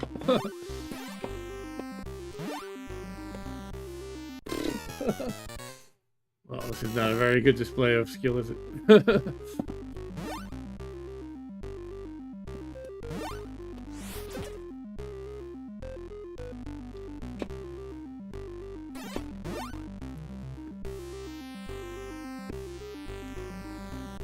I like the note about in the credits, but thank you to our families for putting up with all the time we put into this. Kind of like, wow, you gotta imagine how many hours this was, how many hours of work. Anyway, let's give it another try. That was not a fantastic run. In my defense, I haven't played this Commodore one in, geez, at least 30 years. It has definitely the same feel as the original.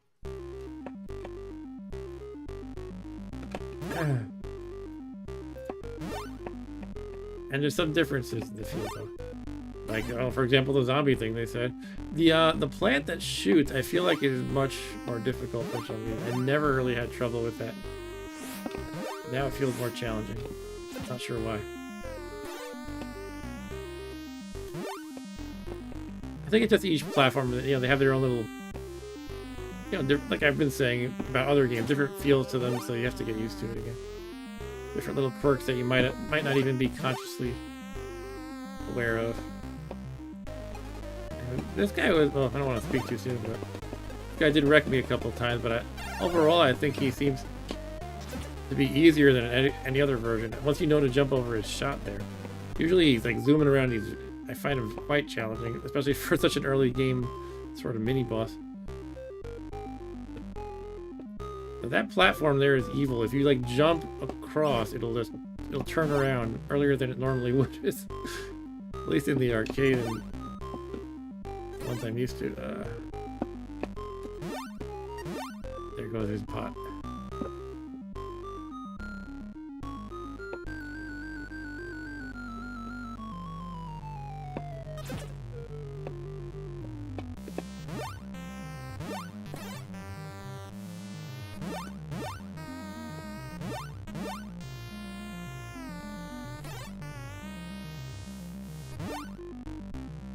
Keep getting the same lance weapon.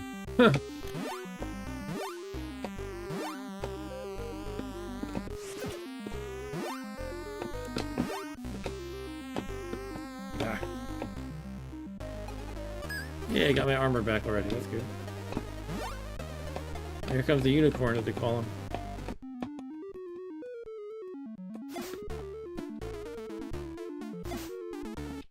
Alright. I lost my armor, but I killed him. Yeah, it does have a creepy vibe. That's true. But I don't know, I think I like the original better, as well as the original Commodore one better. But it's good in its own right, I guess. Oh, now we got the original arcade one. Listen.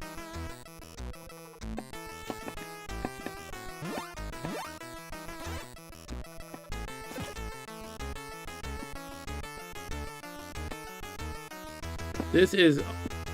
I can tell this is so much smoother than the original. There was just so much flicker as soon as there's like a few of these impy guys flying around. This is just remembering, like, I'm remembering how much flicker I used to have to deal with here.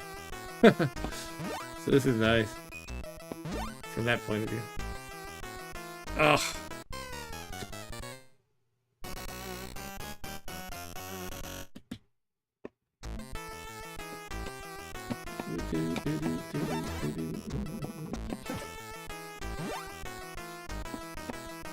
Kudos for bringing this tune back into the game, though.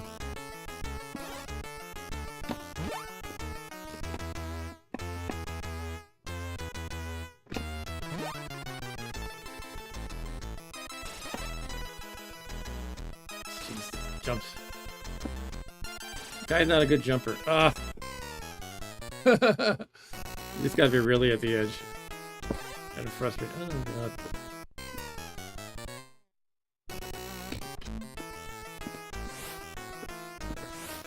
Why I'm bothering to get that junk. Gotta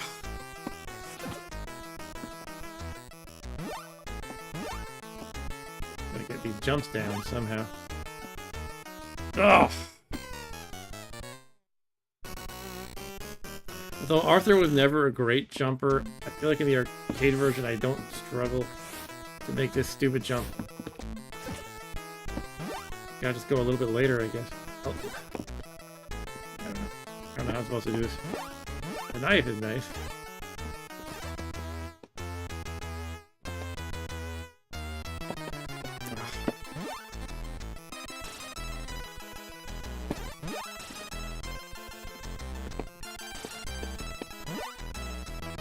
Is that my armor suit? Oh, nope, it's not. It's the other thing that just gives you points. Okay. I'm always confused with the armor suit. Oh my god. Ah. I think I'm done. Yeah, I mean, it's definitely impressive what they did.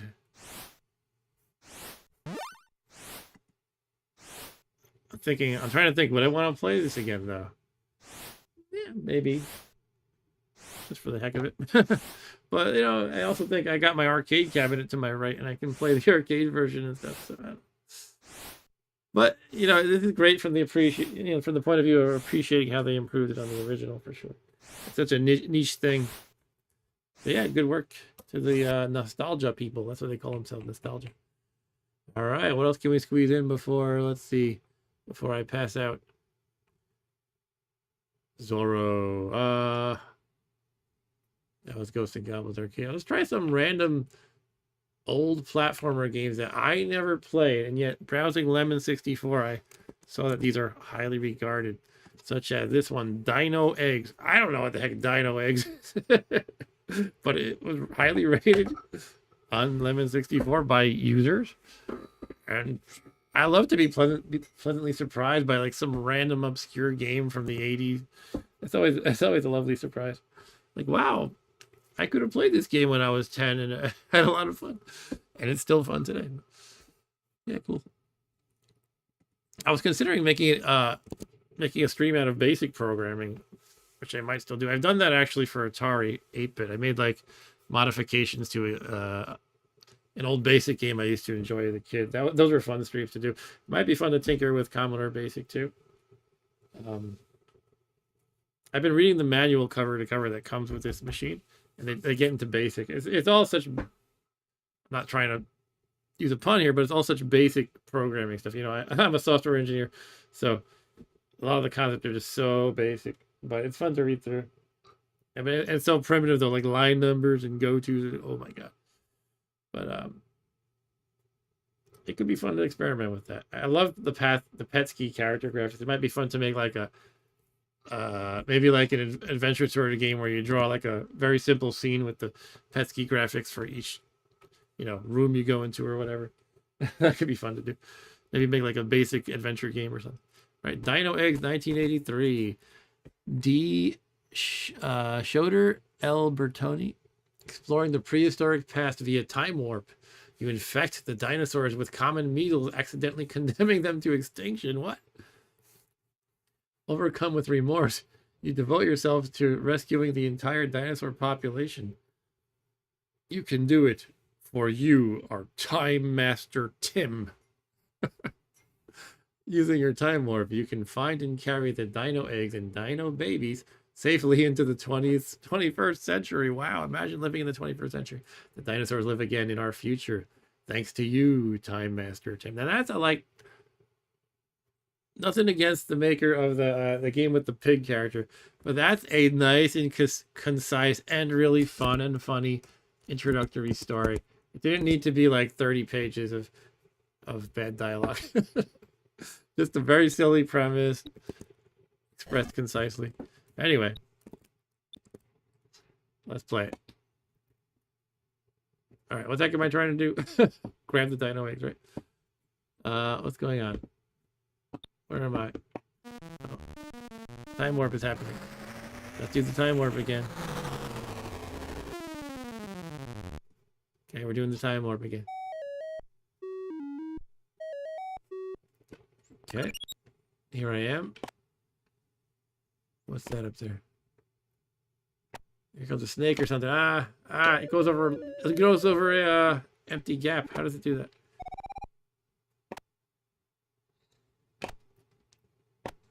I don't know what it's supposed to do. Aren't I supposed to be grabbing these eggs or something? Oh. Oh, you knock them down from above like that. Okay. This might be a game where you don't die from falling from a height. What's that, a sausage?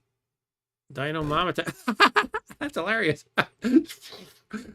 Wait, I got eggs or something. Oh, these are eggs I'm picking up. Oop. I can start a fire Dino Mom attack. Is that the evil auto of this game? I don't know. Dino Mom coming again.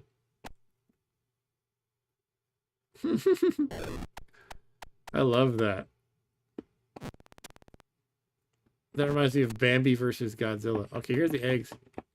Oh, so those are just rocks. These sausage-looking things are eggs. Wait, I have 3 of them. What am I supposed to do with them? Am I supposed to bring them to the time portal? Oh no! Oh no! Smash!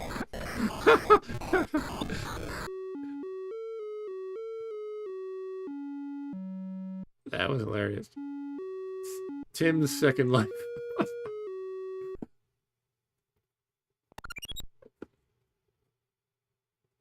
Okay, let's try this again. I think I'm supposed to bring the eggs to the portal. You press down in the button to grab them. You can hold 3, I think. Maybe. Yeah, just 3.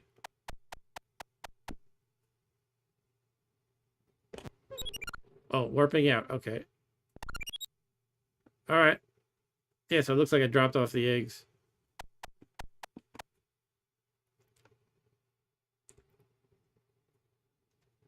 How do I get those ones? Oh. Silly me, I gotta go up the ladder. Start a fire. What is that? It says start a fire. Dino Mom coming. Oh. Whoa. I survived that. Okay. Oh, I narrowly escaped Dino Mom. Hey, I'm trying to save your species here. Could at least not kill me. Ah, get in there. Warping out. Wow.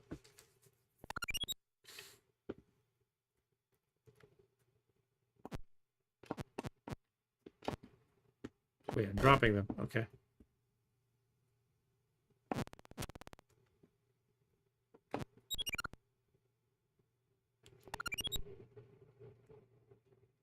Oh no, oh no. Ooh.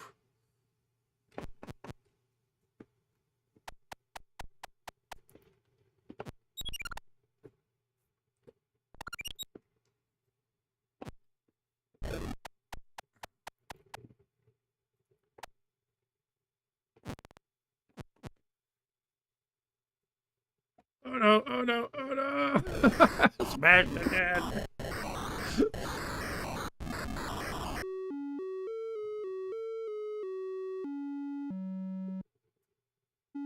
Tim's third life. Some call me Tim. I had to get out of there while I could. I was about to get snaked. Okay, I guess they're just... oh, yeah, every one of those big rocks seems to have eggs in it. So let's go to them. Yeah, what's that? A stick thing. Is that what makes it say start a fire? Do I just... No. I don't know what that is.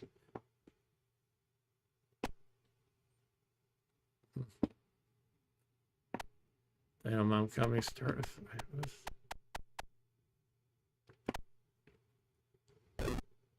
Oh, you knew this game as a kid, Dan? Dan said, I remember when the mama dino stomps on you as a kid. Hey, Stu is here. What is this, Stu? This is called Dino, what the heck is this game called? Dino something. Dino Eggs. No, it's not lemmings. Your guy looks kind of like a lemming with the green hair and everything. So you're a time traveler who accidentally gave all the dinosaurs the measles. So you were trying to make it right by like rescuing their eggs and bringing them to another time. I don't know. Okay, I'm missing something I have to do. Oh, what did I do with this thing? Wood. Oh, I picked it up, so I have to start the fire somehow. Did I pick up all the wood, maybe? Oh, there we go. I started a fire. Okay. Does that just keep the Dino Mom away, I guess?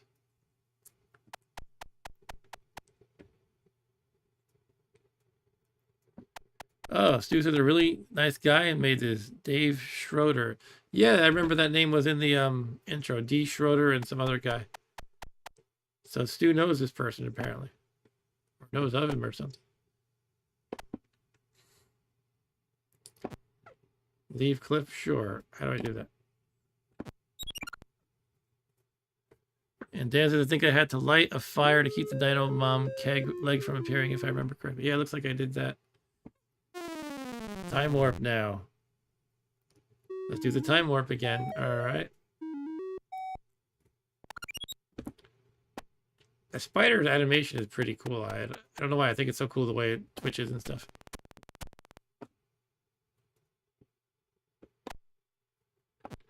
Get 3 eggs. I'm assuming I can still only carry 3. There's a snake there. Okay.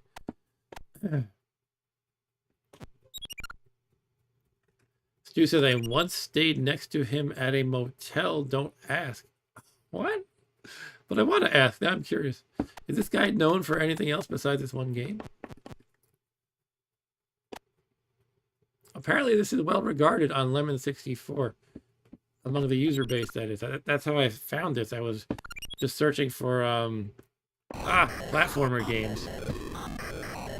And, you know, I was kind of sorting by high ratings, and this was one of them, you know. You made the game Crisis Mountain. Oh, I played that game. I don't have that in my list for tonight, but I got to wrap it up very soon anyway. But that could be fun to play too.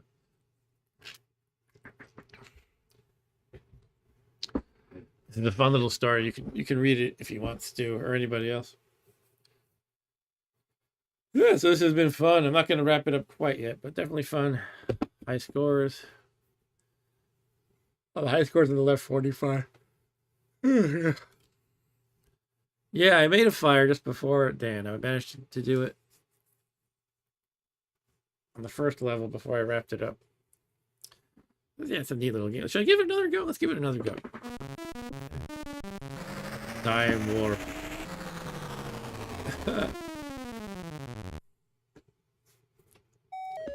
Okay, let's do the time warp again. Yeah, so this time when I get the warning about the mom, I'll just start getting the wood to make a fire right away. I think that's the way to do it.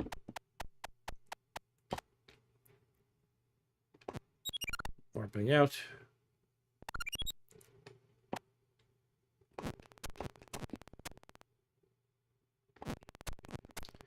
Okay, we got the 3 up here. That seems perfect, the perfect amount. Start a fire, it said. Okay. Dino Mom coming. Start a fire. All right, let's get some wood. You got to get 2 of them, I think. I don't know if I'm gonna be able to do it in time. There's 1 wood. Snakes are in the way, which is annoying. All right, so that one's fine. Ah, jeez. Contamination. So I made the fire. Okay, can I step through it? Oh, good.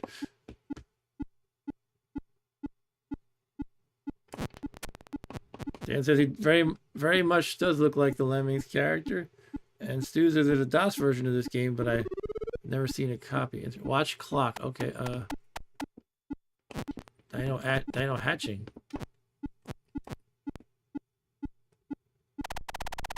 Devolution. What's going on here?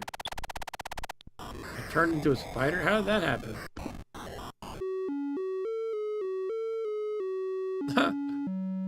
It didn't happen last time. Alright. Was that because of the clock they were telling me to watch? There was like in the lower left, 100% was kind of counting down. What is this spiky thing over here? Power gain. Oh, I found a power bar.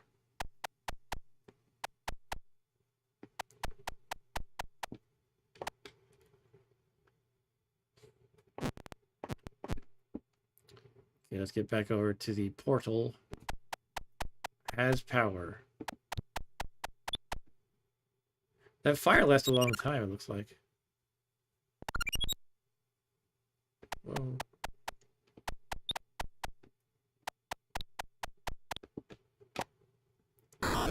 Oh, I thought I went through the fire before. It wasn't a problem. Burnt to death. Tim's third life. I think I might have walked through it before it really started going. Like it just showed a little bit of smokiness. Maybe that's it.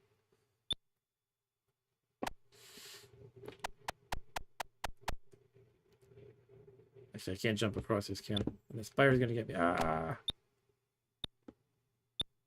Basically, I want to get to this thing here, but I don't know how I can with the fire in the way. I guess I put it in a. I placed it in a bad location. The spider died in the fire. That's funny. This game's pretty neat, actually. There's a lot going on. I think now I can go through it. Yeah, that's what it looked like when I went through it before. Just a little bit of smoke. Why did I do that? Wait, did this dinosaur kill me? What, has it got a force field? I'm so confused. Dino caged? Oh, I put him in a cage somehow. Okay. I guess I'm rescuing him. I should be picking him up, shouldn't I? Let me see if I can pick him up. I'll drop off the eggs first. Oh, I got him as soon as I As long as he was in the cage and I went through the portal, it seems to have saved him. Okay. So I guess I can exit here now. I got all the eggs, right? Yep. Leave cliff, Dino Mom coming, warping out. Stu says, luckily Tim the spider had a second life. Yeah, the spider. To level 1. Wait, what was that, level 0?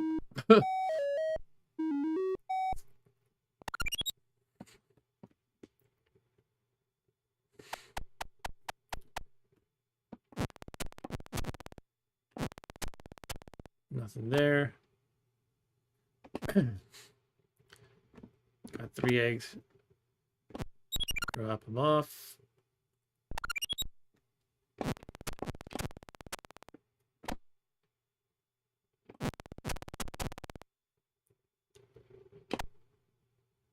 How do I get up there? Guess I'm starting a fire now. But I have the eggs. I have to put the eggs down somewhere, I think. To pick up the wood. Ah! Anyway, I have no idea how I can get to the portal right now. Jeez.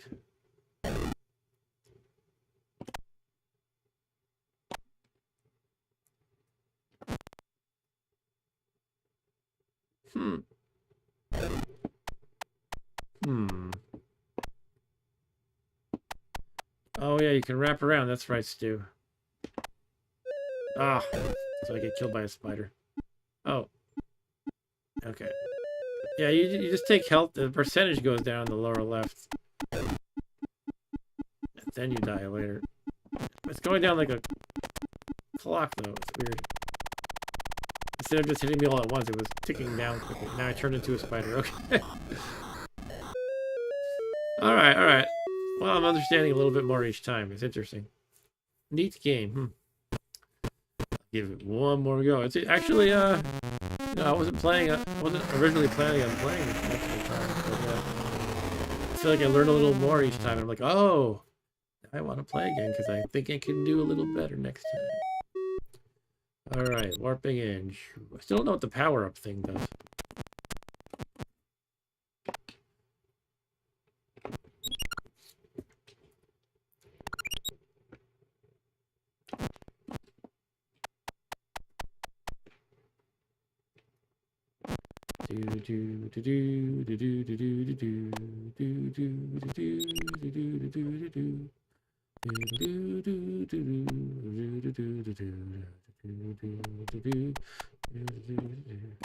Start a fire warning. Let's do that. Dino Mom.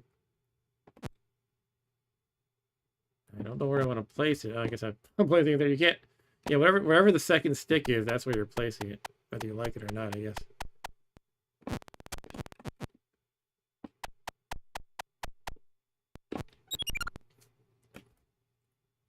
There's a little dino. How do I cage him? I don't know how I did it last time. Whoa. It looks like I just sort of touch it. All right. Yeah, I guess that's all you do. Okay. So let's get the eggs down here.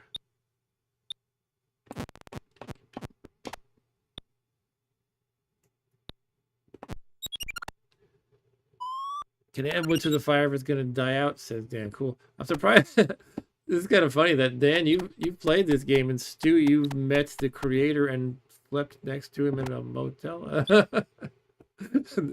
Very strange. Cool though.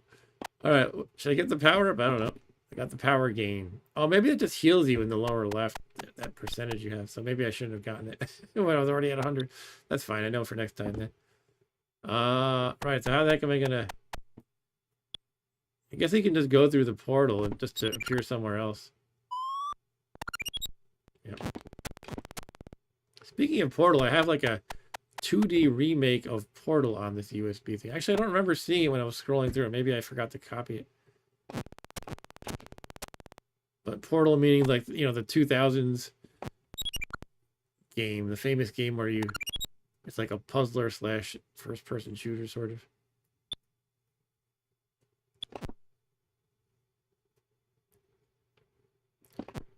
The next room, not the next bed. I didn't say you were sleeping in the next bed.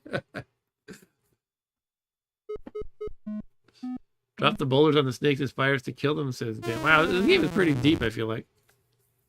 Going to the time gate when poison will bring your health back and stop the poison, says Dan. Alright, cool. It seems like a very simple eggs poison. Alright, so I gotta go through the portal, right? How the heck do I get there? This way. I was gonna say it seems like something like, you know, that has not much depth perhaps, but it is pretty deep. It just seems like almost a simple arcadey game that, you know, alright. It's not exactly a, you know, a classic like Donkey Kong, but it might entertain you for 5 minutes. But it's pretty deep. Dino Mom coming. Let's get the wood. Again, I have the eggs though, so I can't get the wood. I barely escaped that. Oh, poisoned again. Darn it.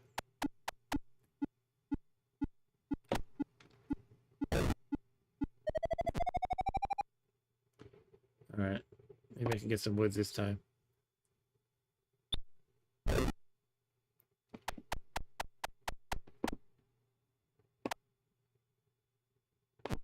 Ah!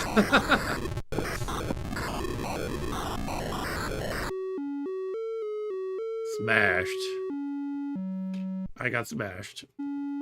Tim's second life. This is the last game of this game. Last game of this game that I'm playing. Last play of this game. Alright, so I got 3 spires up there at the top. Ooh. Actually, I should just get the eggs that are right by the portal, shouldn't I? 1, 2, 3, let's go. Okay. Hey, Fiona, how's it going? Welcome. You are watching a game called Dino Eggs right now. It's a very strange game about traveling through time to try to save eggs that you had... Save dinosaur eggs. Because last time you traveled through time, you accidentally gave them all malaria. And it's a crazy game. It's I thought it was going to be like just a very basic arcadey thing. Get the eggs, go to the Time Warp portal. But there's a lot going on. It's very interesting. You have to worry about the Dino Mom and getting poisoned and all this crazy stuff. You can start fires. Alright, so now I got to get into the portal to cure my poison that I just got affected with. And I hit it again. I thought that snake was dead or sleeping or something, so I tried just rushing through. Oh well, now I'm going to get squished. Oh well. Got squished by the dino egg. This is from back in the day, Fiona. It's from 1983. An obscure one I had never heard of, but Dan here has played it, and Stu had met one of the designers once, he says. That's funny. Alright, so I'm kind of screwing up now. Let's try to get back on track.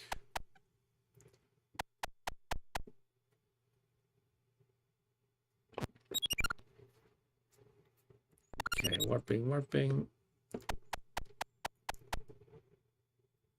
Jumpy.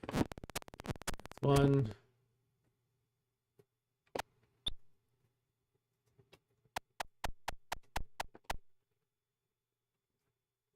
Let's see if I can smash something with the boulder. They're ever underneath me here, though. That's the thing. Start a fire. All right, let's start a fire. Ah. I guess I might as well try to dump the eggs I have first.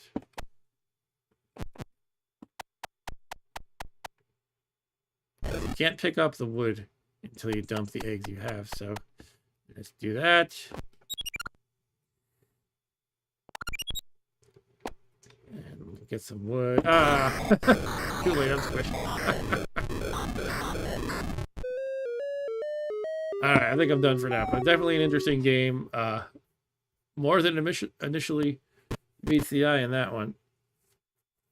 And definitely zany and fun. I think it's the high point of the whole stream. Fiona was not even born yet in 1983. All right, we got a young one amongst us compared to some of us here. All right, a little bit of Dino Eggs. Now, did I get the Portal game? Did I put it on? I think I forgot to copy it here. I mean, there's enough other games to try, but Yeah. Why don't we try? I have played most of these at this point. I'm impressed with myself. This one is called what was this? You win something to win the game. Let's just try it. This was a free game from 2012, if I recall correctly.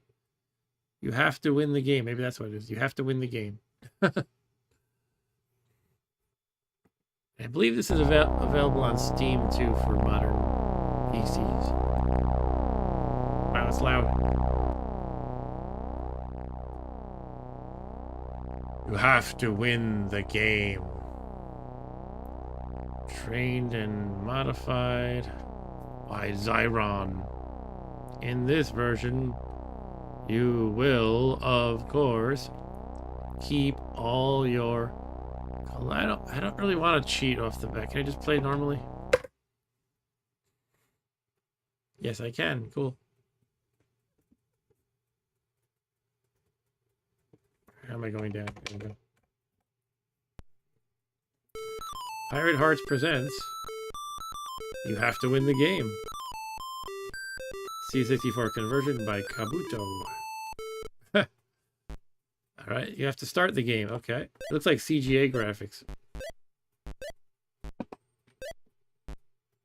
Okay. So you move pretty quickly. Smoothly, I like it. Touch or die? Well, I think I'll touch. Oh, this is instructions. First you touch, then you die, then you respawn. Okay. There's some money up there, it looks like. A money bag. Snake? Snake, it's a snake. Oh, you can jump up and down. That's cool. Well, which way do I want to go? Up or down? Let's go up. Fiona says those two colors remind me of something like an old type of game console or something that can only be those two colors.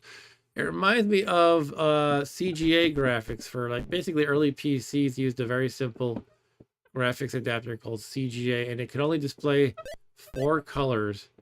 There were a couple of different palettes, but the most common one was pretty much what you see here. There was white, black, magenta, and cyan. So it looks exactly like this pretty much, actually. Except you probably couldn't even get pixels this small with CGI. I guess you probably could.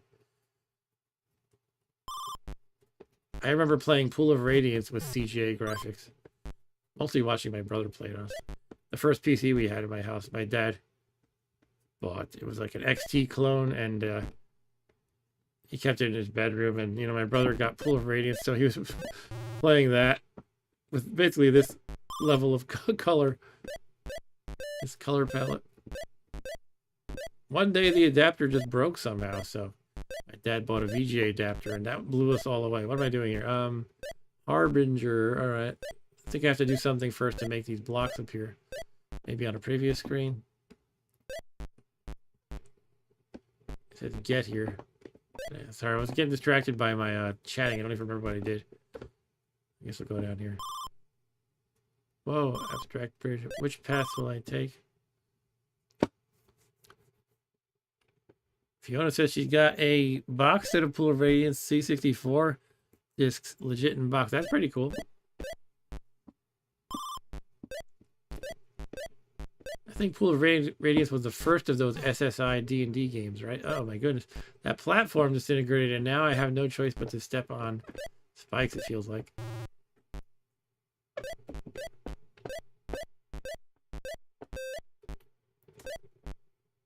Look at that thing on the right. You can try to fall between those spikes. Whee! All right.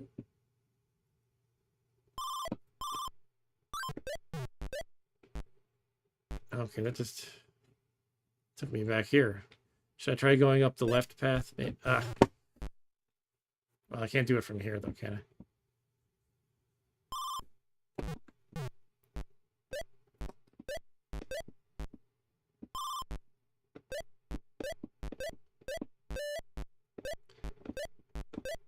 Okay. This definitely feels like a modern design. It reminds me of something like VVV. If you haven't heard of this game, you're probably like, what the heck are you talking about? But if you know, you know. Okay. What's the magic word? I don't know. Is it a statement? What is the magic word?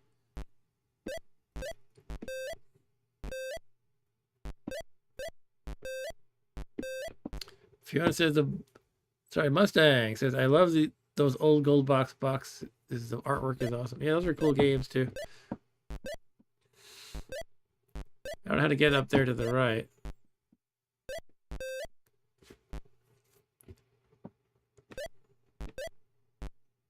Yeah, I mostly remember my brother being super into those, and I would mostly just kind of watch him while hanging around. But I played them a bit myself too. I remember he was playing Champions of Kryn, Pool of Radiance, maybe a couple others. There was also a Buck Rogers game with the same style. I never played that one though. That could be fun to try, Buck Rogers. So I need that bridge to appear. I haven't figured out how to make these like block outlines get filled in yet, really. Mind the gap.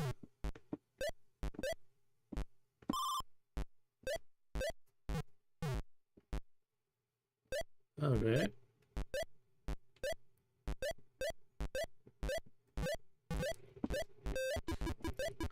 What is that thing doing?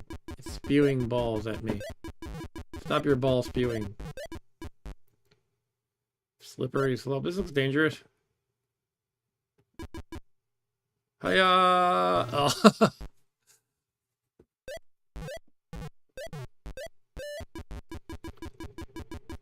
Dan said I've been listening to Pool of Radiance playthroughs this week, coincidentally. Just to listen to the quest in a story-like fashion and to try to fall asleep. Wow! That's cool, Dan. And Mustang said I'm not quite old enough for it, but my first D&D books were the Dragonlance book. Cool. I've been trying to teach myself to play the NES one. That's some cool-looking gold box one. How many did they make on the NES of those gold box games? What am I doing here? Okay, I had to go on this previous screen to make this platform reappear. When you die, it doesn't seem to make it reappear. I don't know, I'm just not paying full attention, and I'm dead tired. I'm doing my thing lately. When the stream's still busy, I stay up way later than I should. And I wonder why I'm so tired at work the next day. This game's making me think more than I think I'm prepared to right now.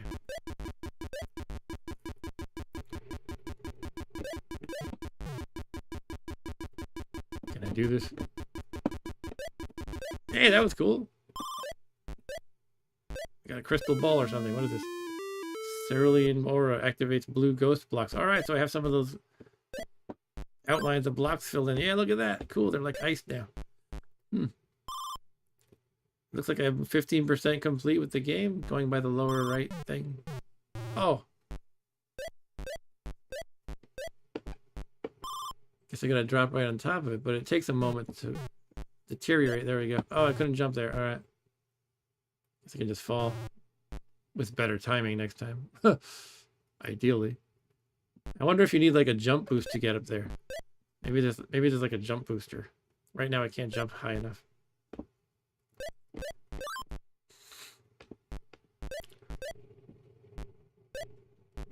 Oh, those are filled in though. Those are blocking me now. Or was that there before? I don't know. Oh, you know what? You have different levels of jump height. I wonder if I just didn't hold up enough.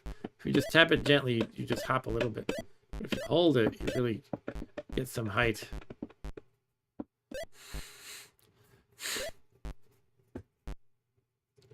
Guess I'll give it a try. Oh, nope. I held it as much as I could. So Mustang says I used to have boxed copies of Wake of the Ravager and Shattered Lands. I love that setting. Okay. Oh, I'm not familiar with those ones. Are those D&D too? I think I'm going to quit this game. But I'll still hang out with you guys a little bit longer because I'm crazy. It's 1:08 a.m. here. Ass presents. What else could I squeeze in? Should I do a run of Realm of Impossibility? That's stretching it, calling that a platformer.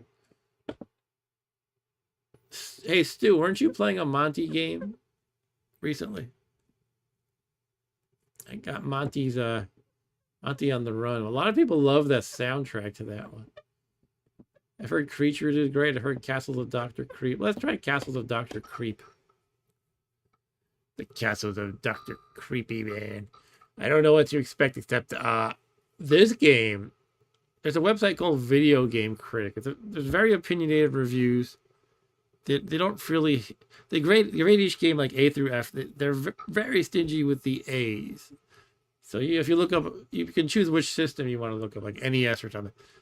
And you'll see, like, you know, they give 10 games an A out of all the NES games. For Commodore 64, they gave this game... This is the one game they gave an A+ among the whole library. If I remember correctly, it might have been like a couple others. But they basically said this is one of the best games on the Commodore. And, you know, just one guy's opinion. But, I don't know, it piqued my interest.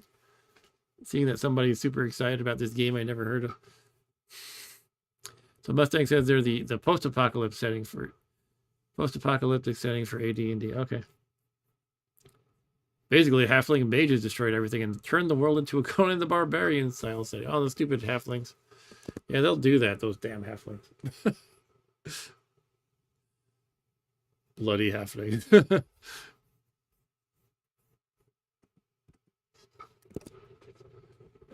Castles of Dr. I don't know what this is. I feel like there might be a puzzly element to this that I might not be able to handle right now, but we'll see.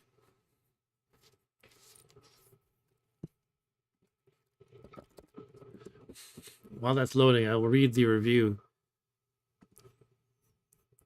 They just added a review on Video Game Critic of nothing less than Pool of Radiance. What a coincidence. Yeah, so they gave this game an A+, and Sid Meier's Pirates an A+, and nothing else for the entire Commodore 64. So the review says, Castles of Dr. Creep delivers some of the best spooky fun to be found in the entire and extensive Commodore library. You must make your way through any one of 13 different castles without losing all your lives. Why you need to do this is never explained in the manual, but you know what? Some games are best left to your imagination. As you move from room to room, traps, obstacles, puzzles, and locked doors attempt to thwart your progress. All right, so we're loaded up. Some doors open with the push of a button. Others are color-coded and can only be opened with a key. All right, so it's loaded. Shall we do it? Am I in the game already? I think probably not. It's just showing some of the rooms. 1 up, 2 up. Okay.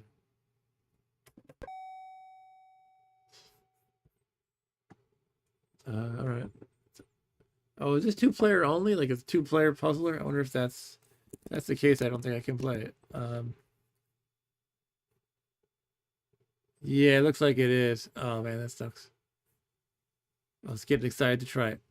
Oh well. Maybe I can play this with Rob Bob on the stream sometime. Looks like you have to coordinate and say, you know, go there and hold this button for me while I do this thing. Alright. Alright, so another time.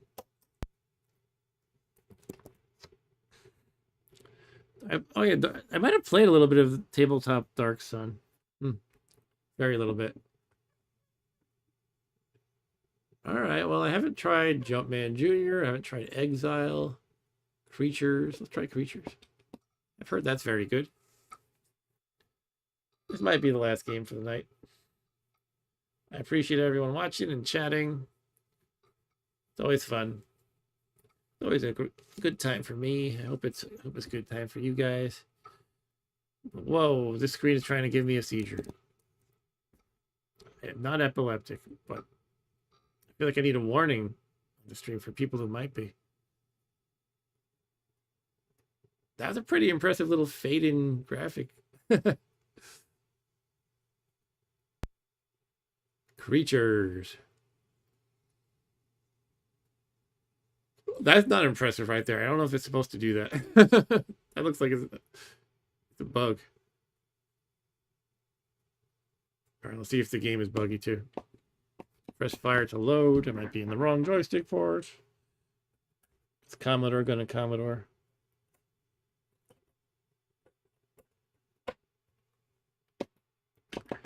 Yeah, that button didn't do anything either.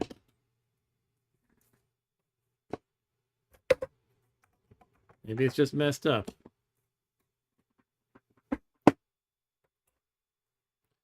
I don't know if I have the patience to try to diagnose weird stuff like this happening.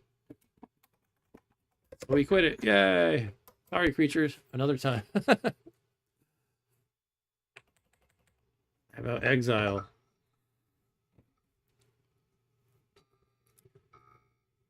I mean, yeah, when I played role-playing games as a kid, I mostly for D&D, I mostly played AD&D second edition for a couple of years, but otherwise I was like all over the place with different games. My goodness.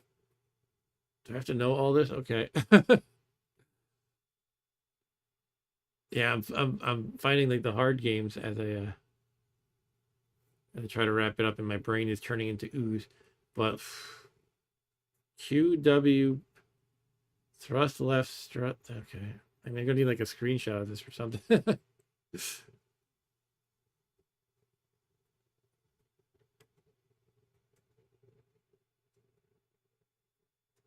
All right, what am I gonna do here? I'll just take a note on the side here. I don't know if I can handle this, but I'll try it.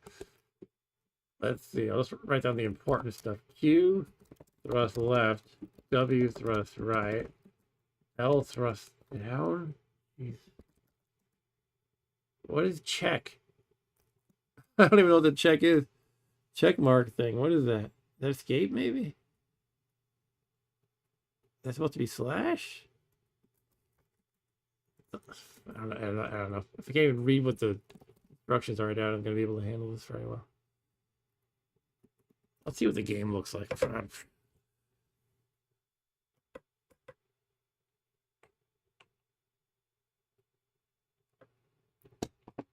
I'll just see what it looks like and fumble with some keys and then quit. I want to play a lot of fun games, but it seems like it's not working out now.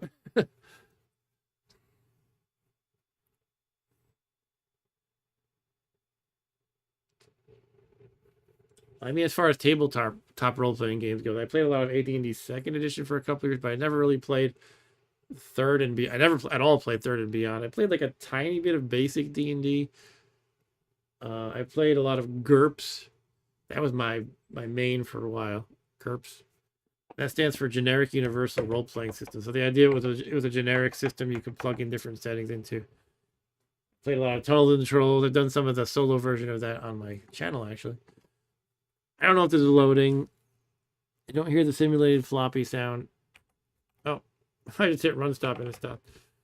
I don't have the patience. Henry's house. Let's do it. I played a horror role-playing game called Chill when I was a little kid. What else did I play?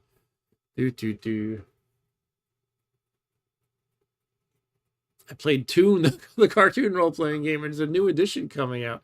There was just a Kickstarter for it, so I fell for it. I'm a sucker for like a remake of something from my childhood, so I bought the Toon. It's basically a Looney Tunes style role-playing where you can like pretty much do whatever you want. And the rule is there's like a couple of rules for how you're supposed to play. One of them is act before you think. Another one, if it's funny, you're allowed to do it. It's like you have to be in the right mindset, and it can be a blast if you're with a group that's all silly and fun. And Mustang said he probably played Pathfinder the most. Cool. He loves how modular it is and how many add-ons there are. Yeah, I know. A lot of people like Pathfinder. I think my manager at work, I think, plays that.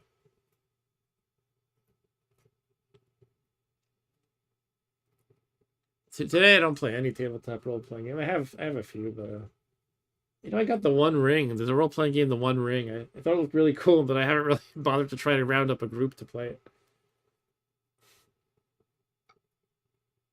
Looks pretty cool. Obviously, it's set in the Middle Earth, the Lord of the Rings setting sort of thing, which has been done before, but this is supposed to be like the best version of that setting from what I've heard. Anyway, the best game for that setting, I should say. So one of these days I'll get a game working before I wrap up the stream. I can hear the simulated disc loading. I wonder if you guys can hear it too. I'll be quiet. Oh, stop.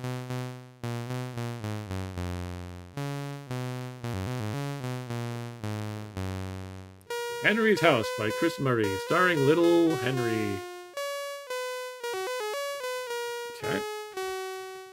We are apparently British or something. Okay. Did I start yet? No.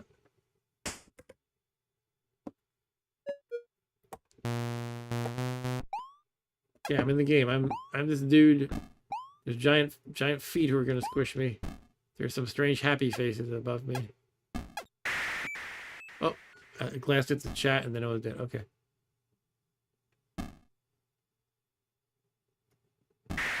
Oh, touching the wall killed you. Okay. Should I try to get past these feet? I'll try it. Oh, I went too soon. Okay, I'm running out of Henrys fast here. Game over. Let's try that again. Oh! it goes up and then it's down. Okay. I got a red hand looking thing. Glove. Oh, all right. Oh, did I die? So confused. Basically, you don't touch anything, I think is the idea. Except ladders in the floor.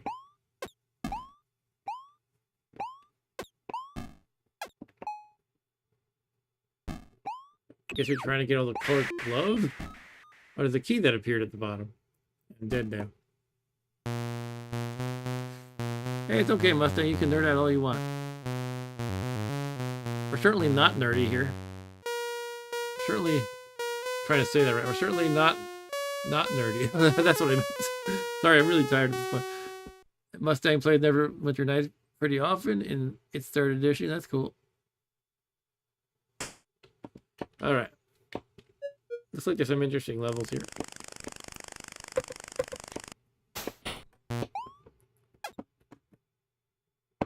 Oof.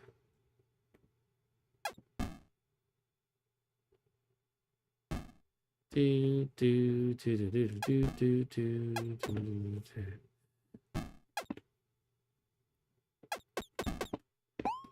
I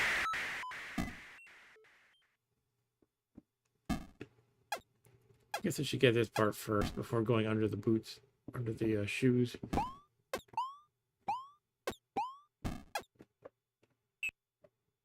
All right.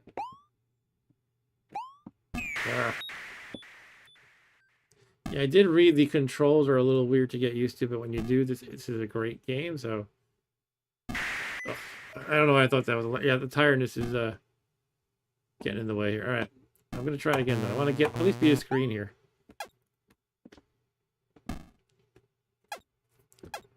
Don't touch the walls. They're evil walls.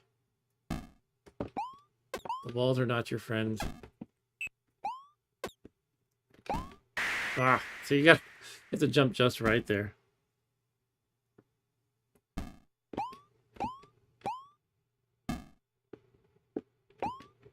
It's very easy to overshoot it or undershoot it. Let's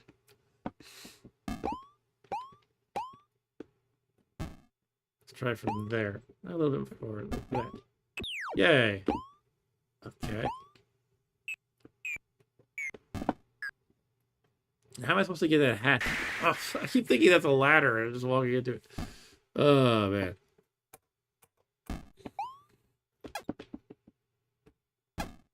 Dun, dun, dun, dun, dun, dun, dun. Maybe I can get that. Let's go for it. Ah! Well, with a little better timing, I think I can do it. But now I have it, and I don't need to risk it again. Dun, dun, dun, dun, dun.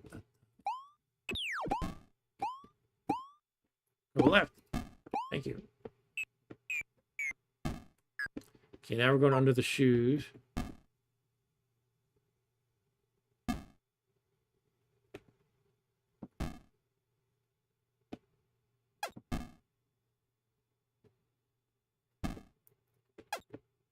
Under the shoes. Guess I gotta make this jump, which seems a little scary, but let's go. All right. Oh, jeez. Okay.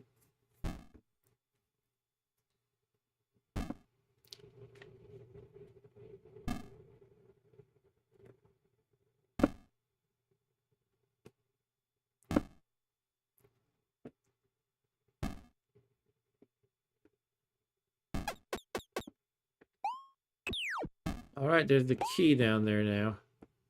Got to go back through. Shouldn't be any harder going right to left, should it? Should it?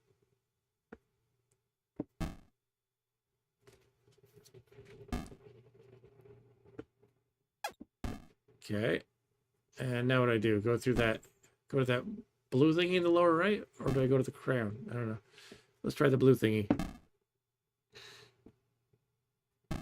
Yay! I beat a room. Look at that. Hooray.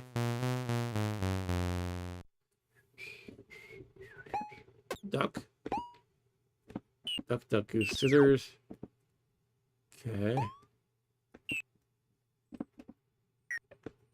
Is that thing gonna kill me, or is that a comb or something? It's weird when games like this. It seems like there's a bunch in the 8-bit computer era. Like they just have like random objects you're supposed to pick up and nobody knows why. I'm getting a ducky now for some reason. All right. Oh, I touched the sink and that's that. I'm dead now. Oh, I continue here. That's pretty cool. It's ahead of its time. 1984, like having like a continue feature, right?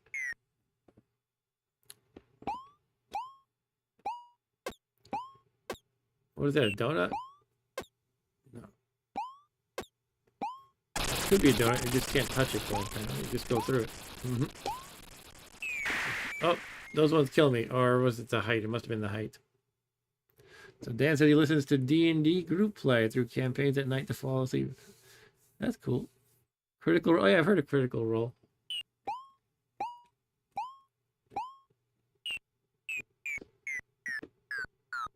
Do do do do do.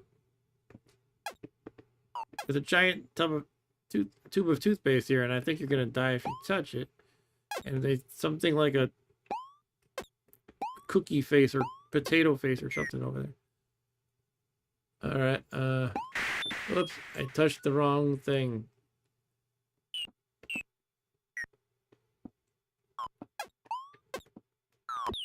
There's a key with water dripping on it. The water is clearly going to kill me. Ah! Oh, I made a toothbrush. I feel like I'm tripping or something. I don't know what's happening. Oh, Podesta knows this game. He said, "Oh, Henry's house. I love this game." I don't know what's going on. It's my first time playing it.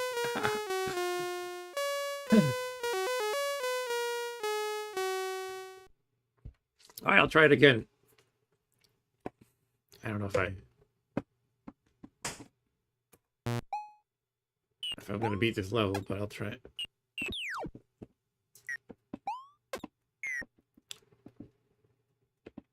Dun, dun, dun, dun.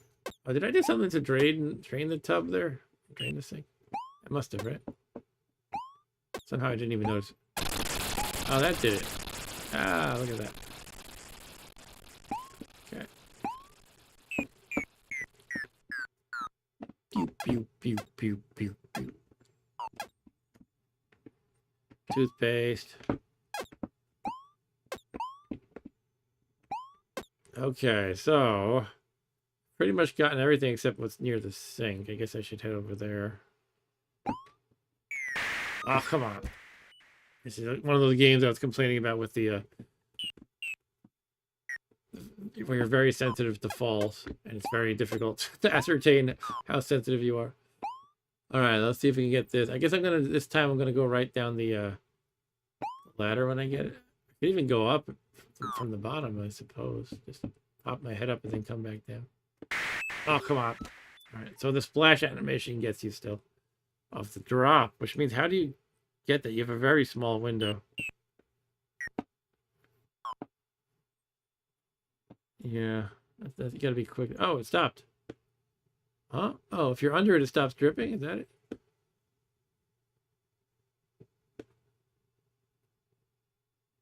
No, I'm just... This is my... I become really stupid when I'm tired, everybody, just if you didn't notice. Alright, so it's brushing the donuts. The donuts are being toothbrushed at the moment. I don't know if I have to get that duck or can I just exit now? The duck seems dangerous to get. I think I got it earlier, the first time I was on the level. Let's just try to exit though.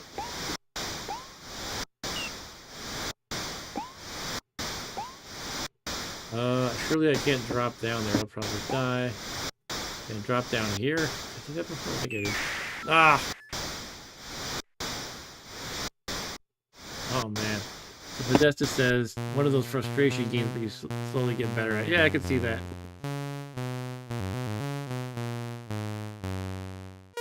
Dun, dun, dun, dun, dun, dun, dun, dun, dun. Alright, I think I'm gonna pass on this for tonight. I really should go to bed, but I'm being stupid. I haven't really figured out Giana Sisters before. I played it once and I was like, what's the big deal about this game? People love it. I feel like people were just happy to get a Mario-like game on their Commodore. But maybe there's something to it that I haven't seen yet, besides that.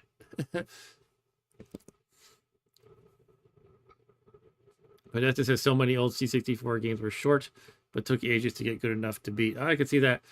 Is Henry's House one of those? Like, can you beat like 10 minutes or something, or 20 if you're good at it? I don't mind those kind of games. It can be fun sometimes.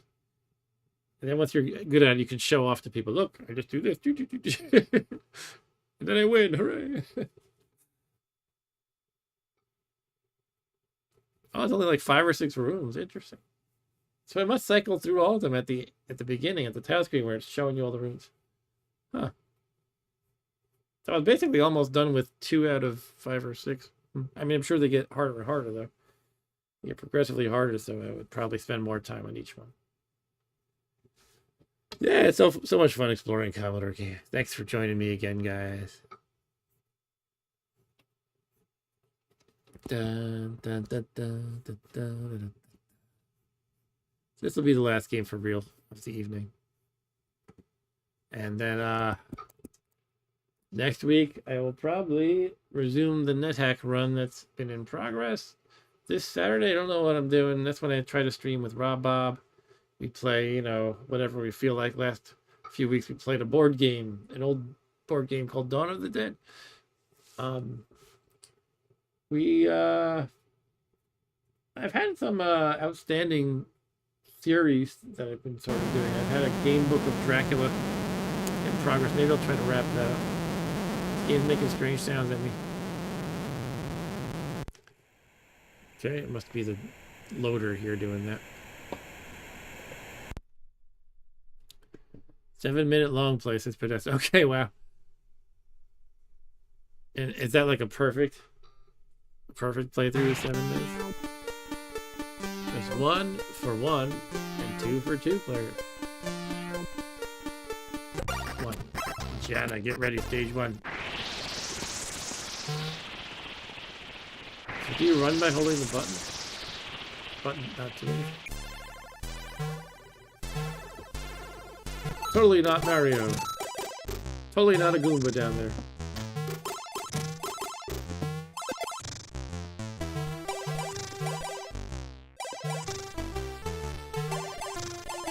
Okay, I got a piece of candy that turns me into a frizzy-haired girl.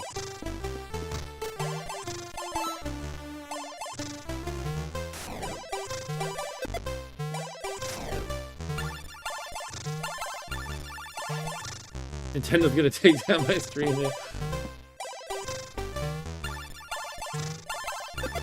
Did they sue the makers of this game? I feel like they wouldn't have anything to stand on with that. I don't know. They did, huh? Figure. I mean, Nintendo, nothing's gonna stop Nintendo from trying, right? They took it off the market? Really? Oh my goodness.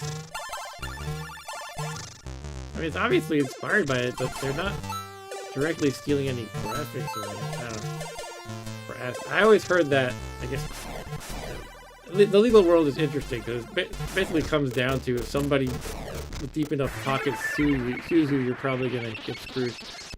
But as I understand, as far as video game law goes, you can't steal assets, but you can steal like mechanics and stuff. You can't like name a game Mario and steal pictures of Mario, but you can make a game exactly like Mario. Well, okay, maybe it's not true, but that's what I heard a video game attorney guy talk about. There's this guy who actually is Reddit account literally is video game attorney. He used to log in and answer people's questions about video game legal stuff. Probably the biggest piece of advice he would give is don't rip off games. These big companies like Nintendo, he didn't name Nintendo, but it was implied, they'll sue you. They don't have to send you a cease and desist. No, they don't owe you that. That's them being nice. They can sue the pants out of you and force you to have sign an NDA so you can't talk about how mean they were, but they can ruin your life. That's what they said.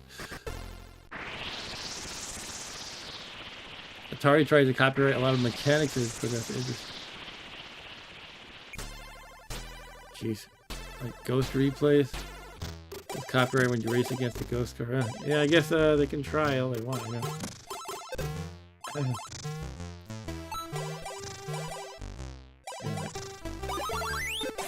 What happens when I turn frizzy hair? I can't shoot her. I guess I'm smashing the block, right? That's it. I'm Super Mario, basically.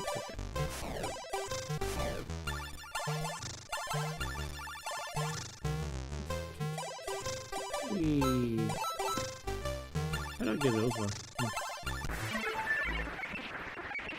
Yeah, I can't shoot yet.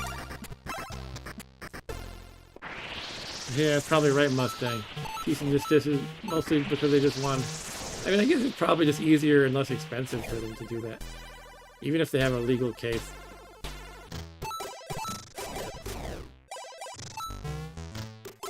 Kind of solves the problem more quickly. I don't know, it depends. If you're Nintendo, you might want to just bleed money, you know, bleed everyone dry. It's definitely feel like the sewer level, and that's the coin register that's right, the coin block is right there. You can't go back just like in Mario.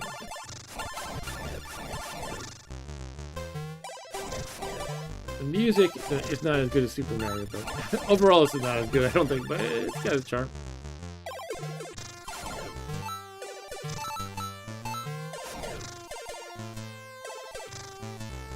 Yeah, exactly.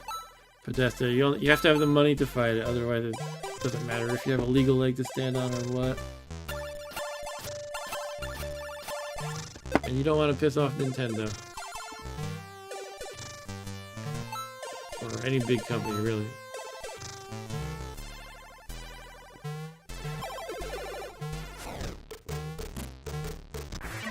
Oh, I died. I keep running out of time. It's like, geez. I just gotta go faster.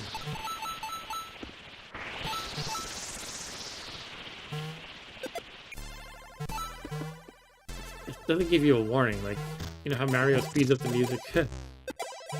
I need to get big again, or frizzy haired.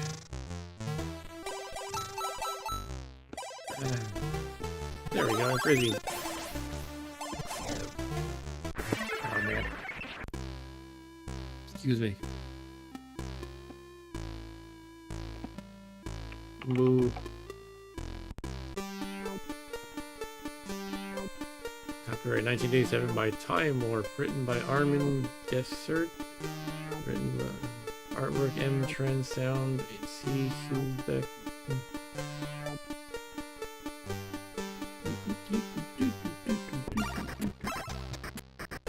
Why am I playing again? I don't know.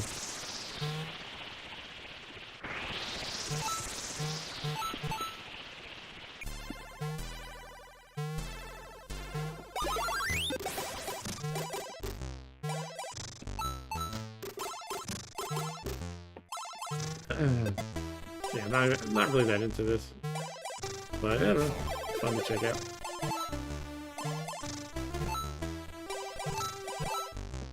Honestly, I feel like it needs to do something better than Mario. I don't really see anything that is doing better than Mario, but I also haven't gotten very far, so I don't know.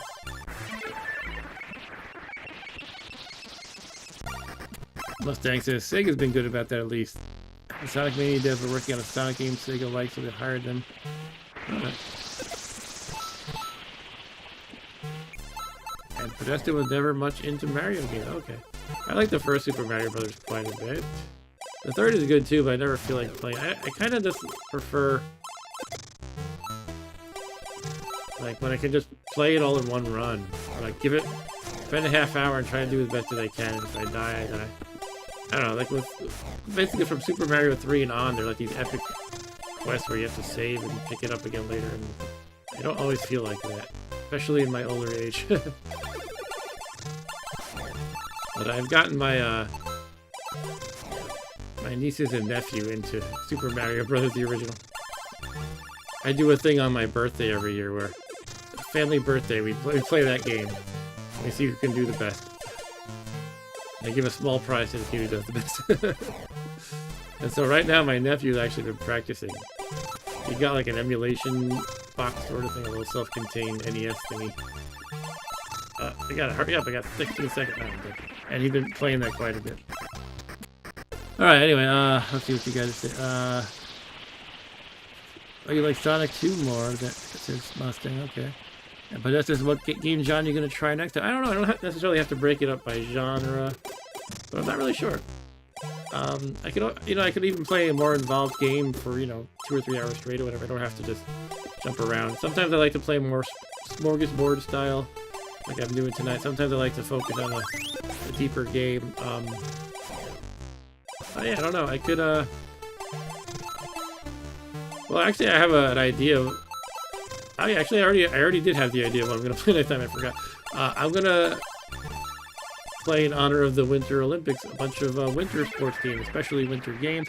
And I'm gonna have my son, Mr. Rob Bob, joining me. He's gonna be on his midwinter break for the week, so he'll be available. So we'll play some 2-player winter games and maybe try to find, like, I don't know, an ice hockey game or something and see what else we can dig up. If we have to, in worst case, if we have to, like, just play winter games for a couple hours, I'd be totally down with that. So yeah, we'll have 2 players. It'll be fun.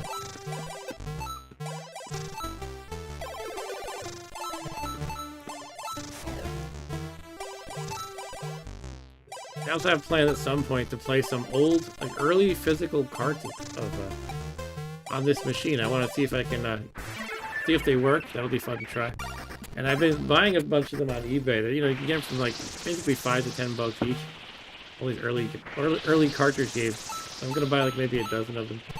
And just have a stream where I swap them out. And I don't know. To me, that's fun in a way. Even though I know you can just get the ROM files. Mustang unironically loves NHL 94. That's cool. But that still says summer games and winter games and world games. I want to focus on the winter sports. I guess I could be flexible with that.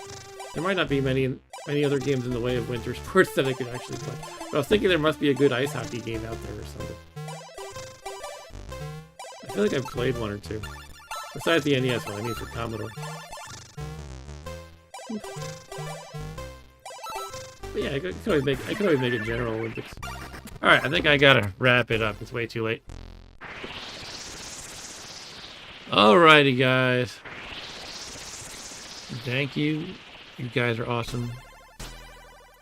Thanks for allowing me to have an excuse to just play retro games for hours on end on a weekday. Old games on a weekday. Break out the power pad. So, yeah. Make sure you like and subscribe and all that goodness. I don't want to beg. But the streams have been really busy lately, so I appreciate all the viewership. Appreciate the chat too. Oh, Aaron Clark, I missed you. You said I spent a lot of time looking through C64 games since I got my C64U. I really liked Wizard. I saw you played Jumpman, but I think Wizard is better if you haven't checked it. Yeah, I played a little Wizard tonight. I'm not good at Wizard, but yeah, it's definitely a good game. Thanks for joining, Aaron. And so yeah, good night, everyone. Good night to you. Let's go through everybody. Eric Johnson, good night to you. Thanks for hanging out. Mustang, you too. Dan the Man, of course. I don't know if you're still here, but thanks for hanging out. Good night to you. Podesta. Who else we got? I'm getting all romper room in here. Fiona Martin, thanks for joining again. And Aaron Clark. I think that covers everybody who chatted. But yeah, next week I'm going to be playing my NetHack run. I'm kind of alternating between NetHack and this because they've been both popular and I'm having a blast playing both anyway. And but yeah, winter sports is what I'm planning to do in 2 weeks for the Commodore. Maybe Olympics in general. We'll see how we feel. And I'll have Rob Bob next to me for two-player action, bro. And that's it for now. Thanks again, everybody. Yeah, brought to you by the letter P, the number 25. Geez, I don't know. It's 2 a.m. almost. I gotta go to bed. What the heck am I doing? All right, see you guys. Take care.